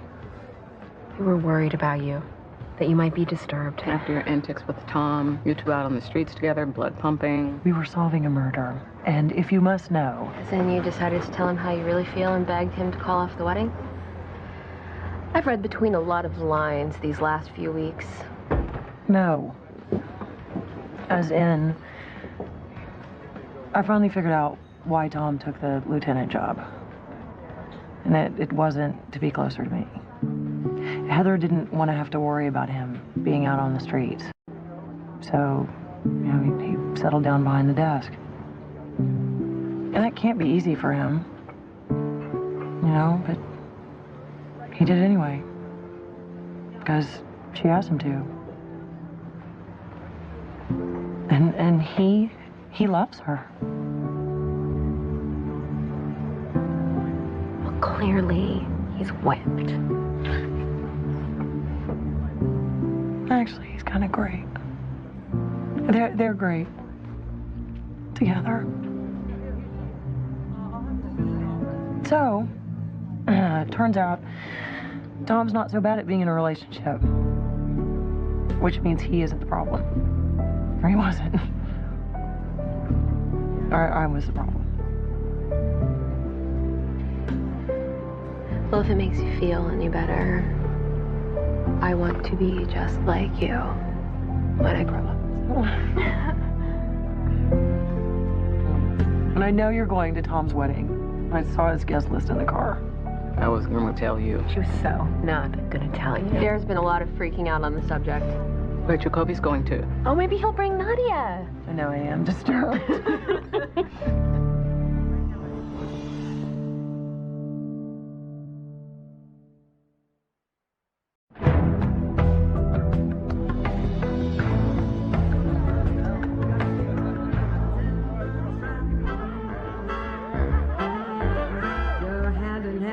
The trees, and soon there's music in the breeze.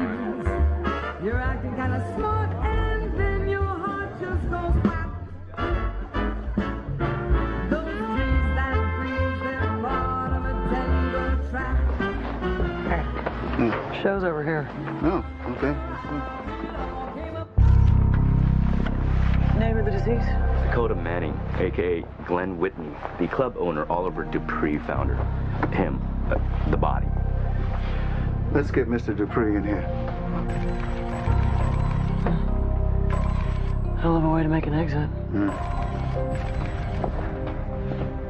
Are you just gonna leave her like that? Mr. Dupree? Darling, tonight I wish I weren't. Pardon me. I have to deal with some looky-loos. Dakota was my greatest star. I have to protect her. Can you tell us what happened? Around 7, I was passing by here, and I heard Glenn behind closed doors with somebody. Now, I did not recognize the voice, but they were arguing something fierce. Was the voice male or female? Male. Although you can never be too sure here at the Illusion Room. What were they fighting about? Inspector, my mother was a simple girl from Abilene when she bought this place, and she taught me, when your castle's full of queens, you stay on the other side of the moat. But when Dakota didn't show up on stage by 8:30, I came looking. Thank you for your help.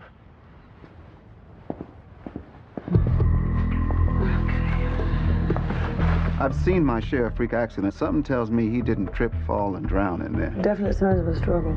Yeah, no shortage of suspects either. If the body was discovered at 8:30, that means the whole audience would have been here. Break a leg, superstar.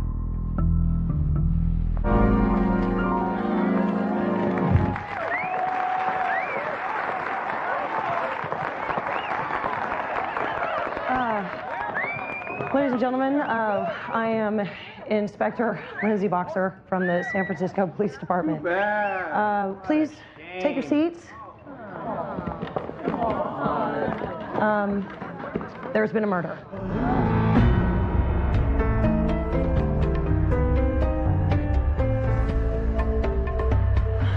So much for glamour. Subconjunctival hemorrhage. He was heaving hard enough to blow the blood vessels in his eyes. Gastric contents indicate a standard issue crudité plate. Explains how you're a size 4, you skinny thing. There's menthol in my purse if you need it. No, someone's already got dibs on it. Roses, espresso, fresh baked cinnamon buns. I'm fine. What do you think, Claire? If you hadn't pointed out the signs of struggle, I'd have said textbook drug overdose. But he did drown. Can't say definitely till the autopsy. That audience is full of surly lawyers who claim we have no right to hold them. They're making this out to be some kind of a gay gitmo. I'm on it. Hi, folks. Hi, I know you've been waiting a while. This is terrible. Dakota was an icon in the gay community. She hosted charity events. She grand marshaled the Pride Parade. How did you get in here? The bouncers know me. I'm Grace to like 10 Wills in this city. Well, then you're the perfect person to ask around about Glenn Whitney. Can you find out who hated him enough to take him for a swim? My friend Dominic works at the San Francisco Gay and Lesbian Center. If he can't offer up some leads, no one can. Well, sadly, there is someone else. Glenn made sure I took my medicine every morning.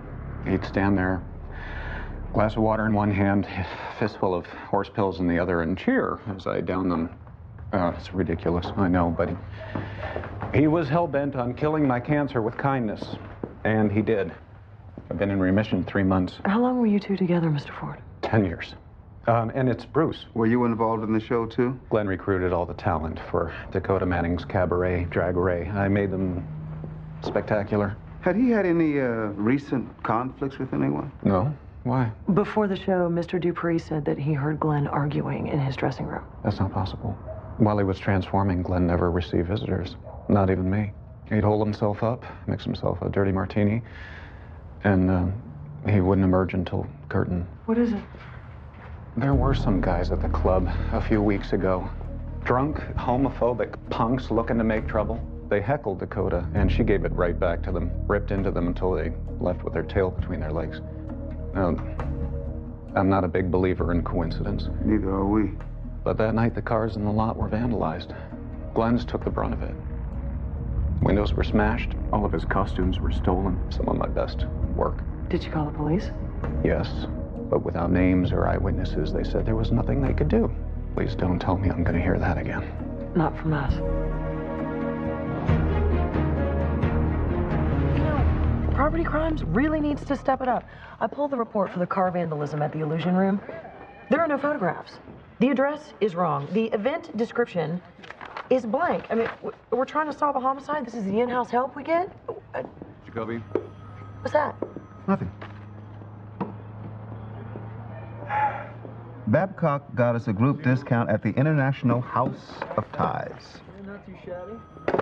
I'll put it away.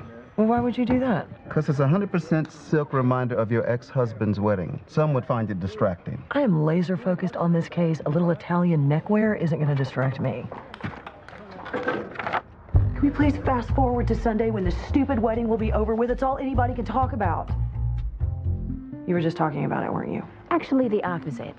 As in where you, Cindy, and I will be instead. The Transcendence Spa. Come experience bliss. I hate bliss. We know. But nothing rids the body of impurities and thoughts of your ex-husband's nuptials faster than a green tea body wrap. I would rather have a bathtub full of bourbon. I just got Glenn Whitney's preliminary blood work back. He had GHB in his system, causes euphoria, increased sex drive. I checked with Glenn's partner. He swears he didn't use. Well, GHB isn't always recreational. Yeah, it's the date rape drug. A GHB overdose matches what we observed at the scene. An autopsy should confirm it. Okay. Let's meet back here at the end of the day. About that? As y'all know, while you're all transcending tomorrow, I'm gonna be at Tom's wedding, and I'm not happy about it. My allegiance lies with you, but getting out of the house and seeing old co-workers is the first thing my husband has been looking forward to in months. Well, so what's the problem? The problem is everyone in homicide wants their autopsies before the big day, and I'm buried. Something only complicated by I'm taking a half day today. You know this means you'll be dealing with my sub. Have fun at my ex-husband's wedding. There you are. Off the lead about Glenn Whitney's car, I stopped by the Gay and Lesbian Center's hate crime office. Here's a copy of their report on the incident. Okay, this is what I call a case file. Anyway, am I the only one who sees Greek letters scratched in there? Pi Theta Delta. And the only school in the city with a chapter of that frat is 4 miles from the Illusion Room.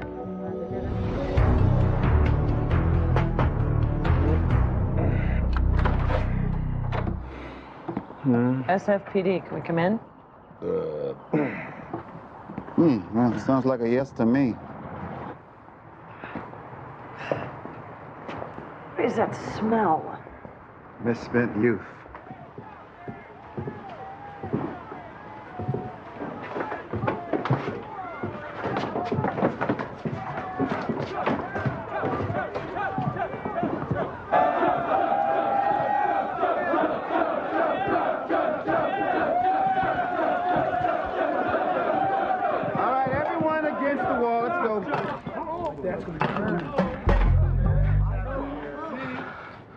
Dude, I got a 2 o'clock final.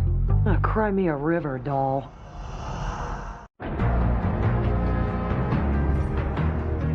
Do any of these fine young men look familiar? The one in the gray sweatshirt and the 2 on the far right. They were Dakota's hecklers, no doubt. Those are his dresses. We got 3 positive IDs. Well, for the vandalism and property theft, yes. I just got off the phone with the chapter president. Pi Theta Delta hosted a toy drive for the Children's Hospital the night of the murder. All the boys were apparently accounted for. So they just get to go home. They're not going home to much. Once I file hazing and underage drinking charges with the university, that house of theirs is as good as gone.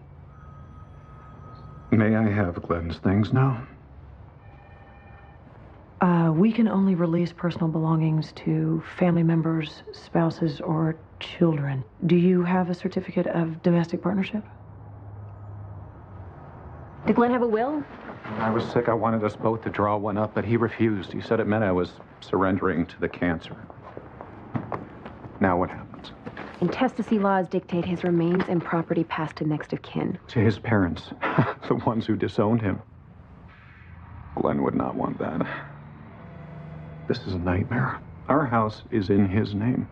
I can help file a temporary restraining order against the family. It'll buy you some time. It'll prevent them from barging in and taking things. Otherwise, there's not much else we can do.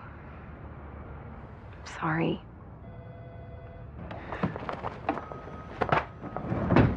Busy? Just a little, trying to tie up some loose ends before... What's up? Glenn Whitney's domestic partner was just here, and seeing how he wasn't really prepared to be one half of a couple all of a sudden. I mean, sometimes it's not all of a sudden, sometimes, you know, it's gradual. Whatever way it happens, it's sad. I mean, he didn't get a chance to tie up loose ends, you know, he didn't get a chance to say goodbye, and it just made me think about how important it was to mark the end of something and, you know, make sure things end on a good note. Linz. So tomorrow it's a big day for you, and in a way it is for me too. But truthfully, Tom, I just wanted to extend my warmest... Tom, it's a disaster. Buffalo snowed in. The airport is shut down, and my entire family is stuck. Who's gonna walk me down the aisle? And we're gonna have 3 empty tables at the reception. Oh my God, you're in the middle of something. Actually... No. It's okay. We're done. The Whitney autopsy is your first order of business. Not according to the case number. Okay. Inspector Boxer is expecting a quick turnaround, so... The order received is the order cleaved. That's protocol. Bernhard, an act of God has left one of our colleagues in crisis. Now, I've asked our office to roll up its sleeves. Sure. What do you need? Excellent. Clear your schedule tomorrow. We're going to Lieutenant Hogan's wedding. Tomorrow's no good. I have plans, uncancelable plans, with a friend with a crisis of her own. This is a move to bolster interdepartmental relations. It's a work function, i.e. mandatory. Anything else? Good. Details are in my e-bike. My computer is down. 3 o'clock, Marina Plaza, +1. And oh, it's a green event, so put together carpool. Linz. We got good news and bad news.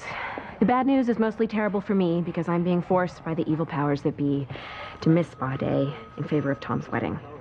The good news is you're going to be getting some one-on-one bonding time with... Ta-da! You think I'm going to talk too much? No. It's just that Glenn Whitney's date book is preoccupying me. Obviously, because you ignored the words me, forced, and Tom's wedding. Well, I had a hunch. Denise has been running around telling everyone how she saved the day. Wouldn't she just?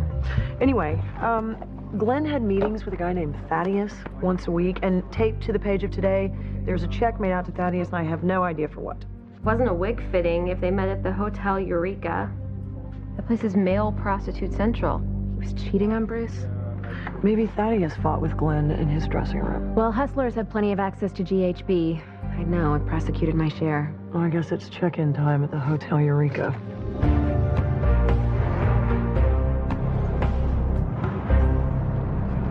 There he is. Thaddeus Prescott, we have to ask you a few questions about Glenn Whitney. Why? What's going on? You tell us. Was he one of your clients? Oh, no. You've got the wrong idea, man. Then what exactly is your relationship with Glenn Whitney? He's my father.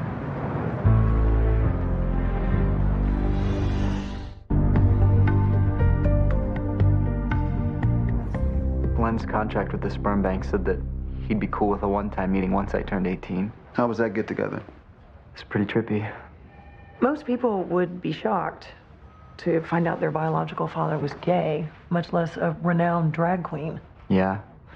But the more that I thought about it, the more it answered a lot of major questions. Like why I'm an outsider in my own family. Why I don't share their dreams for me.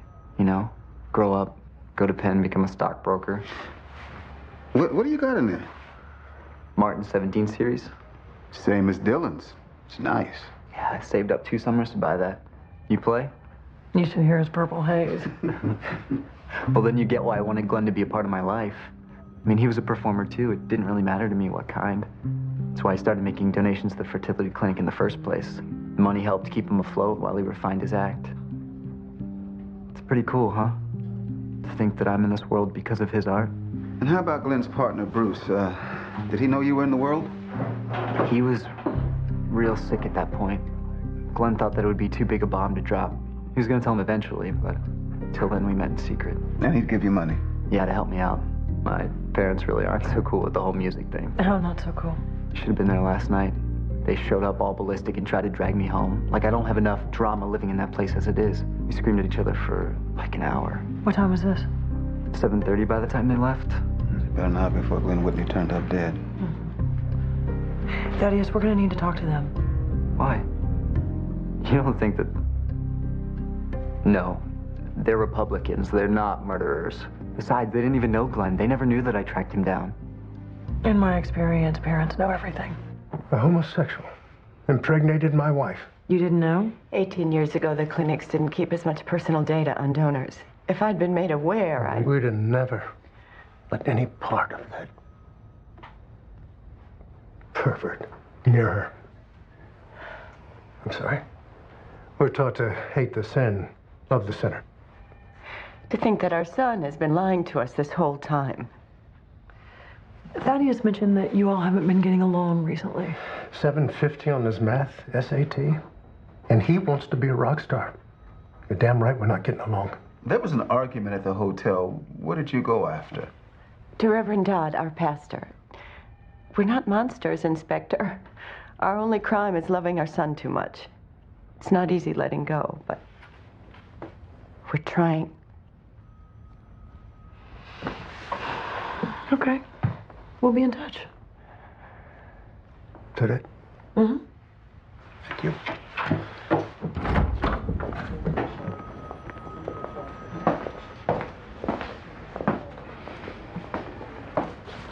Awkward for me, telling a Baptist she'd been impregnated by a drag queen. That wasn't for you.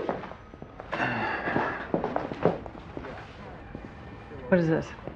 This is a non-bullpen conversation. Now, look, I know you've had a rough week. Oh, please don't. Please. All I'm saying is, if you need me, I will blow off this wedding. It's not pity. Hell, we won't even call it commiseration. It's just 2 partners burying themselves in a case on a Saturday afternoon. Well, as much as I would like to take you up on that, someone has already beaten you to the babysitting gig, so go and enjoy yourself. I'm serious. Go. Jacoby. Thank you.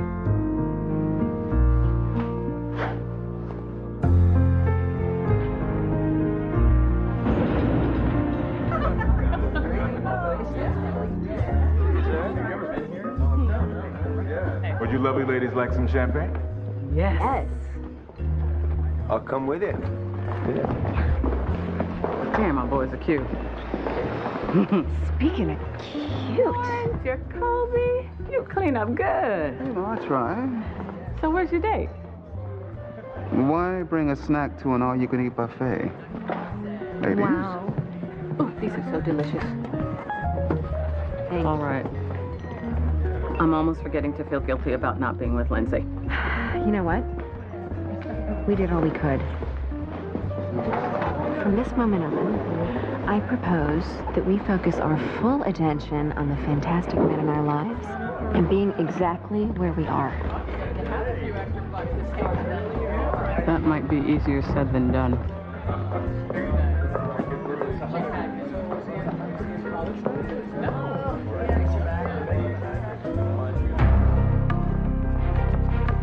Who's ready for a hand and foot fantasy? I left a message for Claire's sub, Roberta, to call me on my cell as soon as she is done with the Whitney autopsy.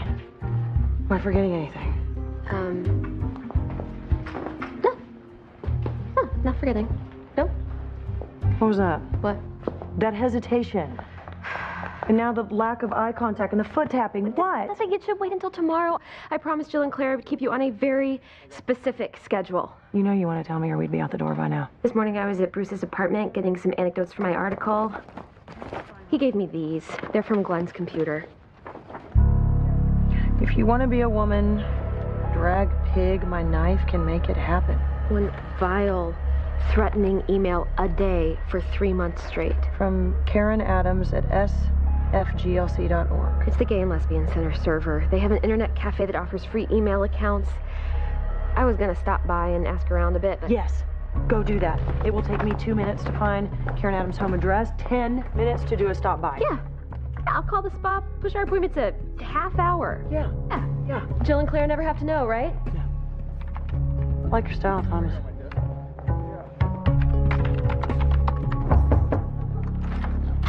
Hi, I'm Lindsay Boxer, San Francisco Police Department. I'm looking for Karen Adams. Yeah, she's not home. Are you her roommate? Yeah. Well, do you happen to know where she is? She hasn't been around all weekend. Look, I'm late for work.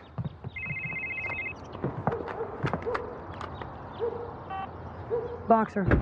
Did you find her? No, I met the roommate, though. He couldn't be bothered. Lindsay, that may have been her. No, the roommate's a guy. No, Karen Adams is better known as Buzz Baltimore. She's a drag king. Hang on, I'm sending you a picture.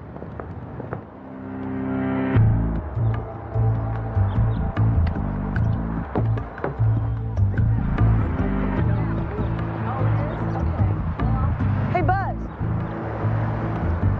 We weren't properly introduced.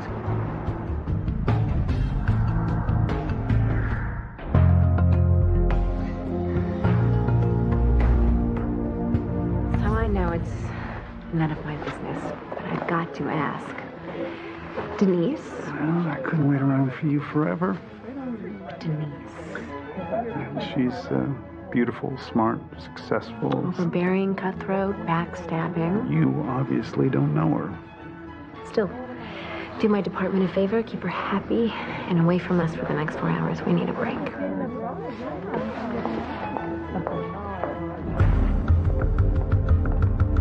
So your job is impersonating Bobby Darin. Do you do Mac the Knife? After all, it is about a murderer. Miss Adams. Not too bright sending Glenn Whitney threats from your personal email account. Screw that. I'm protecting myself.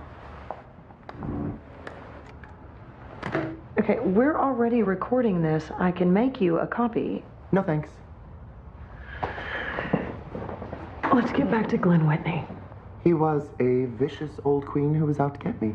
Oh, so you're the victim? That show of his guarantees exposure, not to mention decent cash, so I auditioned. Twice. What was his response? Nothing. Until I find out he's been bad-mouthing me to other club owners around town, saying that I'm unprofessional. After that, people stopped hiring me. You had a gig tonight. For free.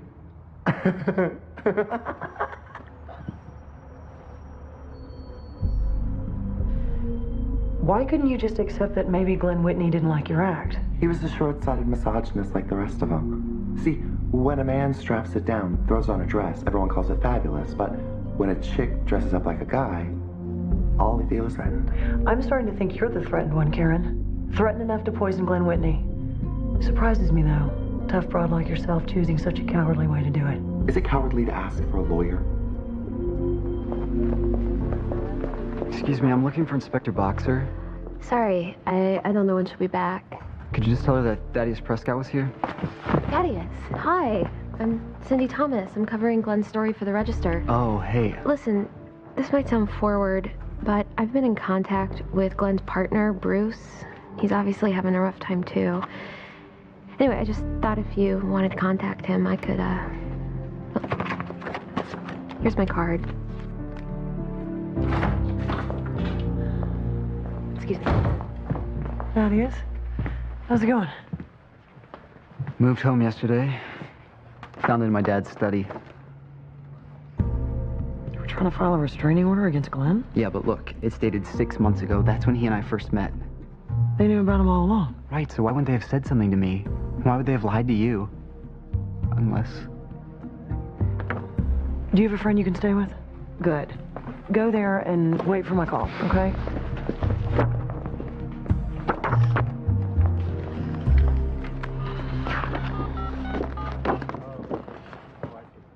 Roberta, I asked you to call when you finished the Whitney autopsy. I did. On my cell. I've been waiting for this information for you to walk me through it. Well, I'm off the clock now. If you want this conversation to continue, you should contact the Chief Medical Examiner's office, request an overtime approval form. Okay, you know what? I don't need. Unbelievable.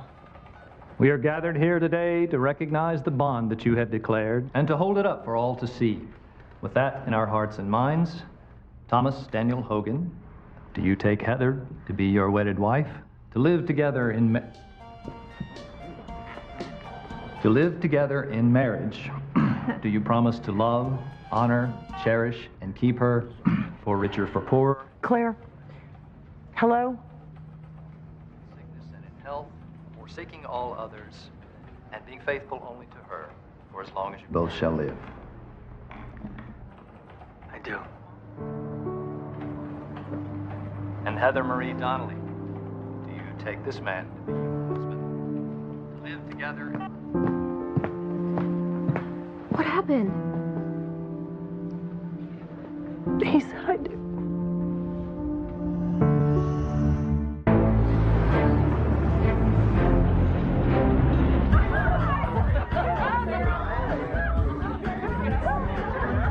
Was kind enough to let me use his fax.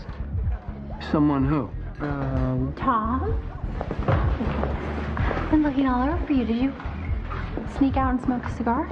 No, sweetheart, I did not. Lovely wedding.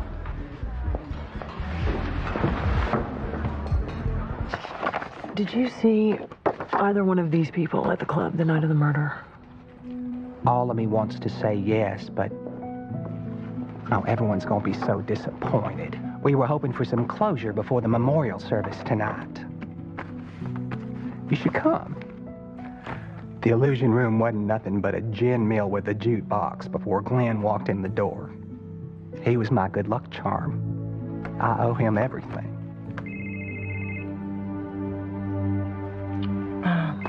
Thank you for coming in.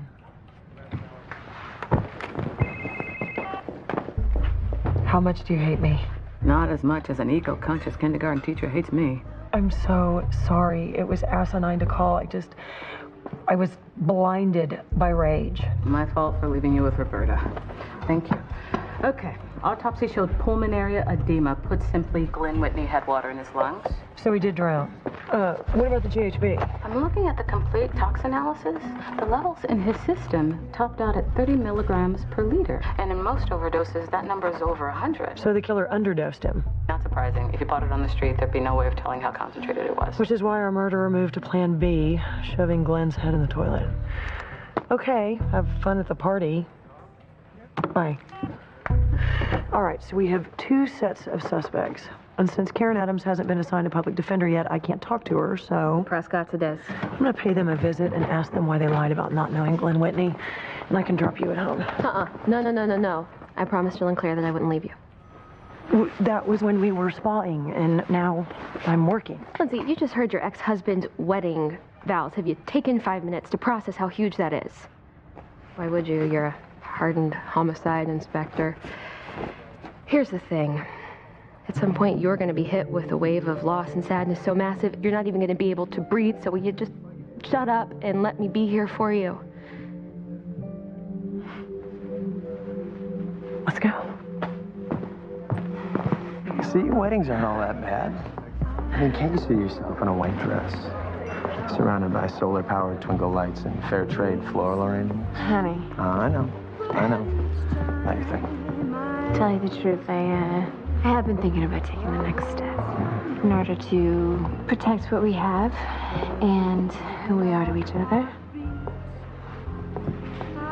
Luke, will you draw up papers for living wills and durable power of attorney with me? Of course I will. You son of a fool. Kiss me. Yeah? Yeah. Hey. You, leaving? Well, let's just say Cinderella's on borrowed time. Oh, need a hand, man? She seems to be missing a shoe. Oh. Hey, come on. Let's get going. Come on. Hey, Get off. I'm fine. listen, you don't want to have any regrets come Monday, so I'm just going to take you home. You're just trying to get rid of me, okay? Don't think that I haven't seen you and Bernhardt flirting all night. Right in front of me. You're my date. Okay, maybe we should take this outside. What do you say? Maybe you should take me home, huh?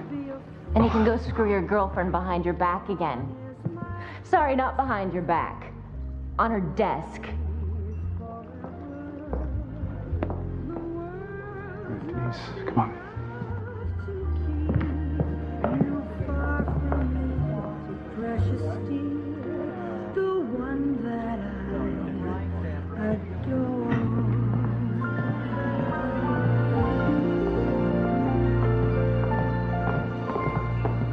Well, that was a lot of fun. man. Whoa, watch yourself. Hey. Let go. Listen, I'm excuse me. Taxi.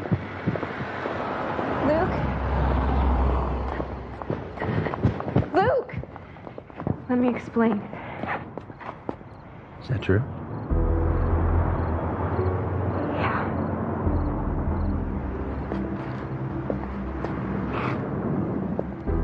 What's sad is that I'm not even surprised. How can I fix this? Just tell me and I'll do it. Whatever it is, I'll do it. No, you can't fix this. You know, it was clear to me from the beginning that you were only half in this, but that was okay because I loved you. Now, yeah, it is true, because now it's apparent that you were never in this, never. Please. I'm sorry.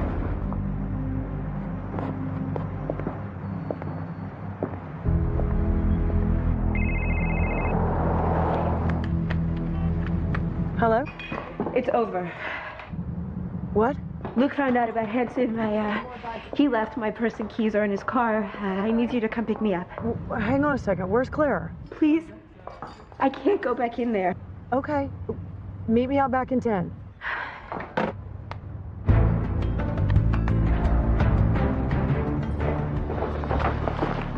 Lance, I am so sorry. What? Having a relationship meltdown? Don't be. But just at the risk of sounding insensitive, let's get the hell out of here. How'd you get here so fast? We were on our way to talk to the Prescotts. Are they your prime suspects? Right now, they're in a dead heat with this Karen Adams. She's a male impersonator, performs under the name Buzz Baltimore. Wow, you two have missed a lot. Does she have motive? Yes. Besides being completely bizarre, I've never seen anything like it. She spaces out, she laughs uncontrollably. She even pulled out a tape recorder in the middle of my questioning. Is she narcoleptic? Did she conk out in the middle of my interview? No. But like 2 seconds after I put her in the holding cell, she was out like a light. Well, all the things you've mentioned are classic symptoms. A tape recorder is a symptom? Because narcoleptics often have no memory of previous conversations. They tend to carry them. Sounds terrible. But it just made Karen Adams pull ahead of the Prescotts as a suspect. Narcoleptics are treated with sodium oxybate, also known as GHB. Excuse me. I was looking for Tom. Have you seen him? We haven't. I didn't mean to... You need to leave. Absolutely. No. All of you. I'm sorry, don't take this the wrong way. I don't want to be a bitch, but this is my wedding. And you're not doing me any favors by being here when I know that you would all rather be somewhere else. You can't stay off the phone. You were the center of a drunken spectacle. I don't even know you. And you, crashing weddings and lurking in the alley, this can't be fun for you. It's not. He's not yours anymore, Lindsay. So do yourself a favor and let him go.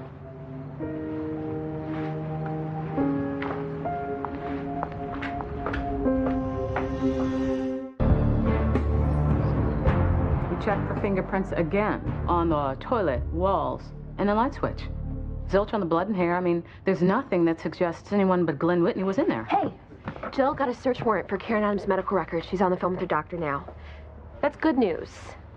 Prescription for GHB isn't enough to tie her to the murder. We need forensic evidence.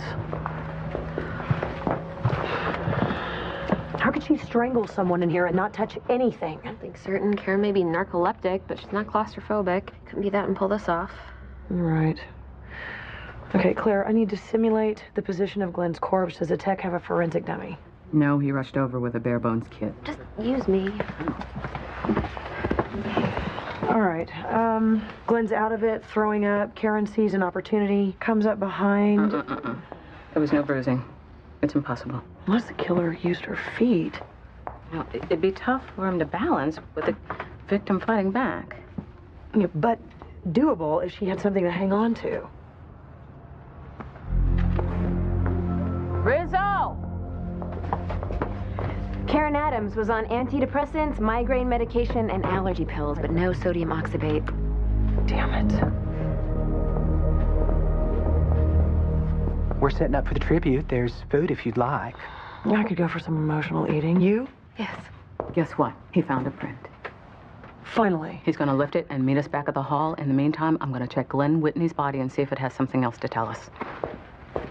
Now, if this were my autopsy, I'd have shaved Glenn's head right off the bat. But why do something yourself when you can hand it over to a work-shy, ill-mannered counterpart? Are we supposed to answer her? No, it's not necessary. Luke texted me. He's staying at a hotel tonight and moving out of the apartment tomorrow. It's all happening so fast. Nothing's happened yet. Maybe you both need to sleep on it. You know, things could be very different tomorrow. I don't think so. Jill, we've got it covered here, okay? Go home, get some rest. Honestly, this case is the only thing keeping me from losing it. Well, now you know the method to my madness. Hello, gorgeous. A foot-shaped contusion on the occipital scalp, pronounced heel, tapering to the toe. Does Karen Adams wear boots? Yes, but not that kind.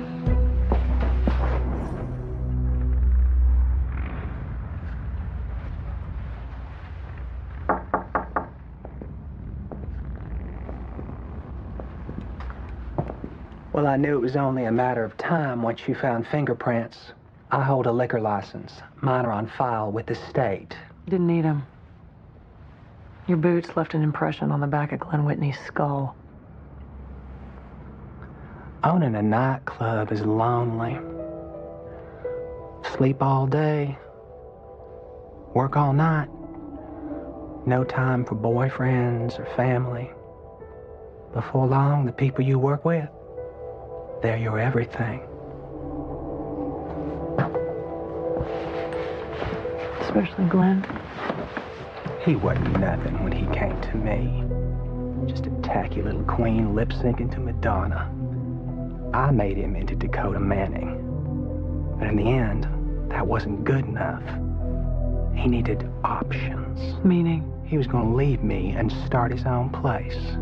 To make more money? That. And he wanted to surprise Bruce. It was going to mark a whole new chapter in their lives now that the cancer was gone. So you snuck into his dressing room, poured GHB into his martini, lied about hearing an argument to throw us off. It was supposed to be such a graceful exit. Until you had to drown him. Tell me why. He was mine, Inspector. I was never gonna let him go.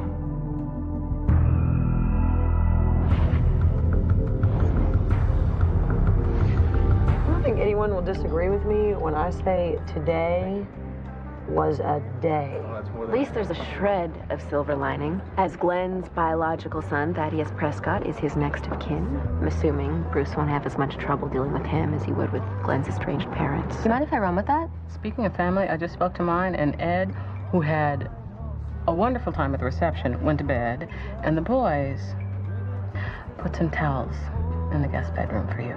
Stay as long as you like. Thanks. The idea of facing an empty apartment makes me want to change the subject. Okay. You know what I hate about Heather? Every time I see her or talk to her, she says something that makes me respect her a little bit more. She's right. I need to let go. And it's weird, but tonight, I think I finally have. My grandma used to say that when one door closes, another always opens. Well, he sounds like a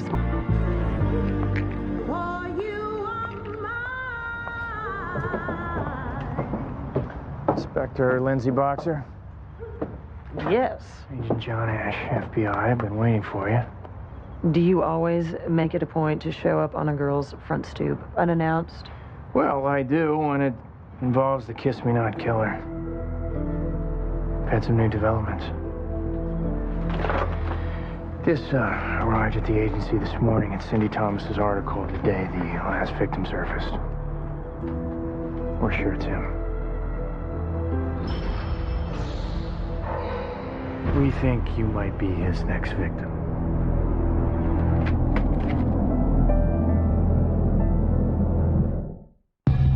How? 你再回传给他，给我提供别线，把球缠个绷带，过来。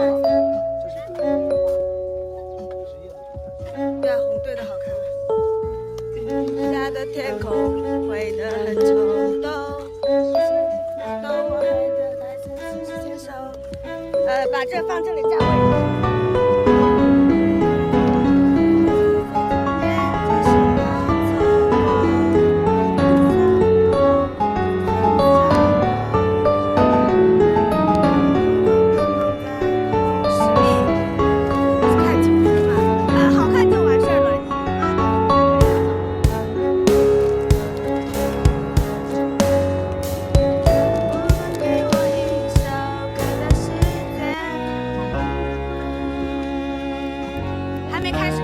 说一种这种丧气的话，操死！